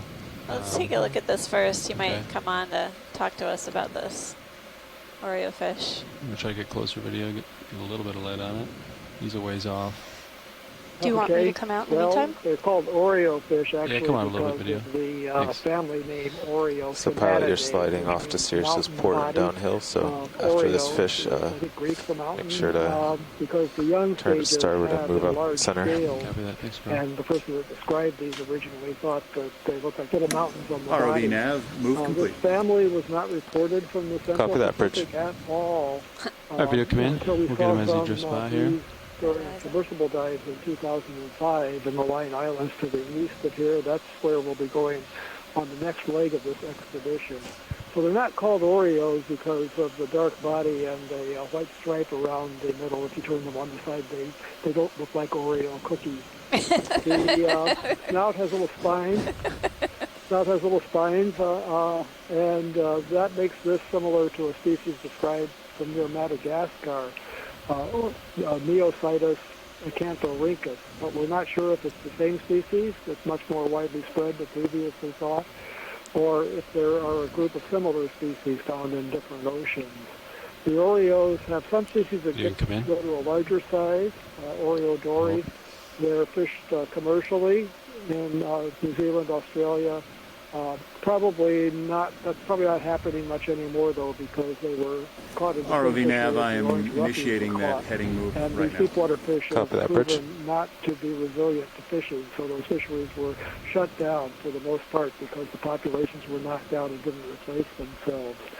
So a zeoform fish related to the dories. This is excellent imagery. We can really see those spines on the head. And I thank the pilots and videographers for their great work. Thanks, pilot. Yeah. Okay, video. I don't know Video if the coming eel was still possible, but I figured a bird in the hand is important to go ahead and image this fish while we had it in view. Oh, there we go. Video come back in. There we go. Do my best. He's a ways off too. Oh. Bumped into a rock. Don't worry. No one saw that.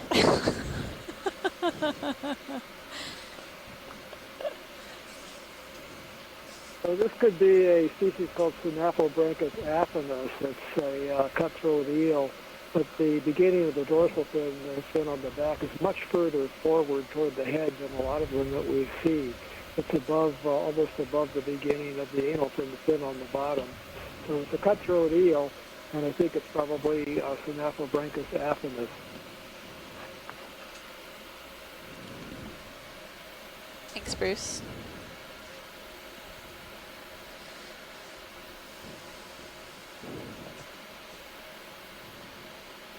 Looks like I'm seeing a lot of scratch marks on the body of this fish and some sort of nostrils projecting out as well.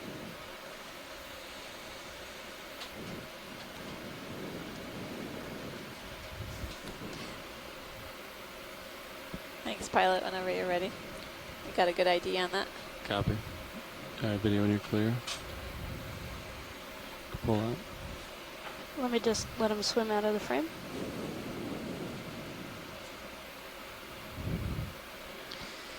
All right, I'll get a saddle back underneath Sirius. We have to be on the lookout for whatever coral may be creating that. I'm strange absolutely hard structure. baffled, and I would love to see that because that doesn't look like any coral that anyone has ever seen. So Sirius should be stopped. If you just head uphill and get stretched out, we'll move Sirius to you. Sounds good. The train definitely doesn't follow a linear ridge feature. Yeah. So you're still looking north. Okay. That might be the ridge ahead of you.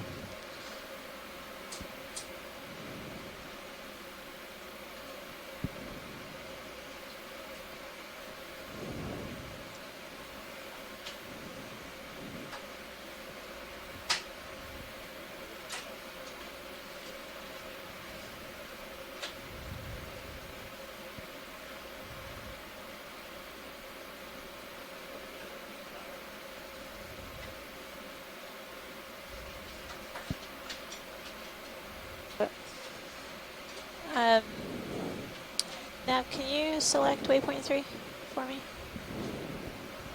Sorry, Nav, watch lead. Watch lead, this is Nav. I've selected waypoint 3 for you. Thank you. Okay, so I'll look out direction of movement here. Not following protocol back here very well. You guys haven't trained me. ROV nav, heading move complete. It's not fair. You all have been out here for 6 weeks. So we were pondering back here if maybe we should do a little bit of movement up along the feature rather than continuing along this bathy contour, maybe going a little shallower, kind of along a diagonal. Is that feasible? Is that feasible, Navigator?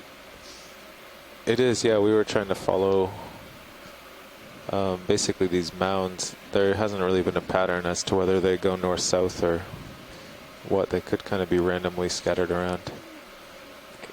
To go around the boulder. Okay. So you would like to tend more eastward? Yeah, maybe a wee bit eastward just to see if we cover a bit different terrain. Okay. But in this feature right ahead of us, maybe we could take a look around this boulder as much as we can. Yeah. Possibly do a little bit of a pirouette around it. Seems like the upcurrent side usually has more corals on it as well. Yeah, Don, you can turn to starboard to keep me in view. I'll work my way around it.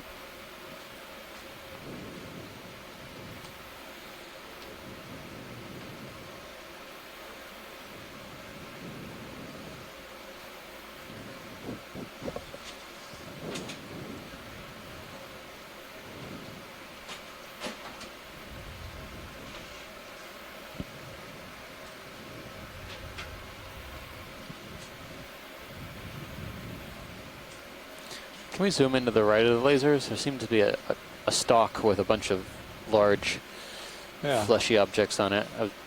We don't need to, get super high definition photos, but if we get a snap zoom, we can figure out if that's just debris or if it's something. Video come in? Encrusting on the coral rubble. Hold there. Okay, you can come in more. Yeah. Hold there. Yeah, looks like could be a black coral skeleton, or I don't know, that might just be manganese. Manganese incrustation, but the there's a number of different crinoids on here. I think I saw a hermit crab, some barnacles. It's definitely a great habitat. That's good, pilot. Okay, video. Just curious. Thanks. All right.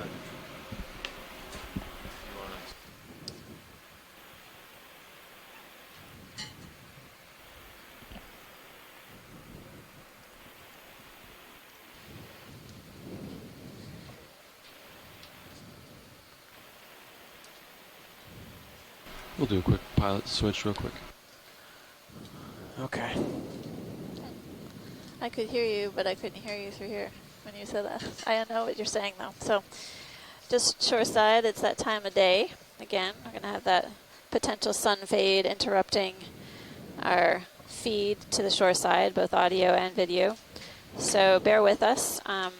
We'll continue to provide commentary on what we're seeing on the dive so far, but you all may experience interruption. If you want. And so possibly on the order of 25 minutes. Appreciate your patience, and please join us back when they have reconnected.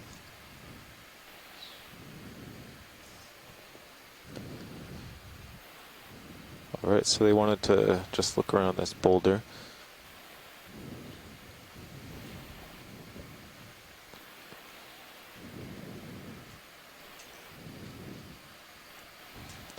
Co-pilot, you might as well turn to center up the boulder since there's also a desire to go more eastward. 10-4. Uphill. I really need to refresh my memory about what we encountered on the ridge that we dived on here at Titov. But this dive, basically is traversed up a steep slope, and for the last few hours we've been moving laterally along the Guyot crest, the top of the Seamount feature, and throughout the dive we've encountered several colonies of different kinds of deep sea octocorals. And I know that we have some, I guess, species in common with our deeper dive, but curious, I don't recall seeing such high densities on the previous dive. I have noted a couple things just from scanning my notes. We are not seeing as many very large bamboo corals as we saw. We saw some pretty large jasonisis and bamboo whips, sea clade on our last site. So have not seen very many at all. In fact, there have been very small branching bamboo colonies. Up on the top here, 1145 meters or so, 1140 meters. We've been most of the dive. It's been really just plexaurids, primnoids, and the occasional chrysogorgiid and black coral, and corallids. And I look back at my notes regarding the fishes.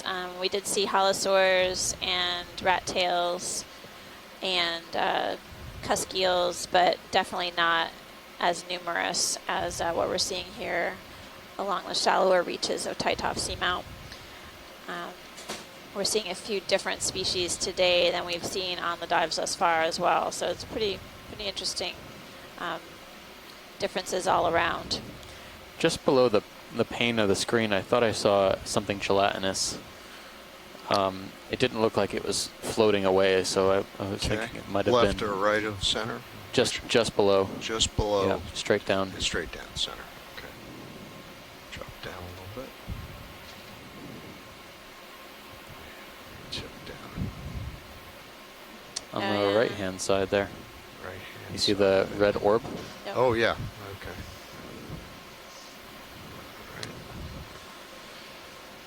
Permission to zoom in? Hold on a second, video. Let me just stop my motion here. Copy that. Okay, go ahead. Tip up. Oh, there we go.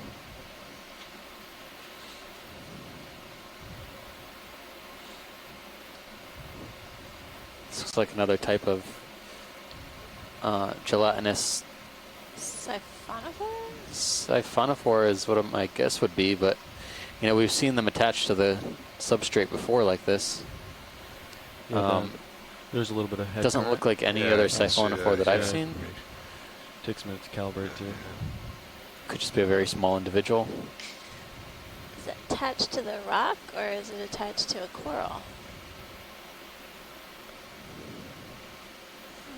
It looks like it has anchors coming off to the rock in the background as well as to the foreground, but it's tough to see what that actually is right now. Do we have a big rock or anything? Behind me? No. No, in the rock boxes. No. Oh. There should be no geosample. Video, go back out again, please. Thank you. That's good, pilot. I think it's good to take a closer look at that.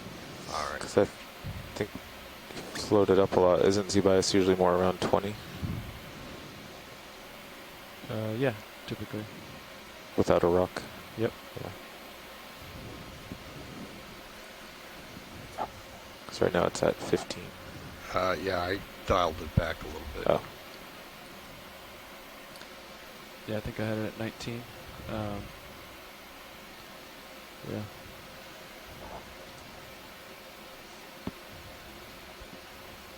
But, yeah.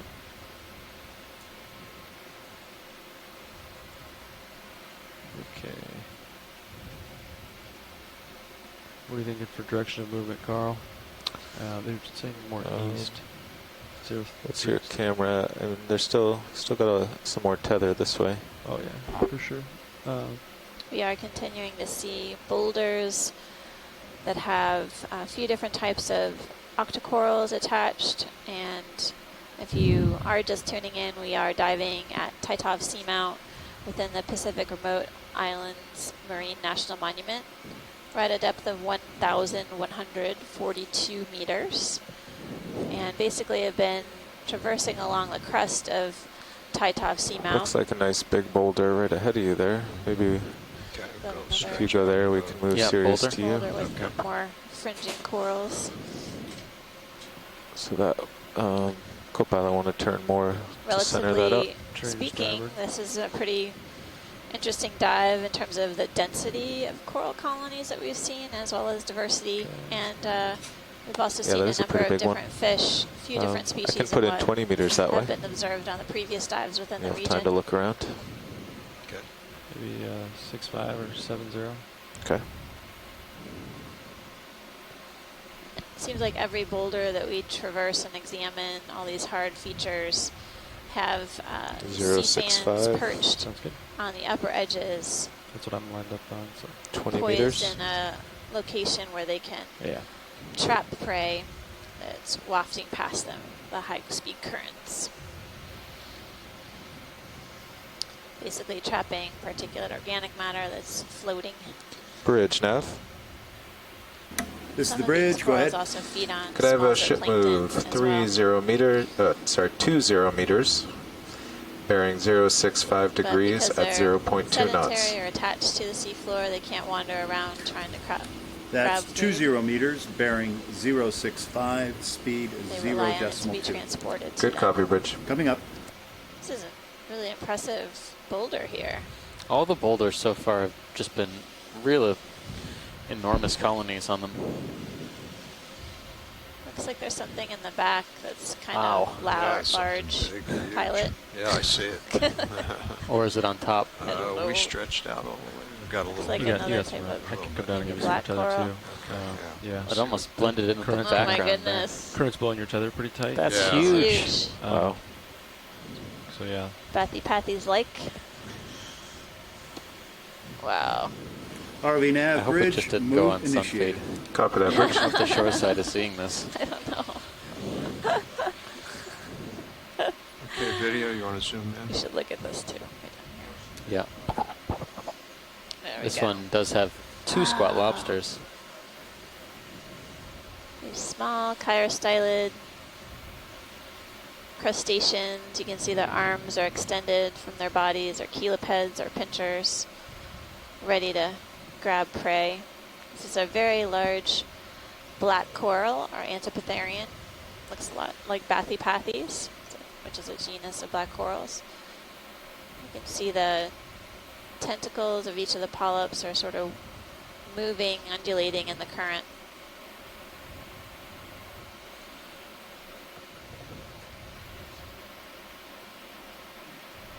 Black corals have a skeleton that is dark in color, which is underneath this sort of burgundy brown tissue that we see. Looks like a really healthy colony. I didn't see any dead branches or bare skeleton anywhere. It's enormous.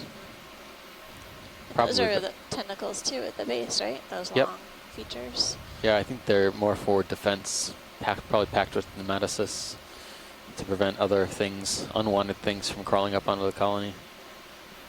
Nematocysts are stinging cells found in this group of cnidarians. Yeah. All cnidarians. Yep.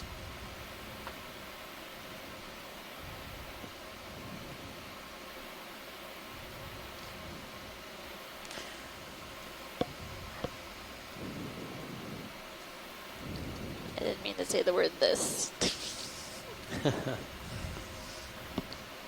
Work on my English language skills. I don't know. I have to look up. Do the myxozoans have nematocysts? That's a good question. They're classified in the cnidaria. I think they do. I want to go back wide again, please. It's been a while Yeah, I'll since just want to go invert bio. All right. But this boulder here has got a few large colonies. Pilot on the lower left just went out of view. There's sort of a white, small branched colony. Okay. It looks like it might be something we should take a look at. Sure. Okay, full wide. Okay, thank you. Did the color change, or did we just get a new No, waft of particulate material or something? No, we're drifting way back. The current is really strong, pushing me. Okay. It's right on the nose here, basically. Thanks.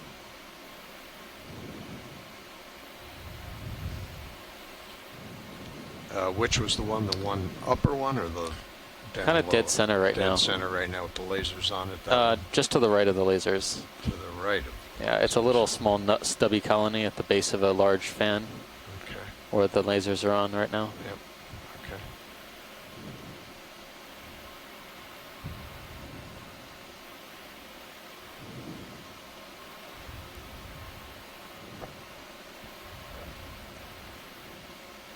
ROV nav bridge, move completed.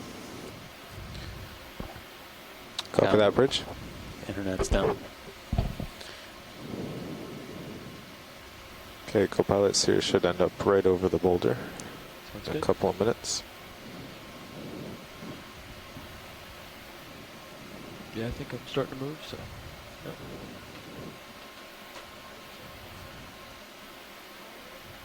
See if I can nose in here.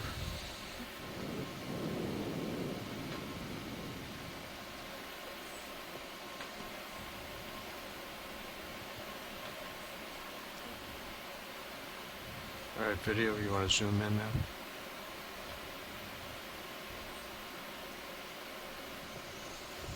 Co-pilot, can you take the camera, please? Yep. Have it. Rotating down about. Yeah. Holding. It's confusing Down corals. It's like a white Paragorgia to me, but Down. Yeah, it has the Holding. kind of bubblegum shape. it's got rough texture to the tissue. That's Maxim. Looks like a crustacean in the lower left, maybe in the amphipod. Yep. So in view, we basically have two different kinds of octocorals, the smaller polyps of the primnoid, and then these large extended polyps of a possible Paragorgid. It's white. Sorry. No, that was great, pilot. Good to take a closer look. That was a form we had. That was a nice shot, Don. Good imagery, yeah. Yeah, I hit auto heading by mistake. And Okay. it turned me around here. Sorry. Yeah, we can keep rolling along here, I think. Rotator back to you.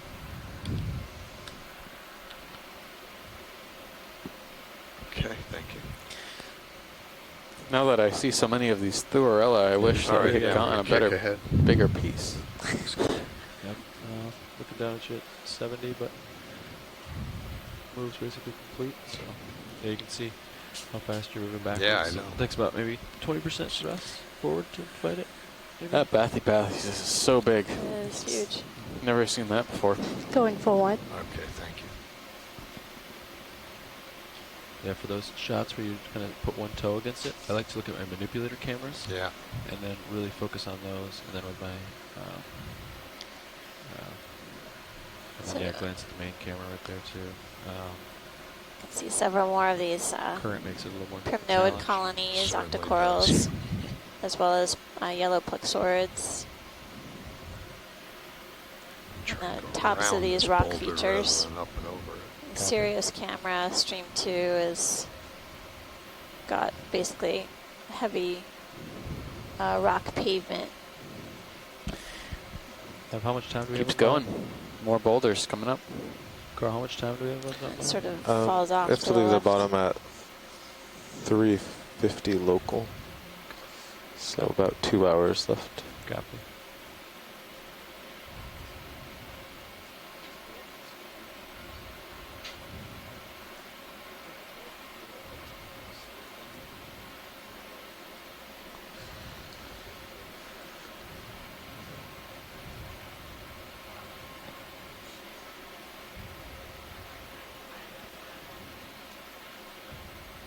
So pilot, you're feeling that current from the ahead, basically?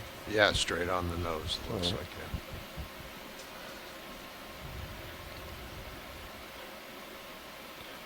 Carl, is there a waypoint 4? There is, yeah. Where's that at? There's a 4 and a 5. Is this a dead skeleton direction here, will they? I think so. Okay. Looks like hydroids on top. Okay.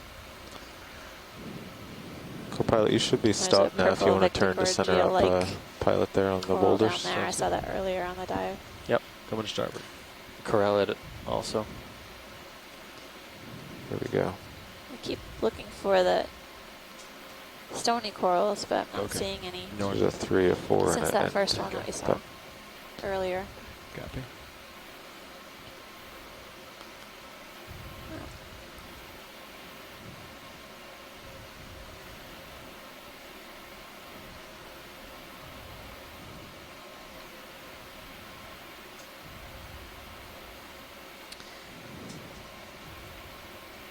Now I'm looking basically due east.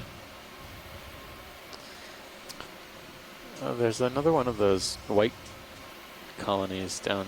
Oh yeah, a little larger version. Pilot, lower left. Lower left, just on the edge of the screen there. Yeah. So, Based on the way it's moving, I'm not sure that it's a paragorgid. It's got some motion to it. Paragorgia is pretty solid. I think this is, I wonder if it's a pretty decent current up here. This plexaurid had really weird blue polyps too.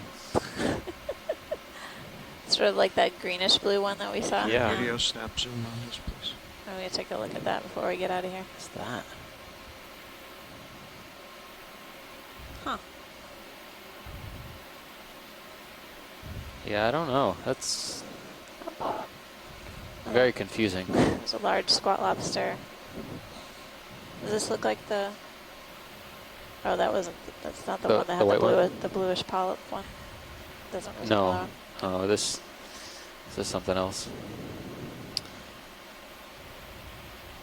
Nav, this is watch lead. I heard you, yes. Can you zoom out on high pack? Yeah. If that's okay. So do you have us kind of on an east-ish trajectory or northeast? Yeah, when you requested that last, we turned east and looked for big boulders that way. So okay. This is is that 2 zoomed out all the way up to waypoint 4? Or? Oh, that's great. So are we kind of going to be ending up east of waypoint 4 a little bit? Well, we're still below 3 here. We were almost there, and then we turned east instead of going towards it. So now we're heading basically up. Sorry, video. Okay. Yeah, so we're kind of moving in that direction. That's all right. Cool. Okay. Thanks, Nav. Yeah, so you'd like to continue east? I think what you're doing is good. It kind of gives us a chance to see what we may see. We do have a couple chirostylid squat lobsters on the main axis. And we've seen what looks like a white, possibly a paragorgid, a little different than the pink variety that we were seeing earlier on in the dive. So a few notable different corals observed within the last 15 to 20 minutes. We didn't notice any fish necessarily that were different than before.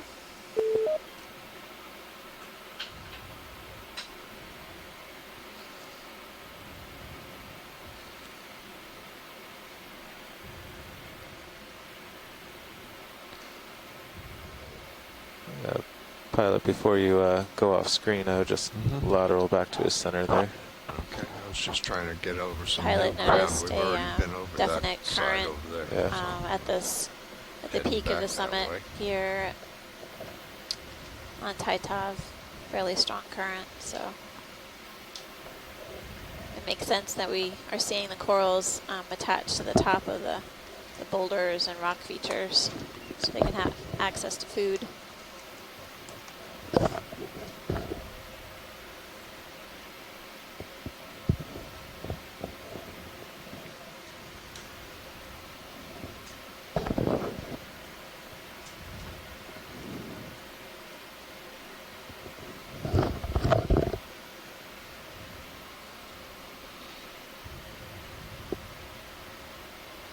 I wonder what these rocks are over here.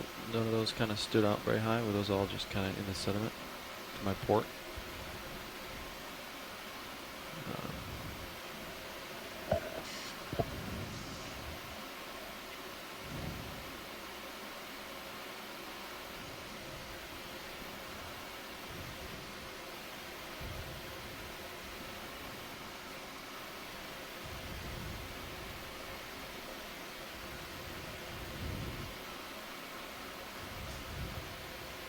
Okay, so you're looking. It's going to bring me out in the sand. Yeah. You're looking at sand with not a lot of turns. There's something big off the port, though. Another rock pile due north? Yeah, on the other side of the sand plain here. So which way do we want to go? East? Well, I would consider turning north, 'cause that's where we got to end up. The end game is north, so if we can find a rock north of us, I think that'd be worth hopping to. What do you think, Nav? I think we should hop to those ones to the north. Okay. I can, if we look east, I could range out the sonar one more click. Let's see. There's rock there in the north. Yeah, all we have for, that's range, I can see about 40 meters, and all we have is the pile that's due north now. I think that's a good direction. Watch lead nav. Hi, Nav. Yeah, we are looking at it in our sonar. We came east 30 meters, and now when we look east another 40, it's all sediment. Okay. The sonar. So would you like to turn north now? Yeah, that would be great. We'll just continue following the hard features. Appreciate all right. it. Okay, pilot, putting you back to 30-meter sonar. Roger. So basically, shoreside, we've been following the hard features along the crest of this seamount. I'm going to take a closer look at this fish that's at the base of this big boulder. Zoom in video, please. I'm going to turn to port. Looks like another Oreo fish, Oreo somated. You're probably still moving, co-pilot, but okay. Should be most of the way through your move Oreo to fish because the of east. the name of the family, Copy not because that. it resembles a cookie.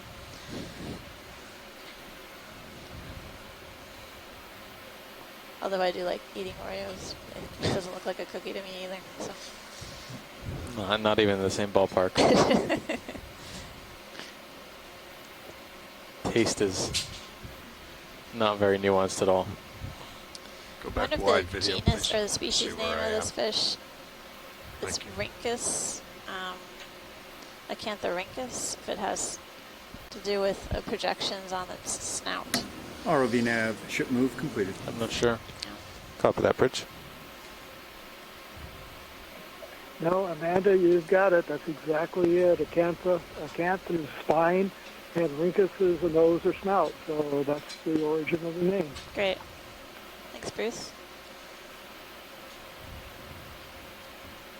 The genus name, Citus, is a kind of dory, an old name for a dory. And Neo is new, so when they found this, they called it Neophytus, the new dory. And Acanthorhynchus with a spiny snout. Thanks, pilot. We got some great imagery of this Okay, roger that. Oreo fish whenever you're earlier. finished. So yeah, I turned to 45 degrees. Neophytus. Okay, roger. But I'm still Acanthorhynchus. moving east. Yep. So yeah, I'm going to lose you up to my port, or I can turn to keep you in view. No, that's all right. I'll get back to where we were. How many meters left do you think I have, Carl? Of swing, maybe? Say again? How many meters left do I have to move? To swing? Yeah. See, based on This, your I last didn't see it, HIPAC but center, Tim said he you've saw gone one about of those 23. Dark. So 20 to 23, so about 10 the more. ones with the long legs. Yeah. Oh, There's a fish up on fish. top. Yeah, rockfish or whatever. I think we looked at that one. Oh, yeah. Is there? Yeah, Anglerfish? I think so. Anglerfish? Ooh. Yeah, right up at the Wow, top. good job. Not really a rockfish, but a No, fish. right, yeah, fish. An actual fish. A real live one.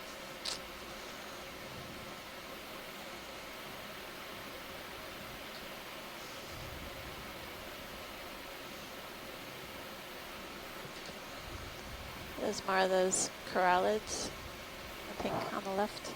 Yep, on the left, and I saw another one on this rock somewhere. I think it's below us. This looks like another goosefish related Slidenia? species, possibly Slidenia, yeah. I think they got an ID on that earlier.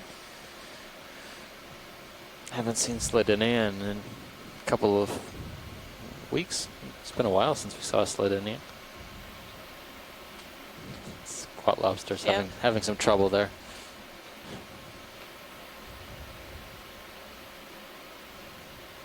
Oh man, this could get interesting. If this shrimp, I can see that anglerfish has its eye on that shrimp.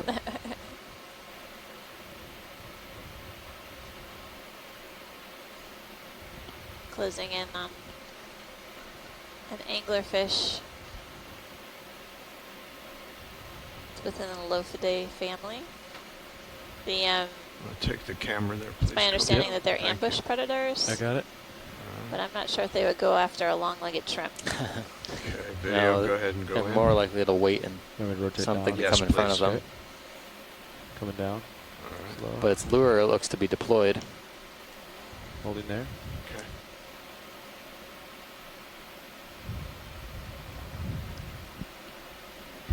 I don't think D2 is going to take the bait. Do some light adjustments. I can get a little more light on them. Yeah, I guess so. Seeing a number of those white projections from the body of this anglerfish. Sedenia species. And that help video or not? it's a lot of discussion about the yes, possible thank you so sensory much. capacity of these white Looks like something's going to float Siri through or right in front projections. of you. They are No, flexible. it's a small fish to your port side. Never mind. Okay. I brought your lower down and inboard. All right, Be thanks. advised. This is Bruce again. The port rail cam has a good view of what I did. Hi, Bruce. We had a lot of discussion about a similar anglerfish a little while back. It looked different than the Slidenia that we've settling seen out, on huh, previous Carl? dives, which had a slightly different head shape. Yeah, you should be done your not as sideways much of a motion. nose Do you want me to holding center the up? lures as this one has. Just doing a little And Tokyo didn't drift around the have corners. The numerous white projections, and also had more of a network turn of to pigment on the port to body, center him up. articulate color pattern. Dr. Hans Ho, who's an expert on these fishes, says that this could be described in the South China Sea just a couple of years ago, maybe just 2 years waypoint 4 or ago. something? It's called slate Chui, C-H-U-I, named after a Chinese scientist. Instead of the ones that we see, which are either Slidenia remiger or Slidenia gardneri. So it appears that we're seeing a different species here at Titov Seamount than we've Can I seen move at a your lot of starboard other lower swing arm, locations Don? in the Pacific. Sure. Okay. And I don't know if that's the pelvic fin underneath the fish, it's the white object underneath the mouth, or if that's a parasite. I'm not sure what's going on there with the white underneath the fish. It looks like it's on the rock. Or if that's part of the fin. No, it's the fin of the fish. It's on the fin. It's the fish. Tip of the fin. Yeah. Yeah, okay. I see that the pectoral fins, the fins on the side behind the head, have white My video borders. would try to get So I some more suspect, light. yeah, that is the pelvic fin, which probably also Okay, has a it's white actually border, about like the pectoral fin. Very different in appearance from most of these that we've seen in the Hawaiian Islands, the Marianas, and I think down in American Samoa as well. So, Pilot, there's a red squat lobster just to the side of this fish when you're ready. Take a closer look at that. Maybe we can get an ID. Alrighty. Can I just get lasers on the fish? Sure. It's just over there in the left corner. Co-pilot, you want to turn those lasers on? Yeah, please? sorry. Nice. Yeah, so before you take off, I'd get those swing arms back in. Yeah. Thank you very much. Okay.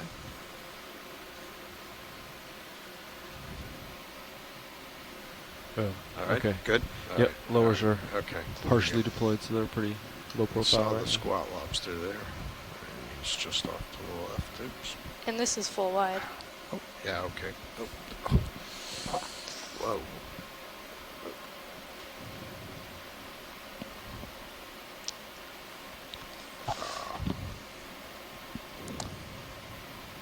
Sorry about that.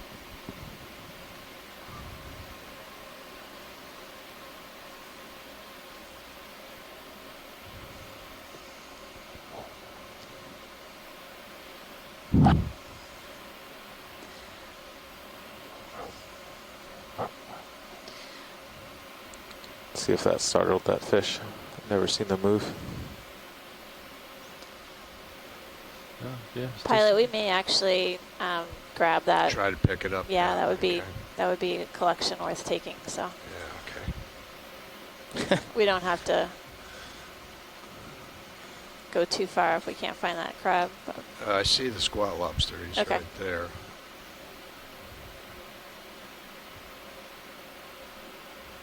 I looked away and I looked back and I got lost for a second. Glad you're driving up there. Not me.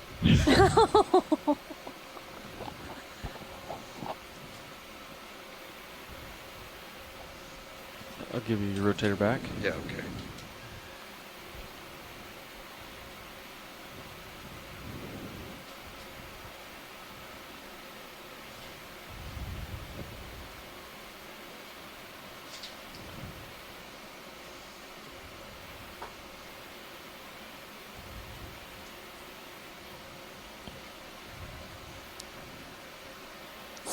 Yeah, a snap zoom on the squat lobster would be awesome. Come down a little bit and then. Okay, video, go ahead.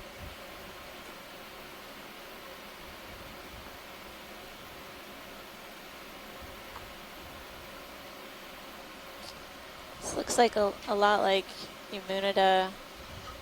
It's a type of squat lobster that we see in other deep sea coral habitats and on rocks and ledges. They do feed on midwater animals that come down and vertically migrate or move up and down in the water column, like midwater fishes, and sometimes we see them feeding on pyrosomes. This one has a distinct rostrum. Looks like one spine on its snout.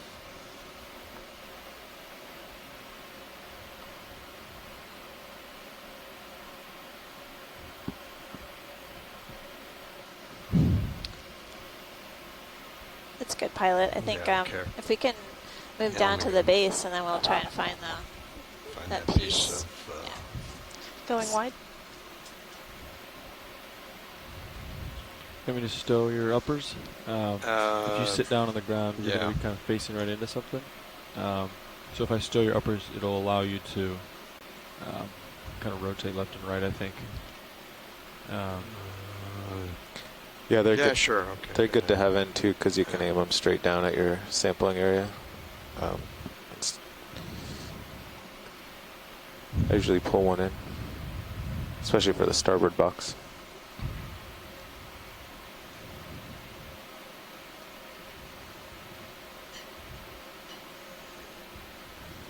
Good. That's there it is. All right, your uppers are stowed, so you can now approach.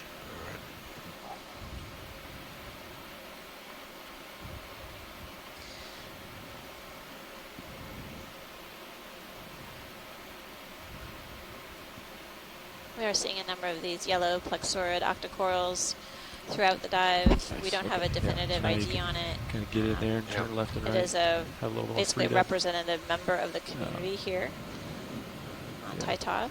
So a collection will help us discern what species it is, if possible, if it's a new species, and basically the information will be useful for the managers of the monument as well. I don't think we've sampled any plexaurids from I stowed your port monument all the way. Yeah, but I have to go back and check. I think we've sampled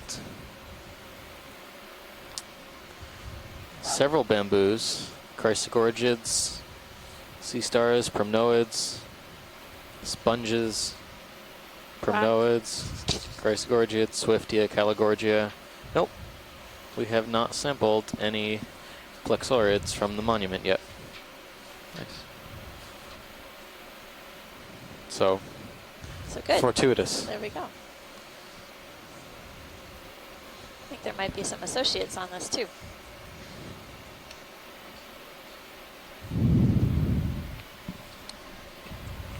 Okay. Hydraulic spun up. Yep, there you go. All right, roger that.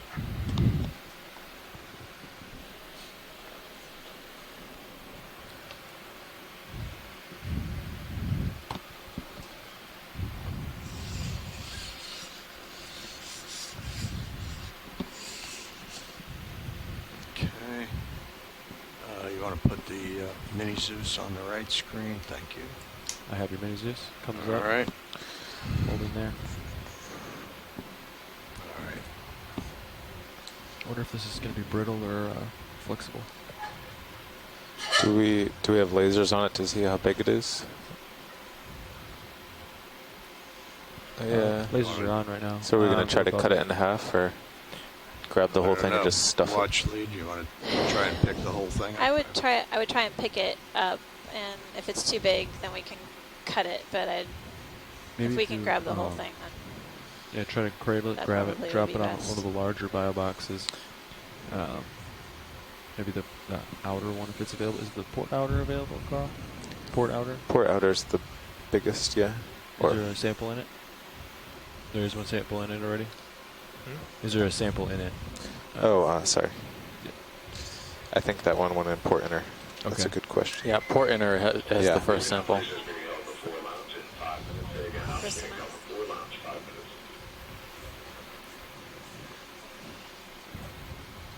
So is your grip force on a light one? Grip force is on 3. Good enough? That'll definitely close the jaws all the way. I guess I might just put it. Yeah, I think this is pretty brittle. So if you go down and just close on it, it might It'll just squish it. It'll. Yeah. So you could close partial, cradle, and then index. You can practice it, yeah. And then, so yeah, while maintaining, or you can just close it right on the base of it. For the base, yeah, but that might work.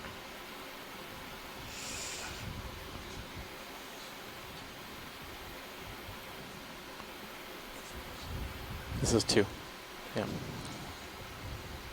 So yeah, this is gonna be pretty big, but you could get most of it in the box, I bet.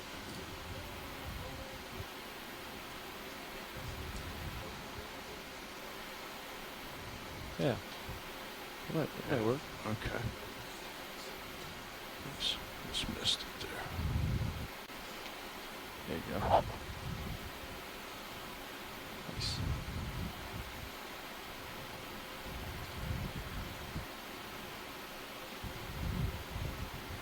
Nice. That's good.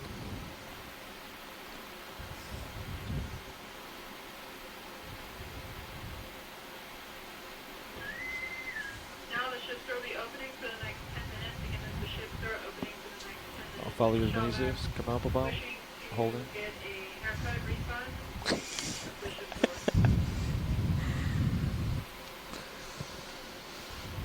Nice. Yeah, looks good.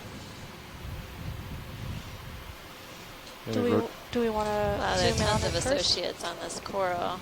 It's yellow plexaurid octocoral. I'm seeing Because we're several so brittle close to stars. these rocks, I'm not sure if we can get some. Actually, I can bring a light down. I can get some light. Well, on it. I can pick up and move back. There you go. Okay. Just do that.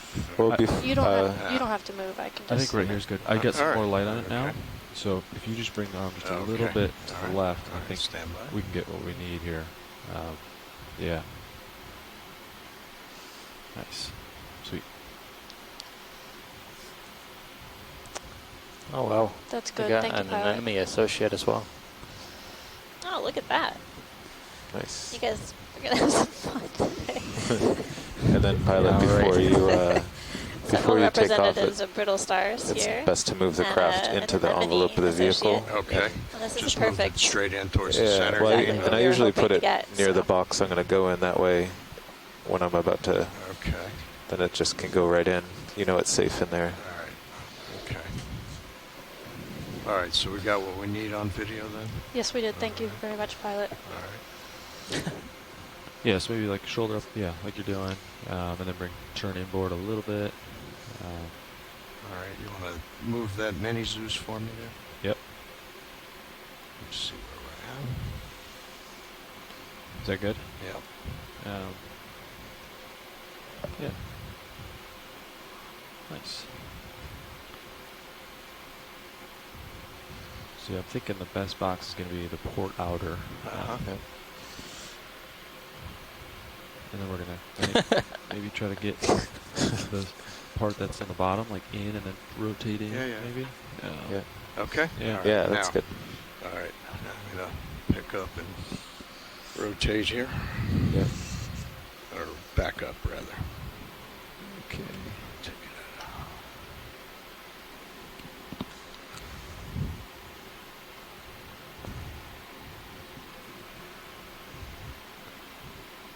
Looks like there's nothing behind me there, so I could pull up. Your top left brow is pretty close, but yeah. I think Yeah, I think that's the little shake you felt. I think that was plenty clearance now. Nice. All right, that should be good there. We should be clear. Okay, I'm ready to open the drawer. All right, stand by. Let me. Yeah.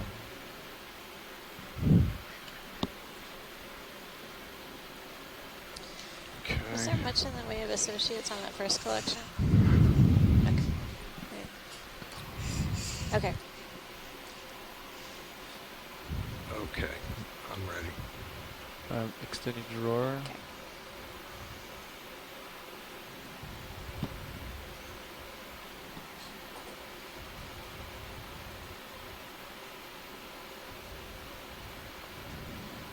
It's all the way open.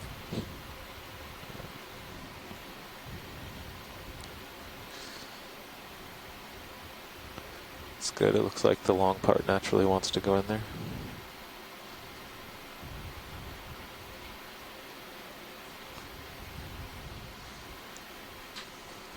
We can.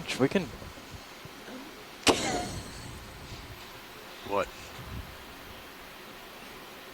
It's good to me.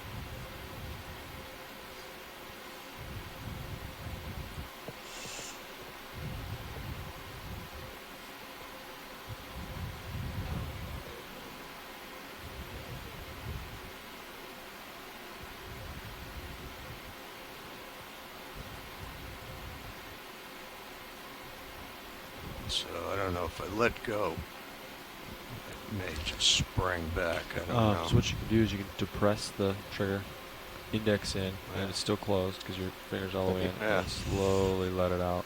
And then once it drops, close it right back up. So that way your fingers see what happens. So don't move it around here.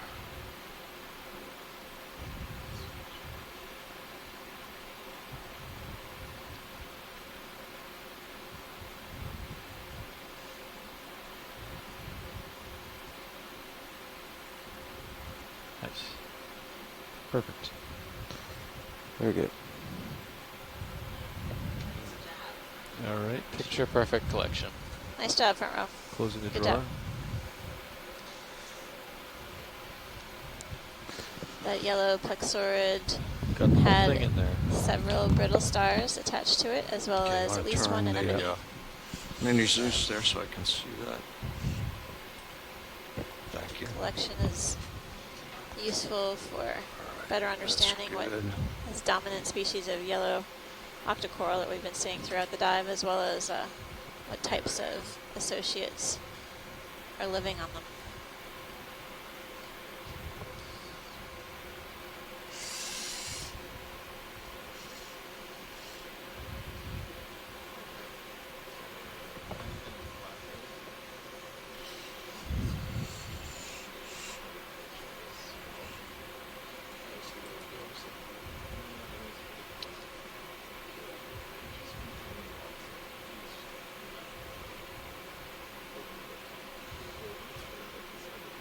Nice.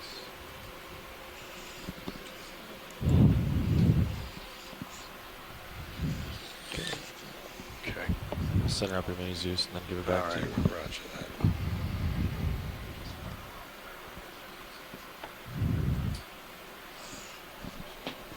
All right. Zeus back to you. Nice job. Okay.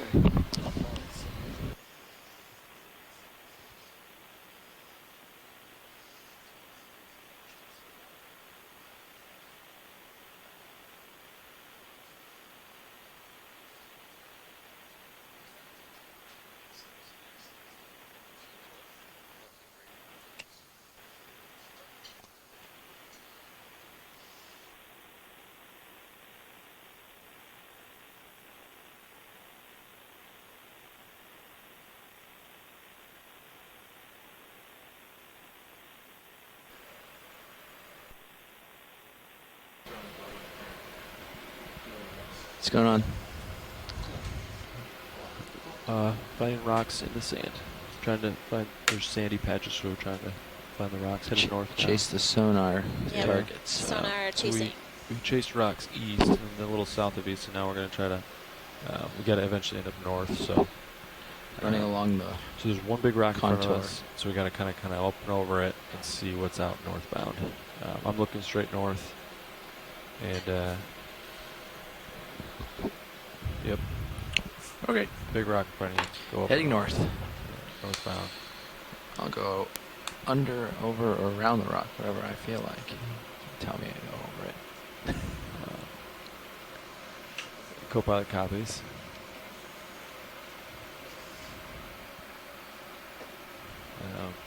I can deploy some swing arms. We kind of stowed them because we were right next to a rock. Yeah, feel free to do whatever you need to do with them. I'm going to do a partially deployed. Sounds good. Will be sufficient.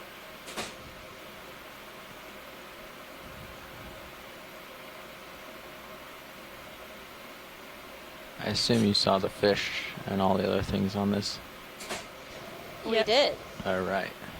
I will just keep It's a on type of boogieing. anglerfish. What type of anglerfish? It's called Sladenia.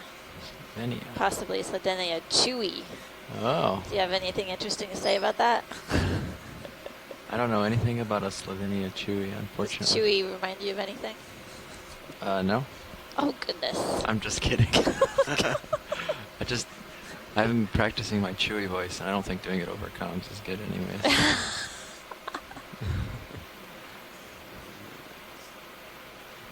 Alright. Get those uppers out of here. Another Victor Gorgia on the back here. Possibly. Cool. Wow, really dense on the back end here. I'm sure you guys already saw all of this. But Wow. Yeah, it's an incredible feature here. Covered with corals. We were in the process of kind of doing a pirouette around it. Gotcha. Okay. We found the Swing arms fish and then deployed. just got distracted. Hydraulics. Thanks. Sure.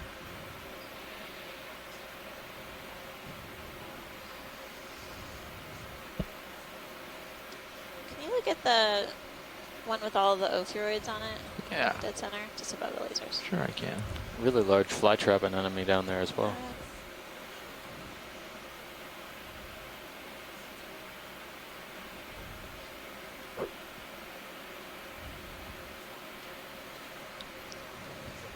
Guess we could consider this a coral. Do you want to move rock Sirius slightly forward? Give you a little more tether, or are you And happy there's with a that? sea star on the left. Coral predator. Yeah. You can come down a little bit. That's Probably all I a need. goniasterid of some type. Absolutely. Just looking for a safe spot to set my toe down here, so I don't knock down any of these beautiful coral. That looks good there. Boink. Okay, video. Can start in. So it's sort of like that, yeah, greenish tipped. Maybe? Oh no, that's what I'm seeing in the background. All the ophiuroid discs are almost perfectly equidistant from each other. This reminds me of purple paramercia. Yeah, really. It's a type of plexurid octocoral. see an amphipod on one of the branches. It's a coloring I've never seen before. It's wild. It's cool looking. This really does look like the old plexaurid blue, green, purple we saw on the top of this other seamount where we're at.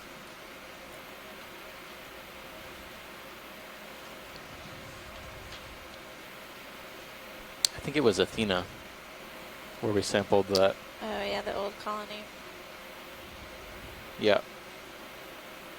Oh no, actually it was Winslow, U.S. Winslow.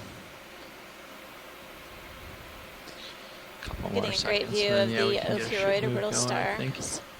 Central Due disk. north. Yeah, I'm ready. It's really interesting, the varied color of this colony from green to See a purple. whole lot on sonar. Yeah. Is it due north? Yeah, I guess so. Do you want yeah, he's facing due north. If we can try to get lasers on the base, we'll probably be all set here. Yeah, of course. No, you could do more than that. You want a full move?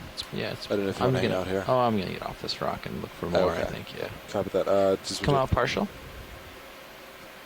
Yeah, 30 do not. I can see the lays here. There's the lasers. Thanks. Yep.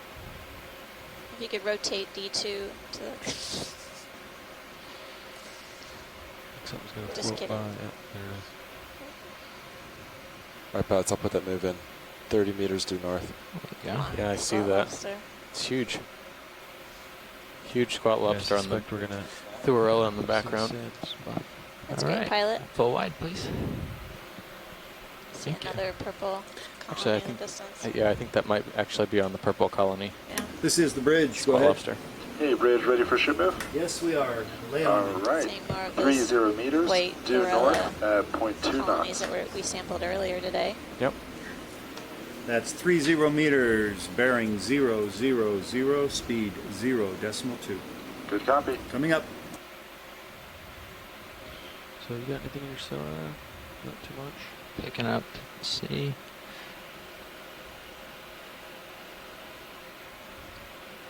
Something. Is this noise for the arm, or is that something? Change your heading. Find out. Seeing more of these purple something that's octocorals swimming. Hold that on. resemble the Stand by. Pentagorgia that we've seen earlier. Is this the large anemone that you were talking about? RB or is nav. it- Oh no, Move that's initiated. totally different anemone. Video, take a snap down real quick. Yeah. Oh, it's just another Oreo. Oh, it's one of the Oreo fishes. Fishes. Okay. We'll get the laser on. That's good enough. Just Thanks. Canthorhynchus. Full wide. Perfect. All right, turning my head. Yeah, looks like something straight out this way. Is the next return. Oh, there is a rock right next to us here. We can take a little peek at that. A little outcrop here. You want me to turn to keep you in view, or? No, we'll just stay here. Yeah, you're fine where you are. I don't want to lose track of where I'm supposed to be too much. Copy.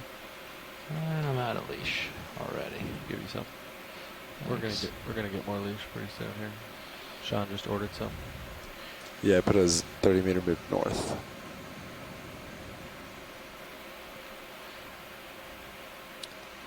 Well, this is not a very great view. I thought I had enough leash to jump out to this little outcrop, and I Yeah, don't. looks So like it. I'm stuck. You could take a snap. Little I've seen two C-pen species snap. so far. Yeah. Copy that. It's kind of on the top half of the frame. Not the one on the middle, but the one right on top of the lasers right now. Yeah. It's about as low as I want to come down. Sounds good. The rock in front of me, so. Yeah. You all are watching Come on in, at video. home. You can take a look at Stream 2, the Sirius view right now. Basically, this rock feature is relatively limited in spatial scale, but there's a lot scoot in of a little sediment closer for around you. the perimeter. Taking a closer look at a C-pen right now on the D2 feed.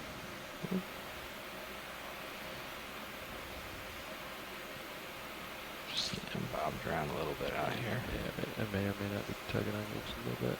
It's okay. I'm starting to move though, so Good. should get better.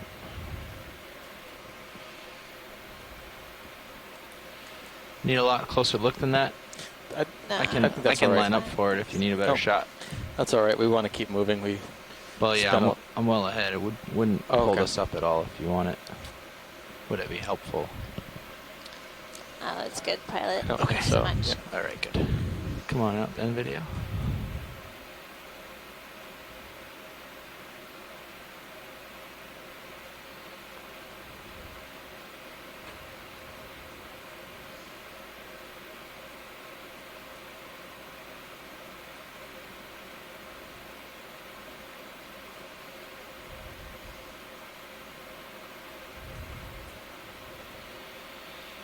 Keep some of this interesting stuff in view. Make sure there's nothing on this side of the rock that we want to look at.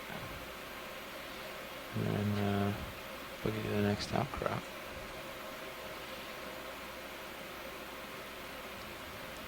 More of the corallid pink corals we saw earlier, precious corals. The lower part of the screen, and then several more yellow plexaurids and primnoid octocorals. I'm moving. A few different types of primnoids. Do you want to, is that a chirostylid in the middle of that colony? Do you want to? Yeah. Can we snap zoom on the white colony above the lasers? Yeah. Or where the lasers would be? Come on in, video. There they are.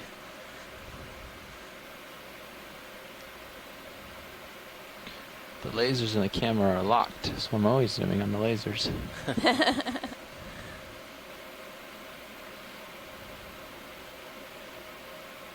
What are we going for, the coral or the crab? Okay. Yeah, squat lobster. I thought I heard you say. Coral we've seen today, but we were just remarking that we hadn't seen too many squat lobsters associated with the corals when we were heading up slope. But we've been seeing more of these guys on the ridge crest of this seamount. Thanks, pilot. That was good. Good.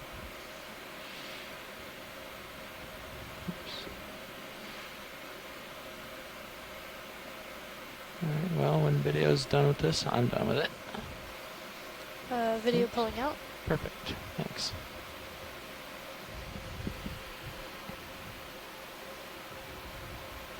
Just get that as a specimen.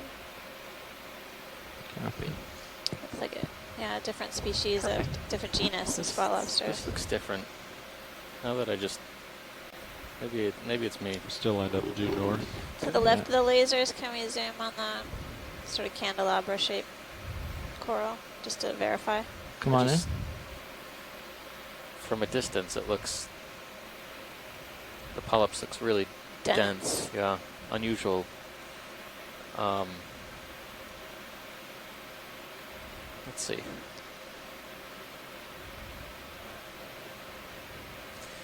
Primnoid. There's lots of polyps. Yep. From the looks of things here, it looks like the polyps would close down axis.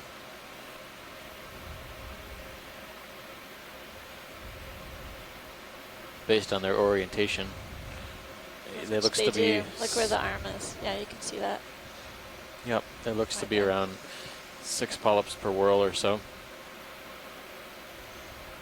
I think we're seeing more primnoids here than anywhere else. Well, then I think we're estimating. I think different kinds. There's more diversity here than we can appreciate. If only we had the capability to sample them all. Well, even just the overview that we're doing, we can't image every single one of them. So. Okay. Yeah, this looks good, pilot. Thanks. Thanks, pilot. Okay, look at that. You want to get species shot? Or full species, I mean? Yep. Sure. Hold there, I'll pick up. There you go. Beautiful.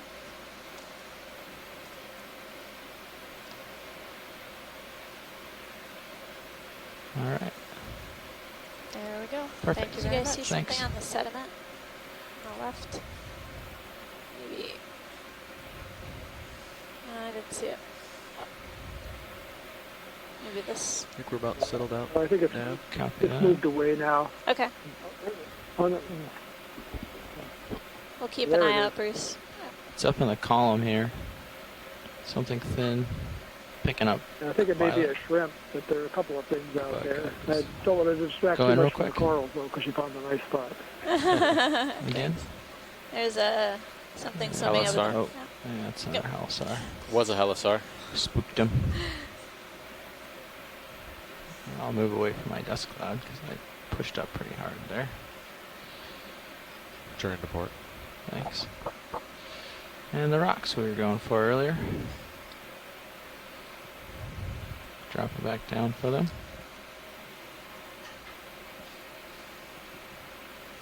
Alright, go down. Give me some tether. Thanks.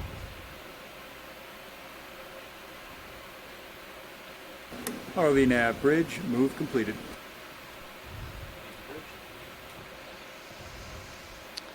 We were talking a bit about this earlier, but basically yeah, because we can't I bet zoom only on about another minute every of swing or single so. coral So if you want colony another that move anywhere.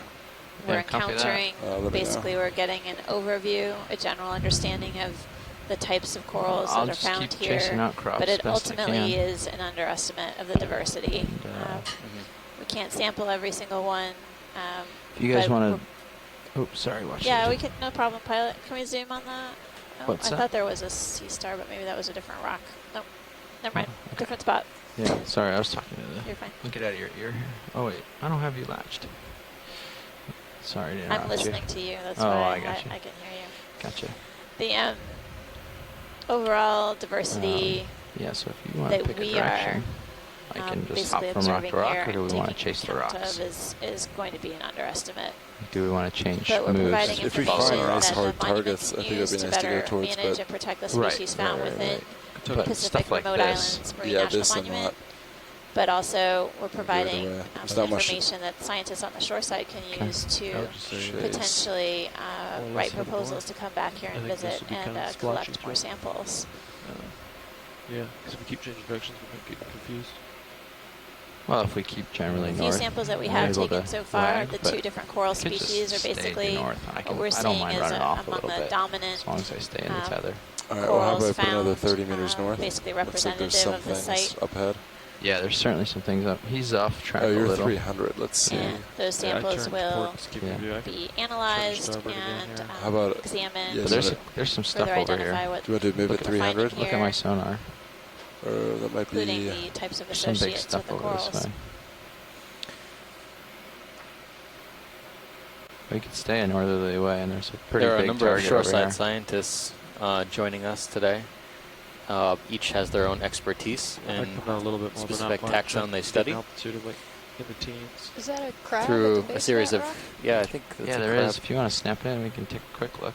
From here, I don't have a lot of tether to get out there. Oops, tilted dude far down. I've seen a couple of these. Yeah, previous how about dives. 30 meters at 300? Yeah. I think. Copy. Put It's it in. like That's a great. red crab, Chaseon. Bounce. It's a good size. One of its, oh no, it's just buried in the Alright, mud. One wind of up its on 300. limbs is That's going to be the a direction little of movement stubbier right than the towards others. you, pilot.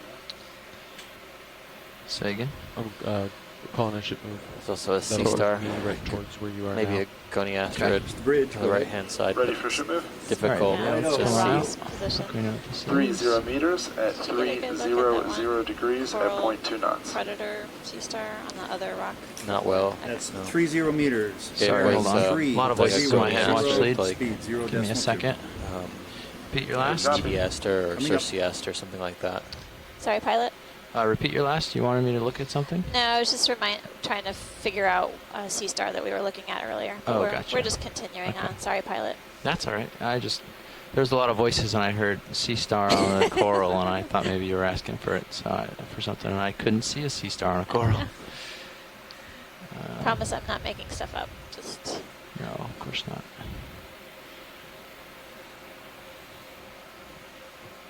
I assumed I was missing it, not you were making it up. ROV nav, move initiated. yeah, we've seen at least a couple of those Chaseon crabs or red crabs on the dive.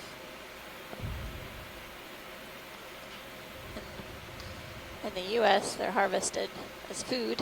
They are a small Trying fishery. to give you some more tether here. Yeah, I'm coming back towards you. Okay. So it should help. Just getting some Some parts of the U.S. are looks at this a large rock that fishery, we haven't actually. seen yet.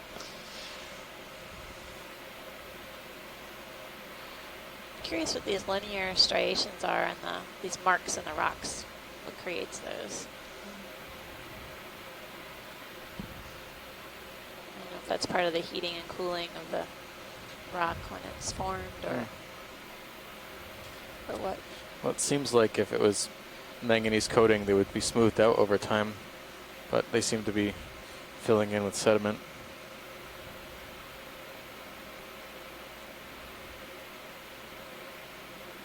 Could just be variable currents as well. Right. Unevenly depositing the manganese over millions of years.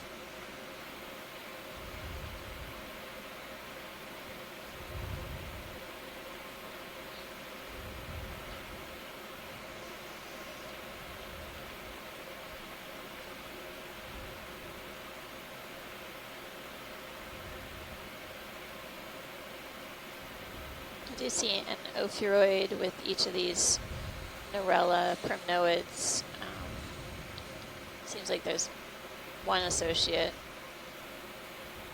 which I guess is characteristic of that group.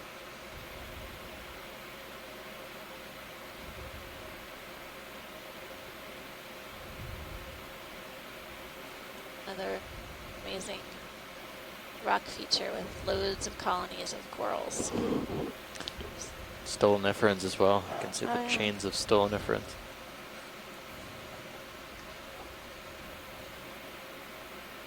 The bristlemouth fish hanging out close to one of the corals. These midwater fishes. Looks like I'm starting to move. These fans are aggressive. Great. A lot of these primnoid fluorella fans.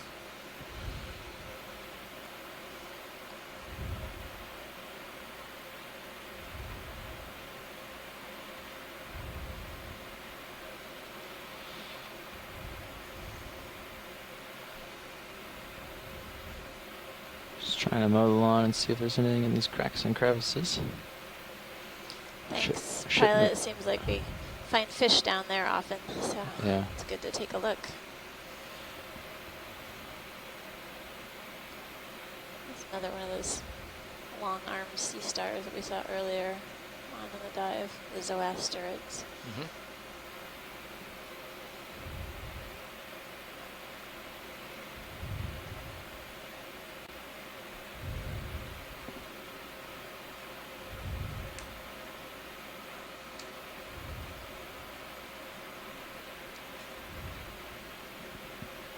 There's a cool one there in the background.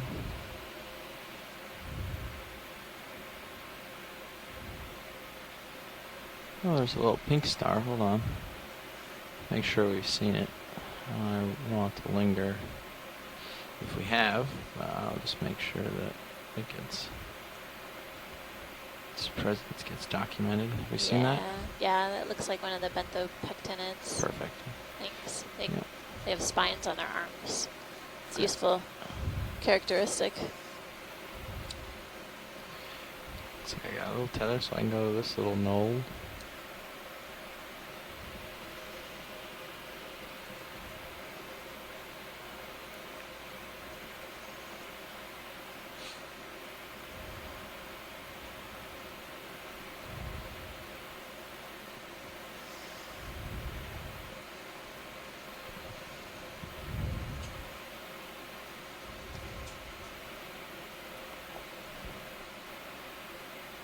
What's that on the rock behind it?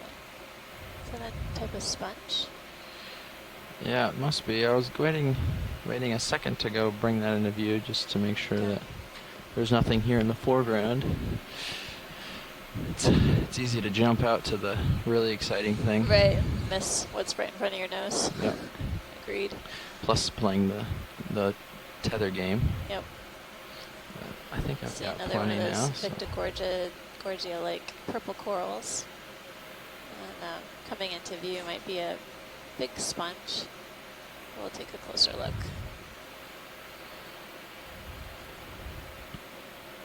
See a Iridigorgia at the top of this feature. Doesn't look very healthy. Yeah. You want me to bring a swing arm in to get some light on that, or? Let's go in partial first and see if it's something we want to spend more time on. Come on in.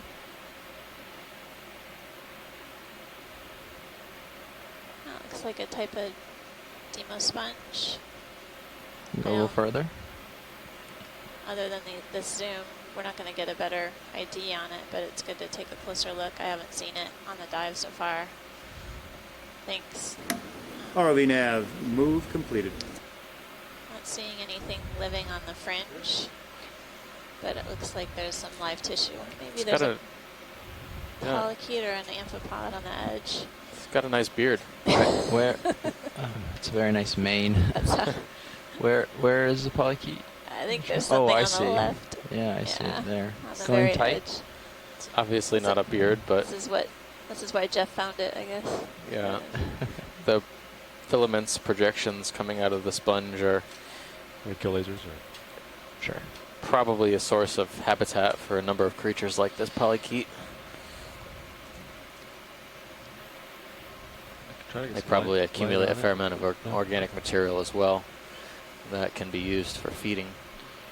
Thanks, video. Thanks, pilot. Can we actually get the lasers back on just Yeah. to get a quick size reference? Absolutely. Perfect. It looks like a heart to me, actually. It's my misshapen heart. Going wide? Thank you. Another photo bomb by the infamous Shrimp always wants to shrimp. get in the picture. Well, this one's got lots of little somethings on it.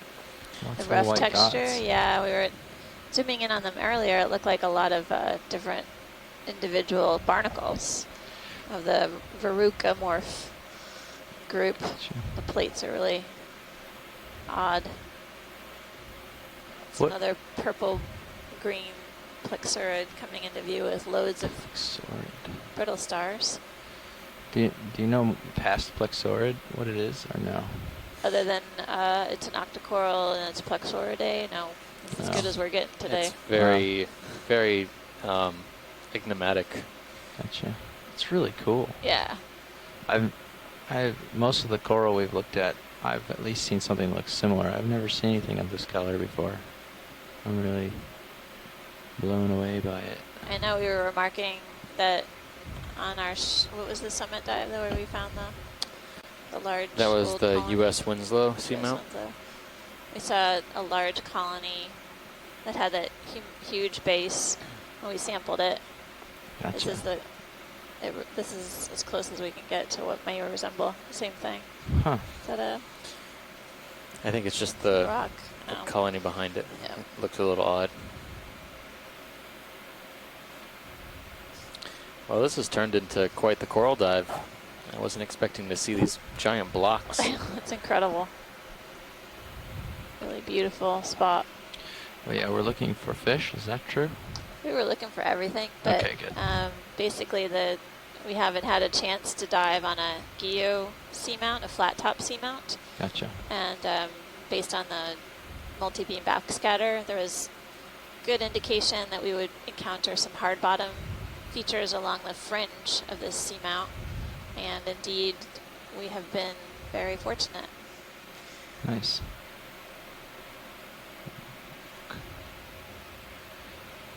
Oh, that's a rock Smaller behind me. colonies on the Yeah, right. I know the feeling.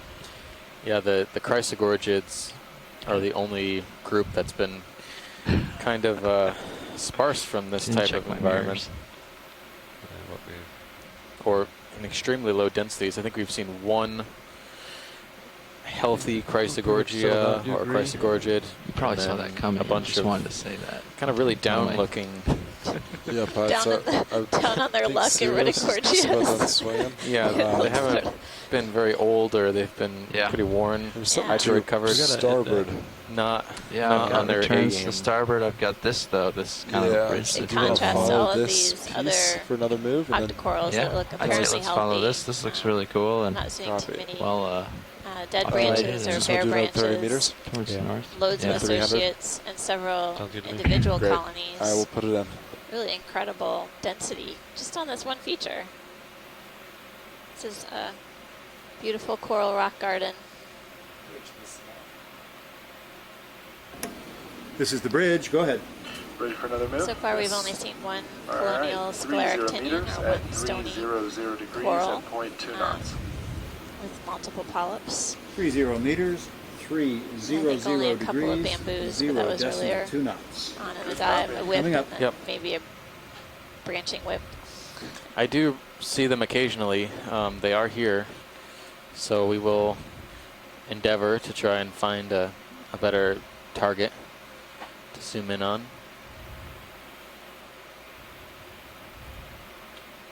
But they either look like very young branchers, or they look like just a thin whip.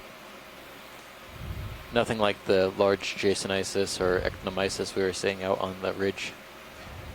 ROV nav bridge, move initiated.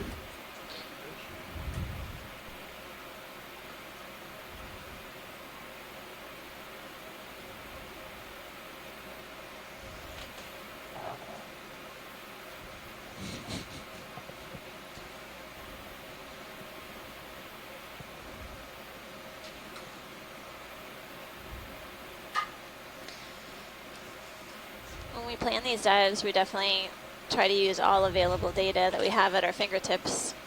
Weird. Yeah. The lower right, or the one down that? The sponge. Oh, but yeah. Sponge in the That's background, or do you want either of these coral first?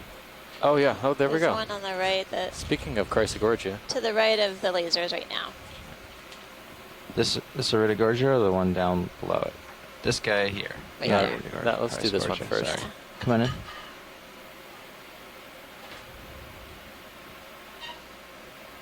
Good call, pilot. You named it. This one looks a little bit healthier.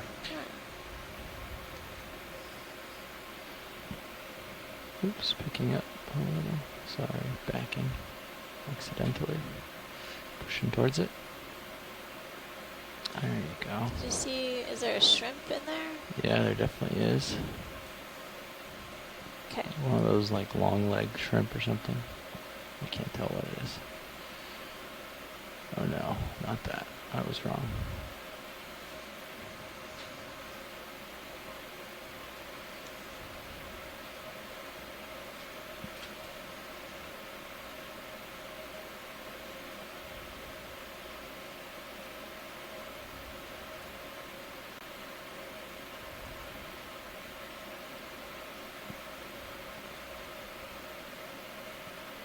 Oops.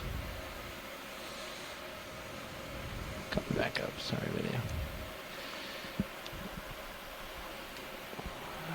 Having trouble. Now these marks in the rock almost look like scratch marks. Yep. I think I was skidding on a rock a little bit. I think I touched my toe down. Are we saying this is Magnospiralis, maybe? I'm not Come sure. on out, video. This, I'll wait for Les to chime in. Myself in an oscillation here. If he has any opinion on this being Iridogorgia. I think we've seen Magnospiralis on this seamount before, but the small individuals are difficult to tell. So, pilot, when we're done imaging this Iridogorgia, if we can kind of hop over and look at that. That sponge in the background? Just because it looks a little different than what we've seen so far. Yeah, did you get enough out of this yet? The whole rock? No, the Iridogorgia. Yes, sir.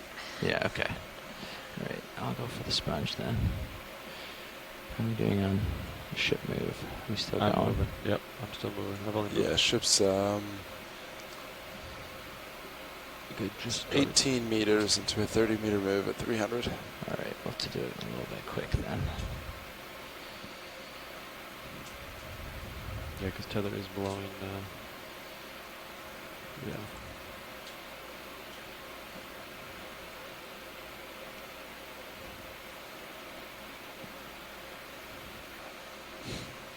Basically pirouetting around this lowers right now, or local topographic high or rock feature here to get a better look at a sponge that should be all right. I don't think we've seen on this dive so far. It hasn't been really sponge rich. No.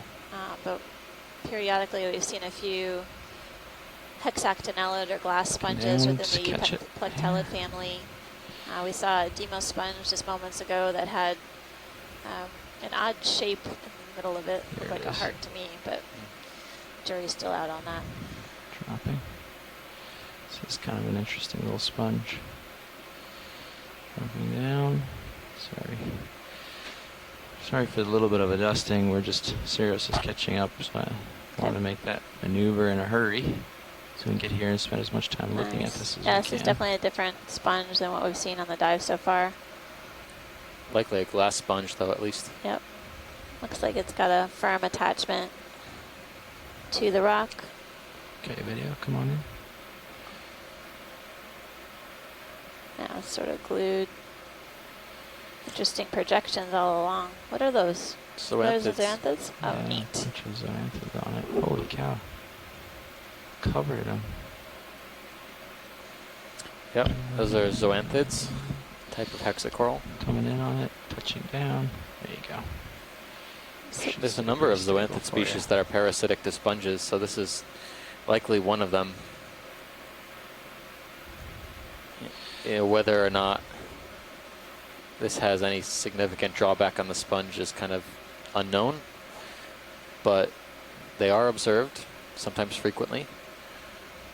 I would imagine it's something similar to clogging the pores on the sponge, so it makes it harder to filter, but part here. Does above you. it's still a symbiosis It's that's white on white. unclear. Yeah. Now you can see that the zoanthids are basically completely covering this glass sponge Inside and out. inside and out, but you can see right through them and see the clear sort of spicule matrix of the sponge. So again, a different type than what we've seen on the dive thus far, so I'll be interested to find out what kind of sponge it is. Oh, cool jelly just went by in the series. Yeah. Ready to go? Thanks, Violet. Yeah, That's do you need good. to look at the base or anything else? No, we're good. All right. We got a good view of it on Let's the way get in. the full species for Yeah. video. And we Yeah, can let's get a specimen. Look down at you. Copy that. Probably got what? I think the jelly in cereals might have actually been a sea cucumber. Another swimmer. Yeah, it looks like a cucumber from here, maybe Pelagothuria or some Might other kill swimming lasers. sea cucumber. There you go. Yeah, I would say it's probably the, yeah, Pelagicolothurian. All right. Cool. You can go full wide when you're ready. Thanks. That is my one. Yeah. I planted in here nice and close.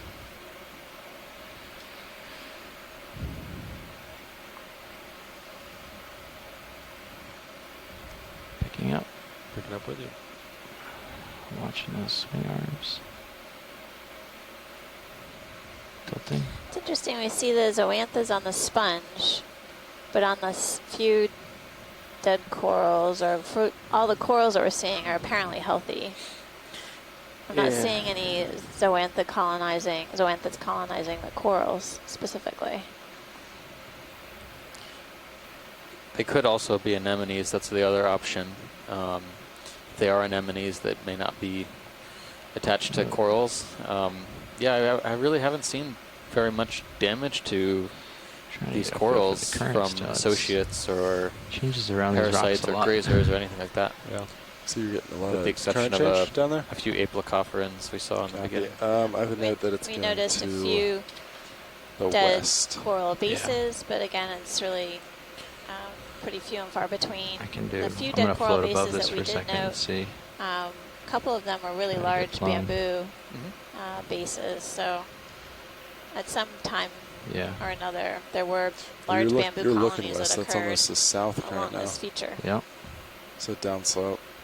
Or, no. And they were able to grow to be quite Transversing large. the slope. So. Can't imagine why this, they wouldn't Yeah. be up here other than perhaps some environmental constraint. There's plenty of available substrate. And we know they're RV here nav on the bridge, seamount. We saw many of them on the ridge. Oh, fish. So there's Synaphabranchid.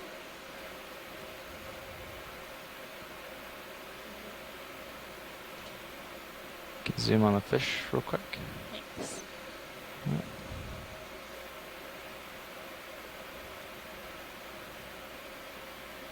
It's got some nostrils. It's like a cutthroat eel. It's interesting coloration on that pelvic fin. Right. And on the Anal face. fin. Yeah. No. Hi, Bruce. Sorry. Yeah, so I think this may be another Synapobranchus species, and it looks like the dorsal fin is far forward, the origin of the dorsal fin, although I can't get a clear look.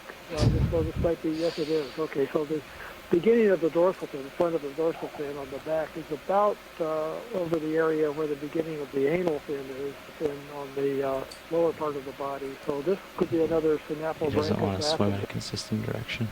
And a large individual, maybe that explains in part the difference in the color.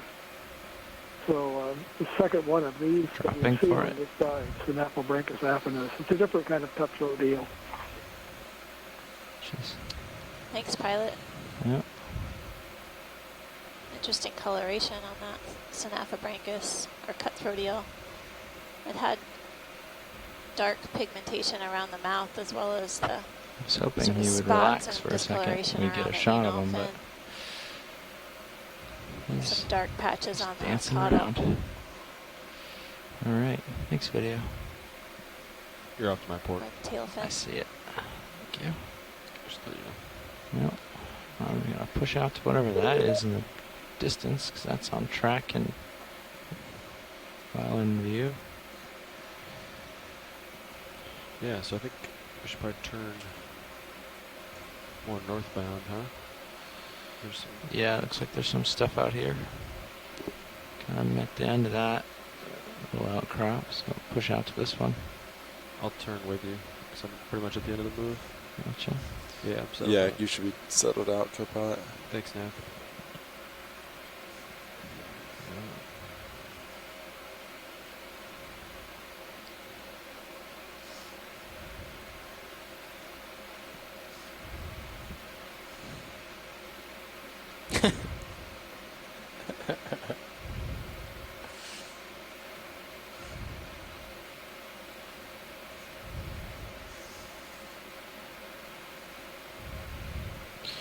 Yeah, so it's... Let's, how do you like to move it? 320? Yeah, we could. Yeah. 330. 320, 330? Anywhere in there is fine with me. Yeah. Anywhere in there. So. After that, I'll split the difference. 325, 30 meters. Sounds good. Yeah. I'll put it in. Another dead skeleton on the top of this. Yeah, and a dead sponge below it. I'd say the current stuff strange morphology since I started. Yes. All right. 30 meters at 325 degrees at 0.2 knots. That's 30 meters, bearing 325 at 0.2 Do me a knots. favor, a quick video. Just take a snap zoom. There's something kind of funky on this rock, I think. I can't tell. I think I just saw it move. It's a dead piece of corallium. Oh, that's interesting. All right, thanks, video. I wonder where it got carried from. Yeah. Well, I thought there was a lighting effect or something. Oh, probably right there, maybe. To the right. I don't know. Maybe not.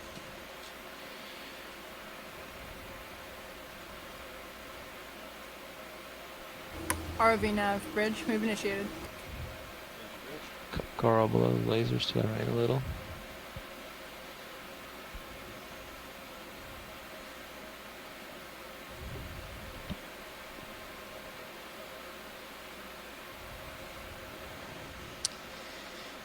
So I guess at least one dead coral skeleton on that rock. There's several yellow plexaurids, some pink corallids, or the precious corals. And then a different kind of sponge, but it looked dead, brown in color. Up ahead, basically I could just play repeat. We're seeing a number of primnoids, basically in view, a variety of different octocoral species in general, primnoids, yellow plexaurids, and their associates. This dive has been interesting in terms of the sheer density of sea fans in general. But as far as community dominance, at this overview, it looks like the primnoids and this plexaurid variety is pretty common. Stick over there, fish. Have you seen this yet? We need to wait for it to turn for us. Come on in. This looks familiar, yes. Okay. He's swimming for us. We'll let him turn that way. Type of cusk eel. Really large. Now it's my turn to chase you, fish. So you've seen this? You got a good shot of it already, or would you need any more time on it? This is probably the maybe fourth. Okay. Spectrunculus. Spectrunculus. Yeah. Doesn't it sound like a magical spell? Yeah. That's funny. See, I can make the pilot laugh.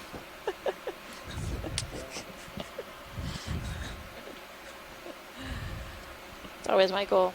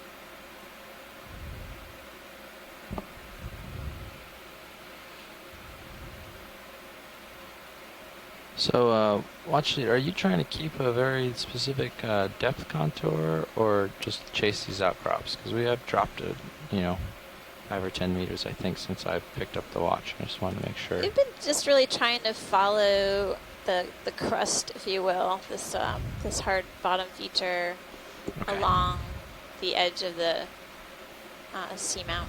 So this has been fine. Okay, actually.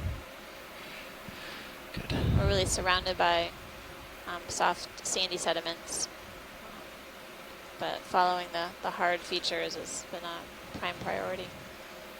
Yeah, every once in a while on these outcrops, we're still picking up new individuals, new types of co-pilot permission to species zoom of in corals on, and families we've Sirius? seen. So I think this is a good strategy.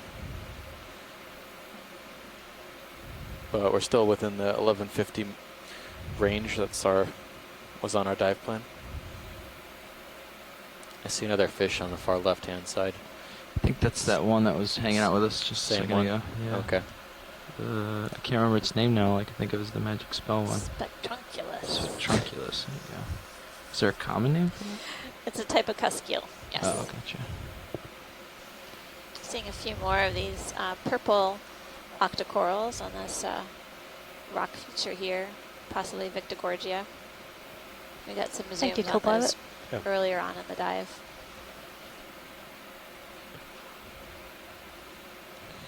Okay, I'll push along this little rock feature a little bit and see what's on it.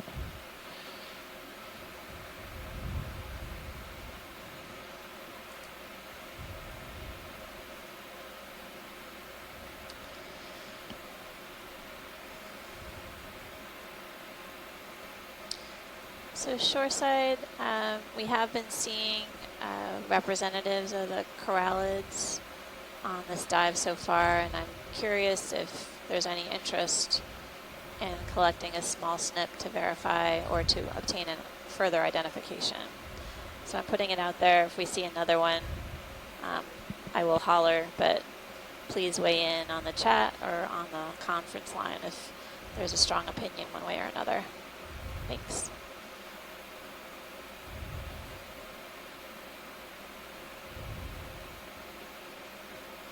Another large plexaurid. Yeah, yellow I see that. coral.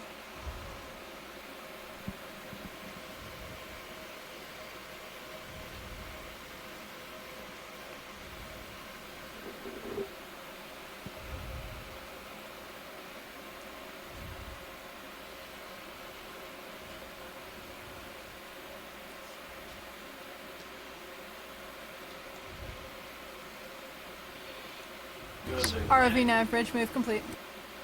Looks like I'm getting a little bit of room here, so I can sidle along to the next. It's easy to get pushed out too far on this because you have to go downhill. Yeah. So. Uses all the tether. I can give you some more now, I think. Yeah, I'm pretty high up, so. You stay safe. I'll stay within my bounds the best I can. Copy. Yeah, but maybe just a little bit more swing, so should settle out soon. Yeah, we might cheat. Well, we might go a little north or yeah, you can northeast even. You can probably safely start to turn now if you want. Yeah, why don't we turn the way I'm? Sirius looks pretty good. We're chasing outcrops, but down this way is sort of not ideal. So I think there's plenty of stuff up this way that we could chase. So we could do like a 1.5 or something, even give us a little bit of uphillness. Yeah, copy that. Get back towards the crest, if you will. So we're looking at. So Sirius is due north now. I line up on 15 there. Yeah. You're looking at 7-0. So do you want to do maybe 1.5 or even 2.5, something like that? Yeah, cheat to maybe like 3-0. Or a Chrysogorgia. That doesn't look like it has a. Line up on 3-0. Yeah, let's take a look at that pilot. Thanks. They are there, but they snapping. I can't believe we've been missing that many. I think there's just in very low abundance. These Chrysogorgia. 2.5 looks pretty good. What do you think about? Yeah, I like 2.5. Great. Iridogorgia, it's 30 meters at more like a. Well, there's Chrysogorgia on the end of a long stalk, which is how we've seen the last one. The crinoid was throwing me off. Yeah, there's a crinoid on top. I was like, I've never Kinda seen messing me up. Chrysogorgia like this. I'm like, oh, that's a crinoid. At 0.25 degrees at 0.2 knots. That's 30 meters at what? Did you say 0.25? Yes, 0.25. Okay, 30 meters at 0.25 at 0.2. Good copy. Oh, the current's in my face now. That's what's going on. I'm backing. Sorry, video. Flagging Well, thanks, pilot. Taking a closer look at that. Yeah. This is one of those Dr. Seuss ones, the poof on top of the tree.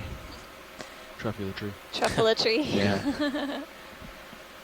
There's another Iridogorgia that reminds me of that. The one that we saw that's a new species. It's got the really fluffy characteristic. Gotcha. Looks like a truffula tree. All right, let's come on out for the full I always species. thought the crinoids that have the long. There, I'll pick up. It kind of looks like stalked crinoids, but they have the projections coming off the stalk, and they can move around if they need to. Those have always looked like Seussian trees to me. Studio's happy? Perfect. Pilot's happy. Co-pilot's happy. Good. Happy co-pilot, happy life. That's something else. Some other floaty in the. I've been seeing a couple of these little guys. I can try and keep the video here. Oh yeah, that's another pelagic holothurian in the Sirius cam. So that what kind of holothurian has such a big crown like that? That's crazy looking. We see them float by a lot in our dives. Yeah. I always just assumed they were jellies because they were such big crowns on them. So the genus is Pelagothuria. Oh.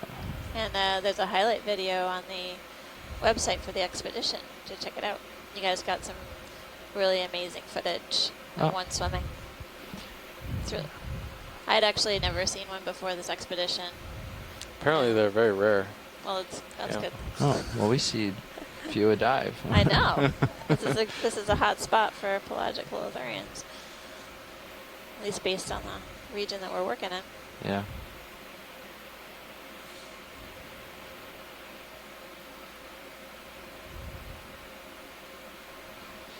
Picking up a little bit so we can see what's coming.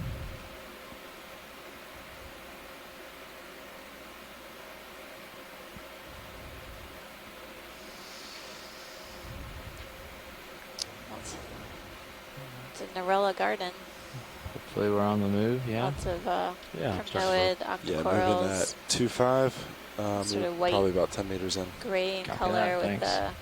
the ophiuroid associate, Ooh, what is fertile that? star, and then more yellow You seen colonies. this star yet? I don't know if it's a star or just some star-shaped mat, but come in partial real quick. Yeah, it could be way off here. Oh yeah, I am way off. Might be a sponge or just bare rock. It was very star-shaped when I looked at it the first time. It was just some kind Looks like an encrusting sponge, but yeah, encrusting sponge. I think I see pores. Yep. Oh. Okay. Good eyes, pilot. Kind of sponge, though. but it does look like, you know, one of these things is underneath it. Yeah. So some sort of base underlies the sponge. All right, video. That's good for me. Thanks. I'm afraid I'm not very good at identifying encrusting sponges, but they're definitely good to keep an eye out for. Should put out a wanted ad for one of those. We don't have one of those on our shore side team. All right, pilots and watch leads, just a heads up, you have about 20 minutes left in the dive today. Oh, is I that don't know if I heard you right. Did you say 40 minutes left? Sorry, watch lead. I think you said an hour. 20 minutes of bottom time. Right on. Go. 20 more minutes, everyone. Nav always provides me with bad news around this time of day. But appreciate you all keeping us on track. Well, actually, my mistake. It's 21 minutes. 21 minutes. Well, that's better. Got a fish in the top left, I think. Even the pilot wants a little longer on the seafloor. He's hoping for an hour. Oh, I wouldn't do this if I wasn't having a little fun. Well, that's not a fish. That's just a bright white coral. How's it like flying up there? The current very strong, or are you not feeling anything much? It comes and goes depending on which rocks I'm around. It seems to have shifted a little bit along the slope, like towards the south. No, it's actually keeping me on my toes because as we pirouette around the rocks, I can't remember if it's ahead of me, behind me, or on my side, so I have to remember which way to adjust as I'm going. Is that another one of those dead coral bases with the radial pattern? The white coming up, yeah. I actually mistook it as a fish not that long ago.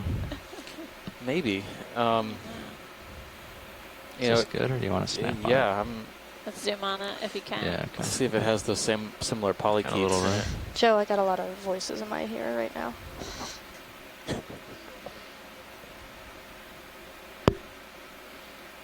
But you can see the dust. I'm pretty much holding. You can see the dust coming kind of into my face right this second. So that's heading towards the southeast, I guess.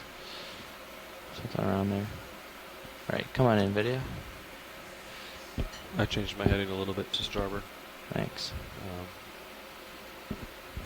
I don't see anything on it. Any associated set. Oh yeah, much like the one we imaged earlier, this one is covered with hydroids. It's got a hermit crab on it, but it's basically looks like a dead coral skeleton. Yeah, we have no idea what this could be. What it was when it was alive. Without flesh, you would have no idea, right? If you were to sample it, I mean. Looks like there's some barnacles on it as well.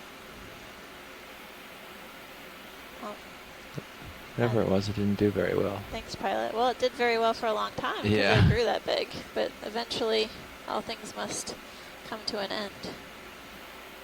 But not this dive. All right, video. There's a brittle star on there too. I saw one of the arms. Let me just get the specimen. Yep. Holding. That's good. Thank you very much. Thank you.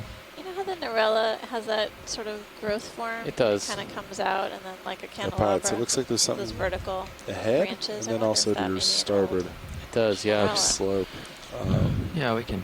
So whichever one you want. Stick to sort of going up slope. I'm just gonna go peek around this. You'd think we'd flat see at face least here. one of those, though. Copy. So that looks cool, but you can get us. I can let you catch up. Yeah, I'm not there's sure. no rush right now. Okay, good. At least nothing that we've seen on this dive so far has grown in that general pattern to that size. So shoreside, you know, I'm seeing so many of these yellow plexaurids. They look a lot like Paramyresia. It reminds me of Oceanographer Canyon, or one of the canyon dives. I know you guys were remarking about New England seamounts, but I remember seeing a high density of Paramyresia on, or plexaurids, Paramyresia on one of the canyon dives in the North Atlantic. Fish hiding in this little crack here. Yep, corallid. Oh, this is a nice little ledge. See anything swimming around?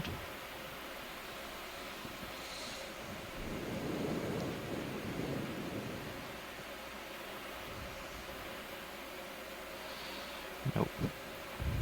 All right. A lot of crusty, thick, crusty material. There. Upward and onward. Iron manganese crust. Yeah, I will keep sending towards like the northeast. And then we can get back towards this crown, and because I don't want to go too far down slope chasing. If there's hard substrate that goes this way, it'd be easier to keep on We're it. definitely speculating about what could be creating that large skeleton with all those multiple branches. Since we're not seeing anything live that looks equivalent, all we can do is speculate. How's the tether look? Pretty good, actually. Let me swing around here. We can look at the aft cam. Oh, it's going straight up pretty good. Yeah. Yeah, it's fine. It's not anywhere near. It looked like it was getting close there, but it's not anywhere near the bottom. Yeah, I got a good delta. What's your next direction you thinking? There's another one of those large bathypathes. This one's not nearly as large, though, as we saw. So you've seen the bathypathes?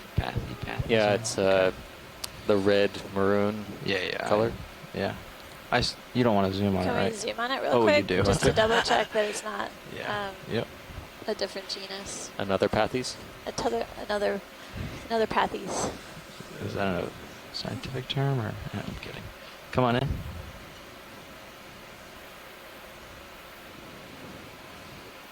Current's picking up a lot here. No.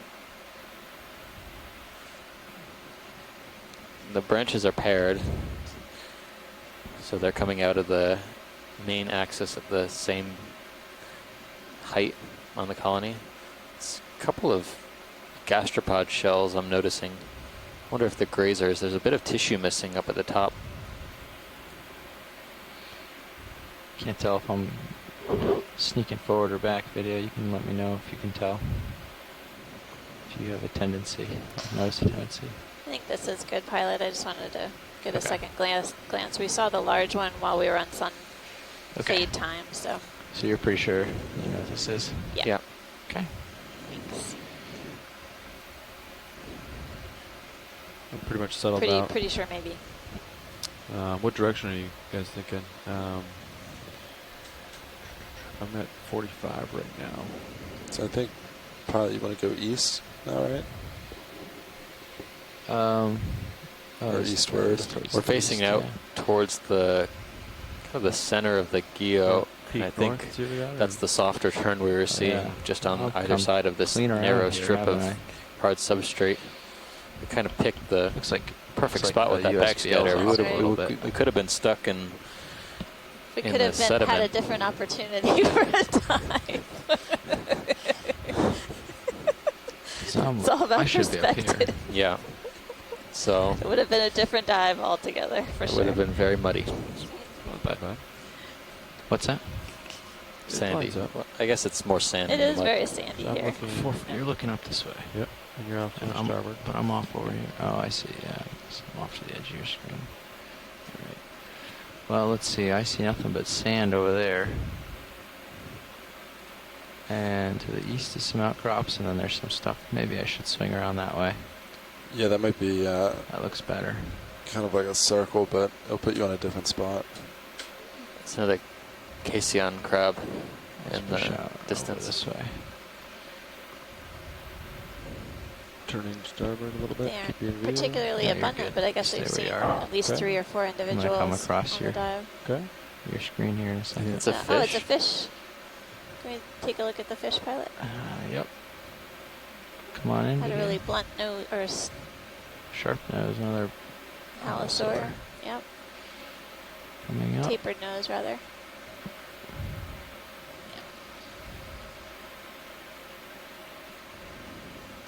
Thanks. Need more on that watch lead? No, I think we can keep moving along. Thanks. Yep. Sorry, I thought you said to come out, so. Oh, I said I was coming up. Sorry. I'll speak up. My bad. All right, I'm at 6.6. You wanted to peek out? I'm going to peek out towards the port here and grab this other outcrop because that one wanders off that way. And this is more along the track line that we want to be on, I think. Yeah. Just hopping from outcrop to outcrop here. So seeing a lot of Great, so particulate that's, material in the water as well. So Maybe 4 or 5 Yeah. on Zeros. Yeah. Curious, there's I put plenty that of in. available We substrate have here, time but for some about of one this 30 lower meters at 4 or 5 if you're ready. part of the I'm ready. outcrop isn't colonized well. It's still pretty restricted up onto the top. Go ahead, Nav. Higher ready flow, for I'm that guessing. shipment? I am. All right, 30 meters at 045 Try to give you some more time. 0.2 knots. That's Thanks. 30 meters at 045 at 0.2. Good copy. You got that, pilot? No, I didn't. Sorry. Sea star at the top. Sea star. Oh, yes. Might be something different. Looks a little fatter. Copy that. Pushing in on it. Get a little closer. Get it lit up. And slow down. We can zoom.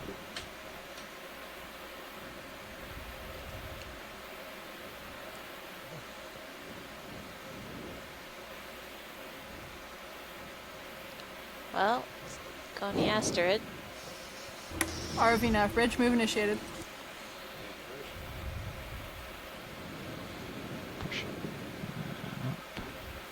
Taking a zoom in on the sea star. I'm not sure. I think this might be one of the carnivorous types.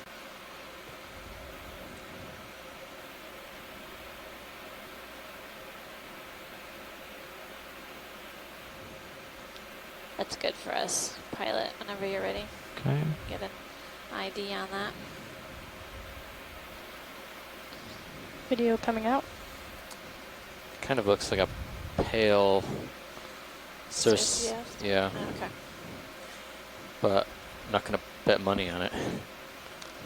It's probably like safe. Circeaster seems a little bit more spiny. Yeah, this one definitely had a smoother texture to it. Okay. Could be Circeaster. There are a few different species, so maybe we're seeing something different. 0.9. Jeez.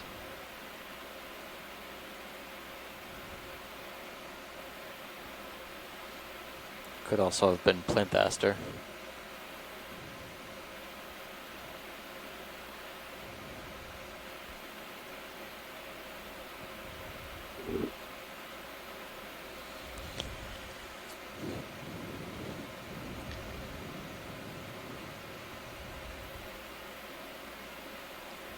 Seems like every colony that we come upon has at least one associate here. These corals, but the yellow plexaurids and How are we the sort looking of for time? beige pink primnoids. You have This is 8 definitely minutes a before you have to start great getting up. spot to live with corals. Is that stowing arms at 8 minutes, or is that getting... It's stowing arms at 8. So in about 8, stow arms, last look, and then up. Do you see this? Have we seen this guy already? Come on, in real quick video. Just bobbing around in the current a little bit. Oh, it's dead. That's why it looks weird. It's another dead skeleton Alright. Thanks, video. with a little star hanging That's good around for it. me. Just making sure. I thought I could see polyps that were red.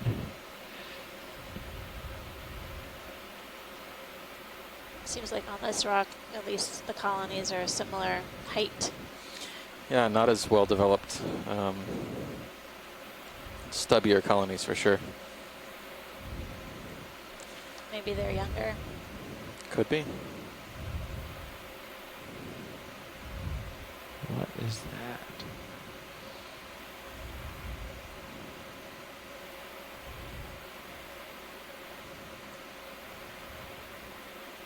Video snap in real quick. Could just be that they also grow slower for some reason.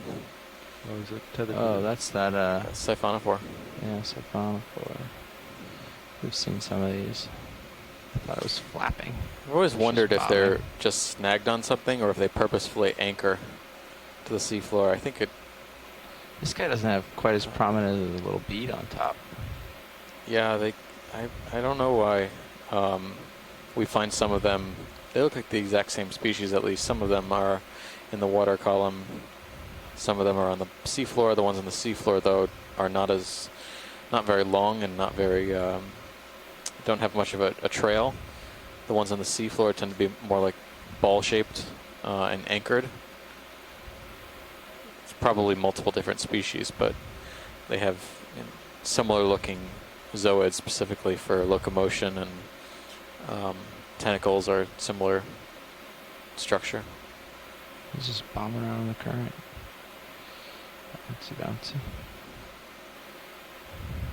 Some of them are obviously snagged on things like corals. We come across some sort of gelatinous zooplankton where they're completely snagged in a coral just because the current blew them that way.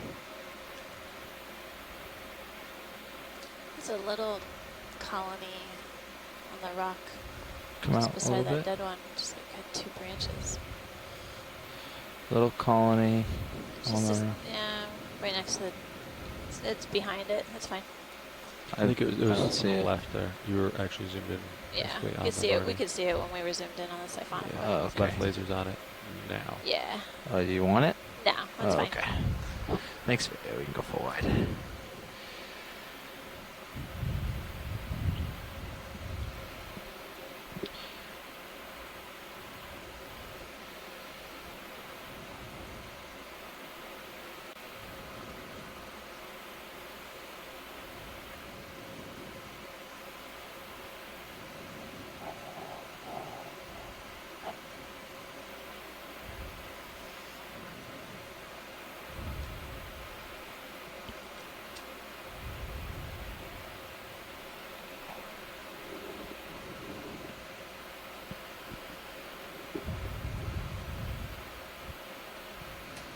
All right, pilots, you have 5 minutes left. Kept that. No way. It's the final How countdown. did that happen? It seemed like it was just a minute ago. You said there was 30 minutes left. Oh, yes, time can pass differently here in the control room. Well, it has been really an incredible dive. We're continuing to see several coral colonies along these hard features that we've been traversing along the crest of Titov Seamount.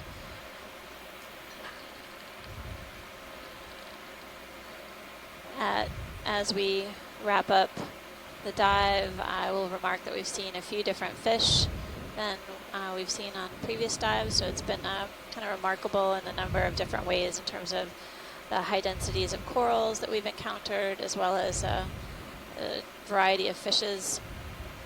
There have been a few sponges as well as some red crabs.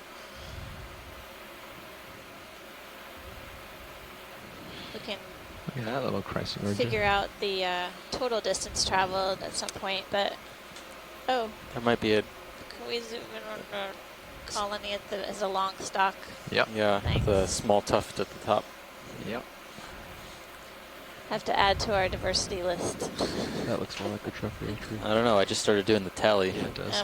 Well, That's that's you when can you're add one seeing more. it. So. That's your problem. Come on My in. mistake. Never do the tally until the dive's over. I think I've heard you say that a few days in a row now. Not learning your I'm lesson. going to hold my judgment on this until. But seeing a chrysogorgid octocoral, polyps are basically traversing down the main stalk of this, and there's an ophiuroid or brittle star in the middle. It looks too bushy for Metallogorgia. I think it might be a Chrysogorgia.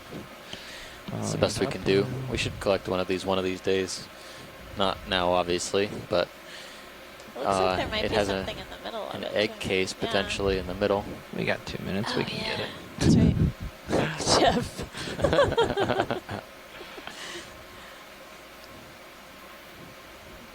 Is that a challenge? Oh, I don't want to get Nav in trouble. It's up to him.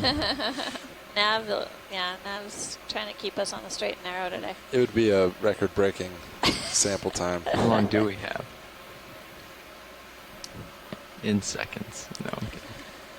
Well, I think we'll have to wait for another day. That's right. But we've seen them before. Nice See job them again. spotting it. Thanks. Huh? Well, we have 3 whole minutes. Jeez, We're that's easy. Pilot. He'll stow the swing arms now. Be done in no time.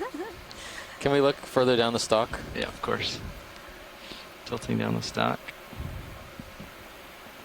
Looks like it's covered with thin tissue, yeah. All the way down.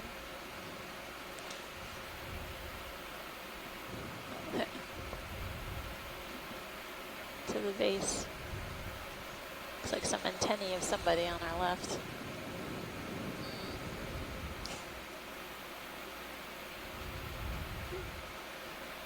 So we're getting some interesting insight from the shore side. Tim Shank from Woods Hole Oceanographic Institution remarked that he saw octopus egg case on a Metallogorgia on another seamount in the Northwest Atlantic called Kelvin. There's where the polyps stop.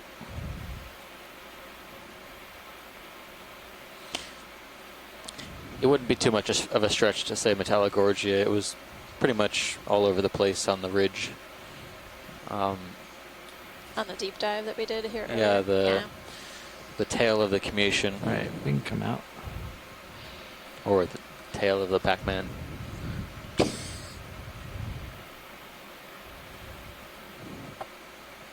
Great. That was a good find at the last few moments of this incredible dive. Sorry, Nav won't let me collect it. I know. Oh, well, now you definitely don't have time. We'll have to talk to Nav later about that. It's all his fault. Yeah, take your last look and... Do you like pie, Nav? We heard their ROV team likes pie. Cake more of an ice cream man myself, but I do dabble in the pie business. Do you want to do a full spin left? You ready? Before I push out? Yeah, you're going to have to do one full rotate around. So I'll hang here for a second. So you can do that. We did see egg cases on another, was it Chrysogorgia, earlier on the dive? Took note of that. I think there were 2 of them.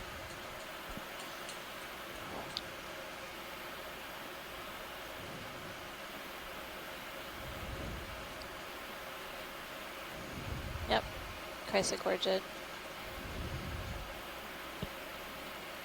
Possibly from some kind of cephalopod. Wait for the tether to kind of just come up a little and it'll go away. Steve adds up his numbers of the different taxa that we've encountered on this dive. We'll say thank you to everyone on the ship today for making sure we were able to dive at Titov Seamount. It really was an incredible dive today. Throughout, actually, we encountered several different species of corals, fishes, right, a looks few like you're sponges, close. I'm going to push out. And overall, high density of corals was pretty characteristic of this geo dive. We're lined up with ship. Titov is within the Pacific Remote Islands Marine National Monument. Good. It is our last dive within the monument. We've had 7 dives total here, and the data that we've gathered, information on the different taxa that we've observed here, are going to be used to help the managers better conserve and protect the resources within this monument, as well as it gives us an understanding the broader distribution and biogeographic patterns of deep sea fauna within the larger region. As we move south, we're going to head to Phoenix Islands Protected Area. Our next dive is within the Winslow Reef complex. We're actually not sure where we're diving tomorrow more specifically. We're going to do some mapping tonight. And in the wee hours of tomorrow, we will plan our next dive on one of the seamounts within Winslow Reef. The following dives will also continue on within the Phoenix Islands protected area, and we'll head down to the Tokelau Ridge area. And then eventually we have to come back home. But until then, thanks for tuning in. I appreciate everyone on the shore side tweeting and posting to Facebook all of our exciting finds of the dive today. And really enjoy your questions as well, so keep them coming. You can keep it in for Thanks just so a second. much. I'm Amanda Demopoulos from the U.S. Geological Survey. Push out again. And my co-lead here, Steve Oskovich from Temple University. Take them out. Thanks again, Shoreside. Thanks, Shoreside I don't Scientists. Want you I think spin we in circles while I can do a post-dive call in about 5 minutes. Yeah, you can take it out. Steve, do you have some tallies for our people watching at home? Sure. We have around 4 species of sponges, 12 species of fishes, 25 species of corals, scleractinians, noctocorals, make sure I got my and black corals, and 31 species of other benthic invertebrates and coral associates. 066. All in all, pretty great dive. Some similar things to our last dive at Titov, some new things as well. So it's always good to check out different sites. Thank you. And yeah, looking forward to tomorrow's dive. They're going to do a quick back in Pippa. I'm coming up slow. I'm looking forward to figuring out where we're diving tomorrow. I was just listening in on the bridge. Yeah. So, Shoreside, if you want to participate in the conference call, we'll reconvene in 5 minutes. We don't have much to discuss, but it is an opportunity to provide us with some last-minute thoughts on dive targets in general for tomorrow. So, thanks for your emails so far on that, and we look forward to chatting with you in a bit. Thanks. Yeah, Pat. So it looks similar. Same as yesterday? Same as the last few days, I think. Yep. We have pretty much a 180 reversal of current at about 175 meters. Big difference is the ship is facing more northerly, so there's no real concern about getting blown into Sirius at this point. We're just going to windshield wiper anyways. So, well, I'm fine with that. This all looks good to me. Great. So I'm just going to leave ship stationary for now then. Yeah, once push ahead. I mean, once they finish their heading change, we can start. Well, how shallow? How shallow does it get? It's a flat top, right? It's not. You're already well above. Oh, I've got an altitude of 70 right now, so not too much above. Well, by the time you would, Yeah. Okay. Well, yeah, we'll wait until I lose altitude at least. Maybe until I pass 11 or pass 1,000 meters. Copy that. Is there any reason to could we just stay like this for now? Yeah, we could, other than it's helpful to get things in steady state early. Copy that. We're going to be need to be making way. What's the surface current? It's pretty strong towards the west. About 1.2, 1.3 west mostly. Yeah, so we're facing into it pretty much, right? Yeah. And then about 175, you have like a reversal. Okay. So you're going Try back graph into high pack right. ADCP current graph. No, you don't get to see. I would like to. No, too bad. It's just Sean and I looking at it. No. Can you click to the deeper one? Go to the shallow one. 1,000 meter. That's the deep one. Right. Okay, so there's nothing down there. Oh, it doesn't even go. Yeah, okay. And then go to the real shallow one. So a little bit to the south, which is what we're seeing on that blue arrow, but mostly west. Okay. Okay. Yeah, so we're going to get blown east and back west.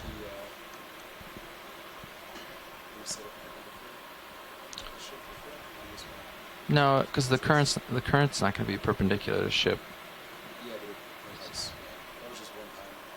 We've done it a bunch of times now where we sort of get into this kind of, but this right here is where we try to line up with. Yeah. And so right now we're already there. It's already perfect. So, yeah, we're prepared. Yeah, we're already prepared for it. So in the past, D2's been blowing like this. So we've come to here so that it blows us. But now, because of this scenario, D2's already where we were putting it. So we don't have to do anything to get there. It's already there. So I'm feeling pretty good about that. And we do have to, I might have to fight it once it does get us going. What's the magnitude on that plot?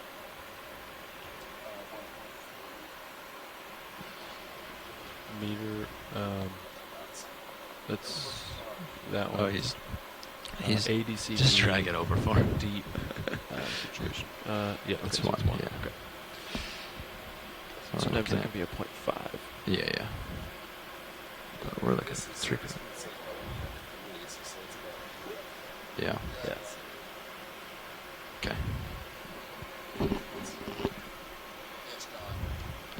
Copy. Looks like we're even. What? Delta 0. Yeah. Oh yeah, you guys swapped, didn't you? What are you doing in nav? You're supposed to be in nav. Get over there.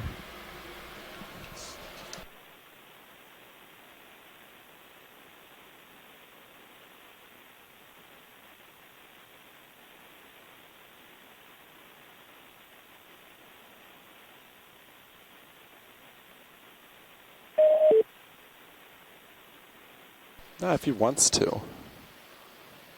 There's nothing against that.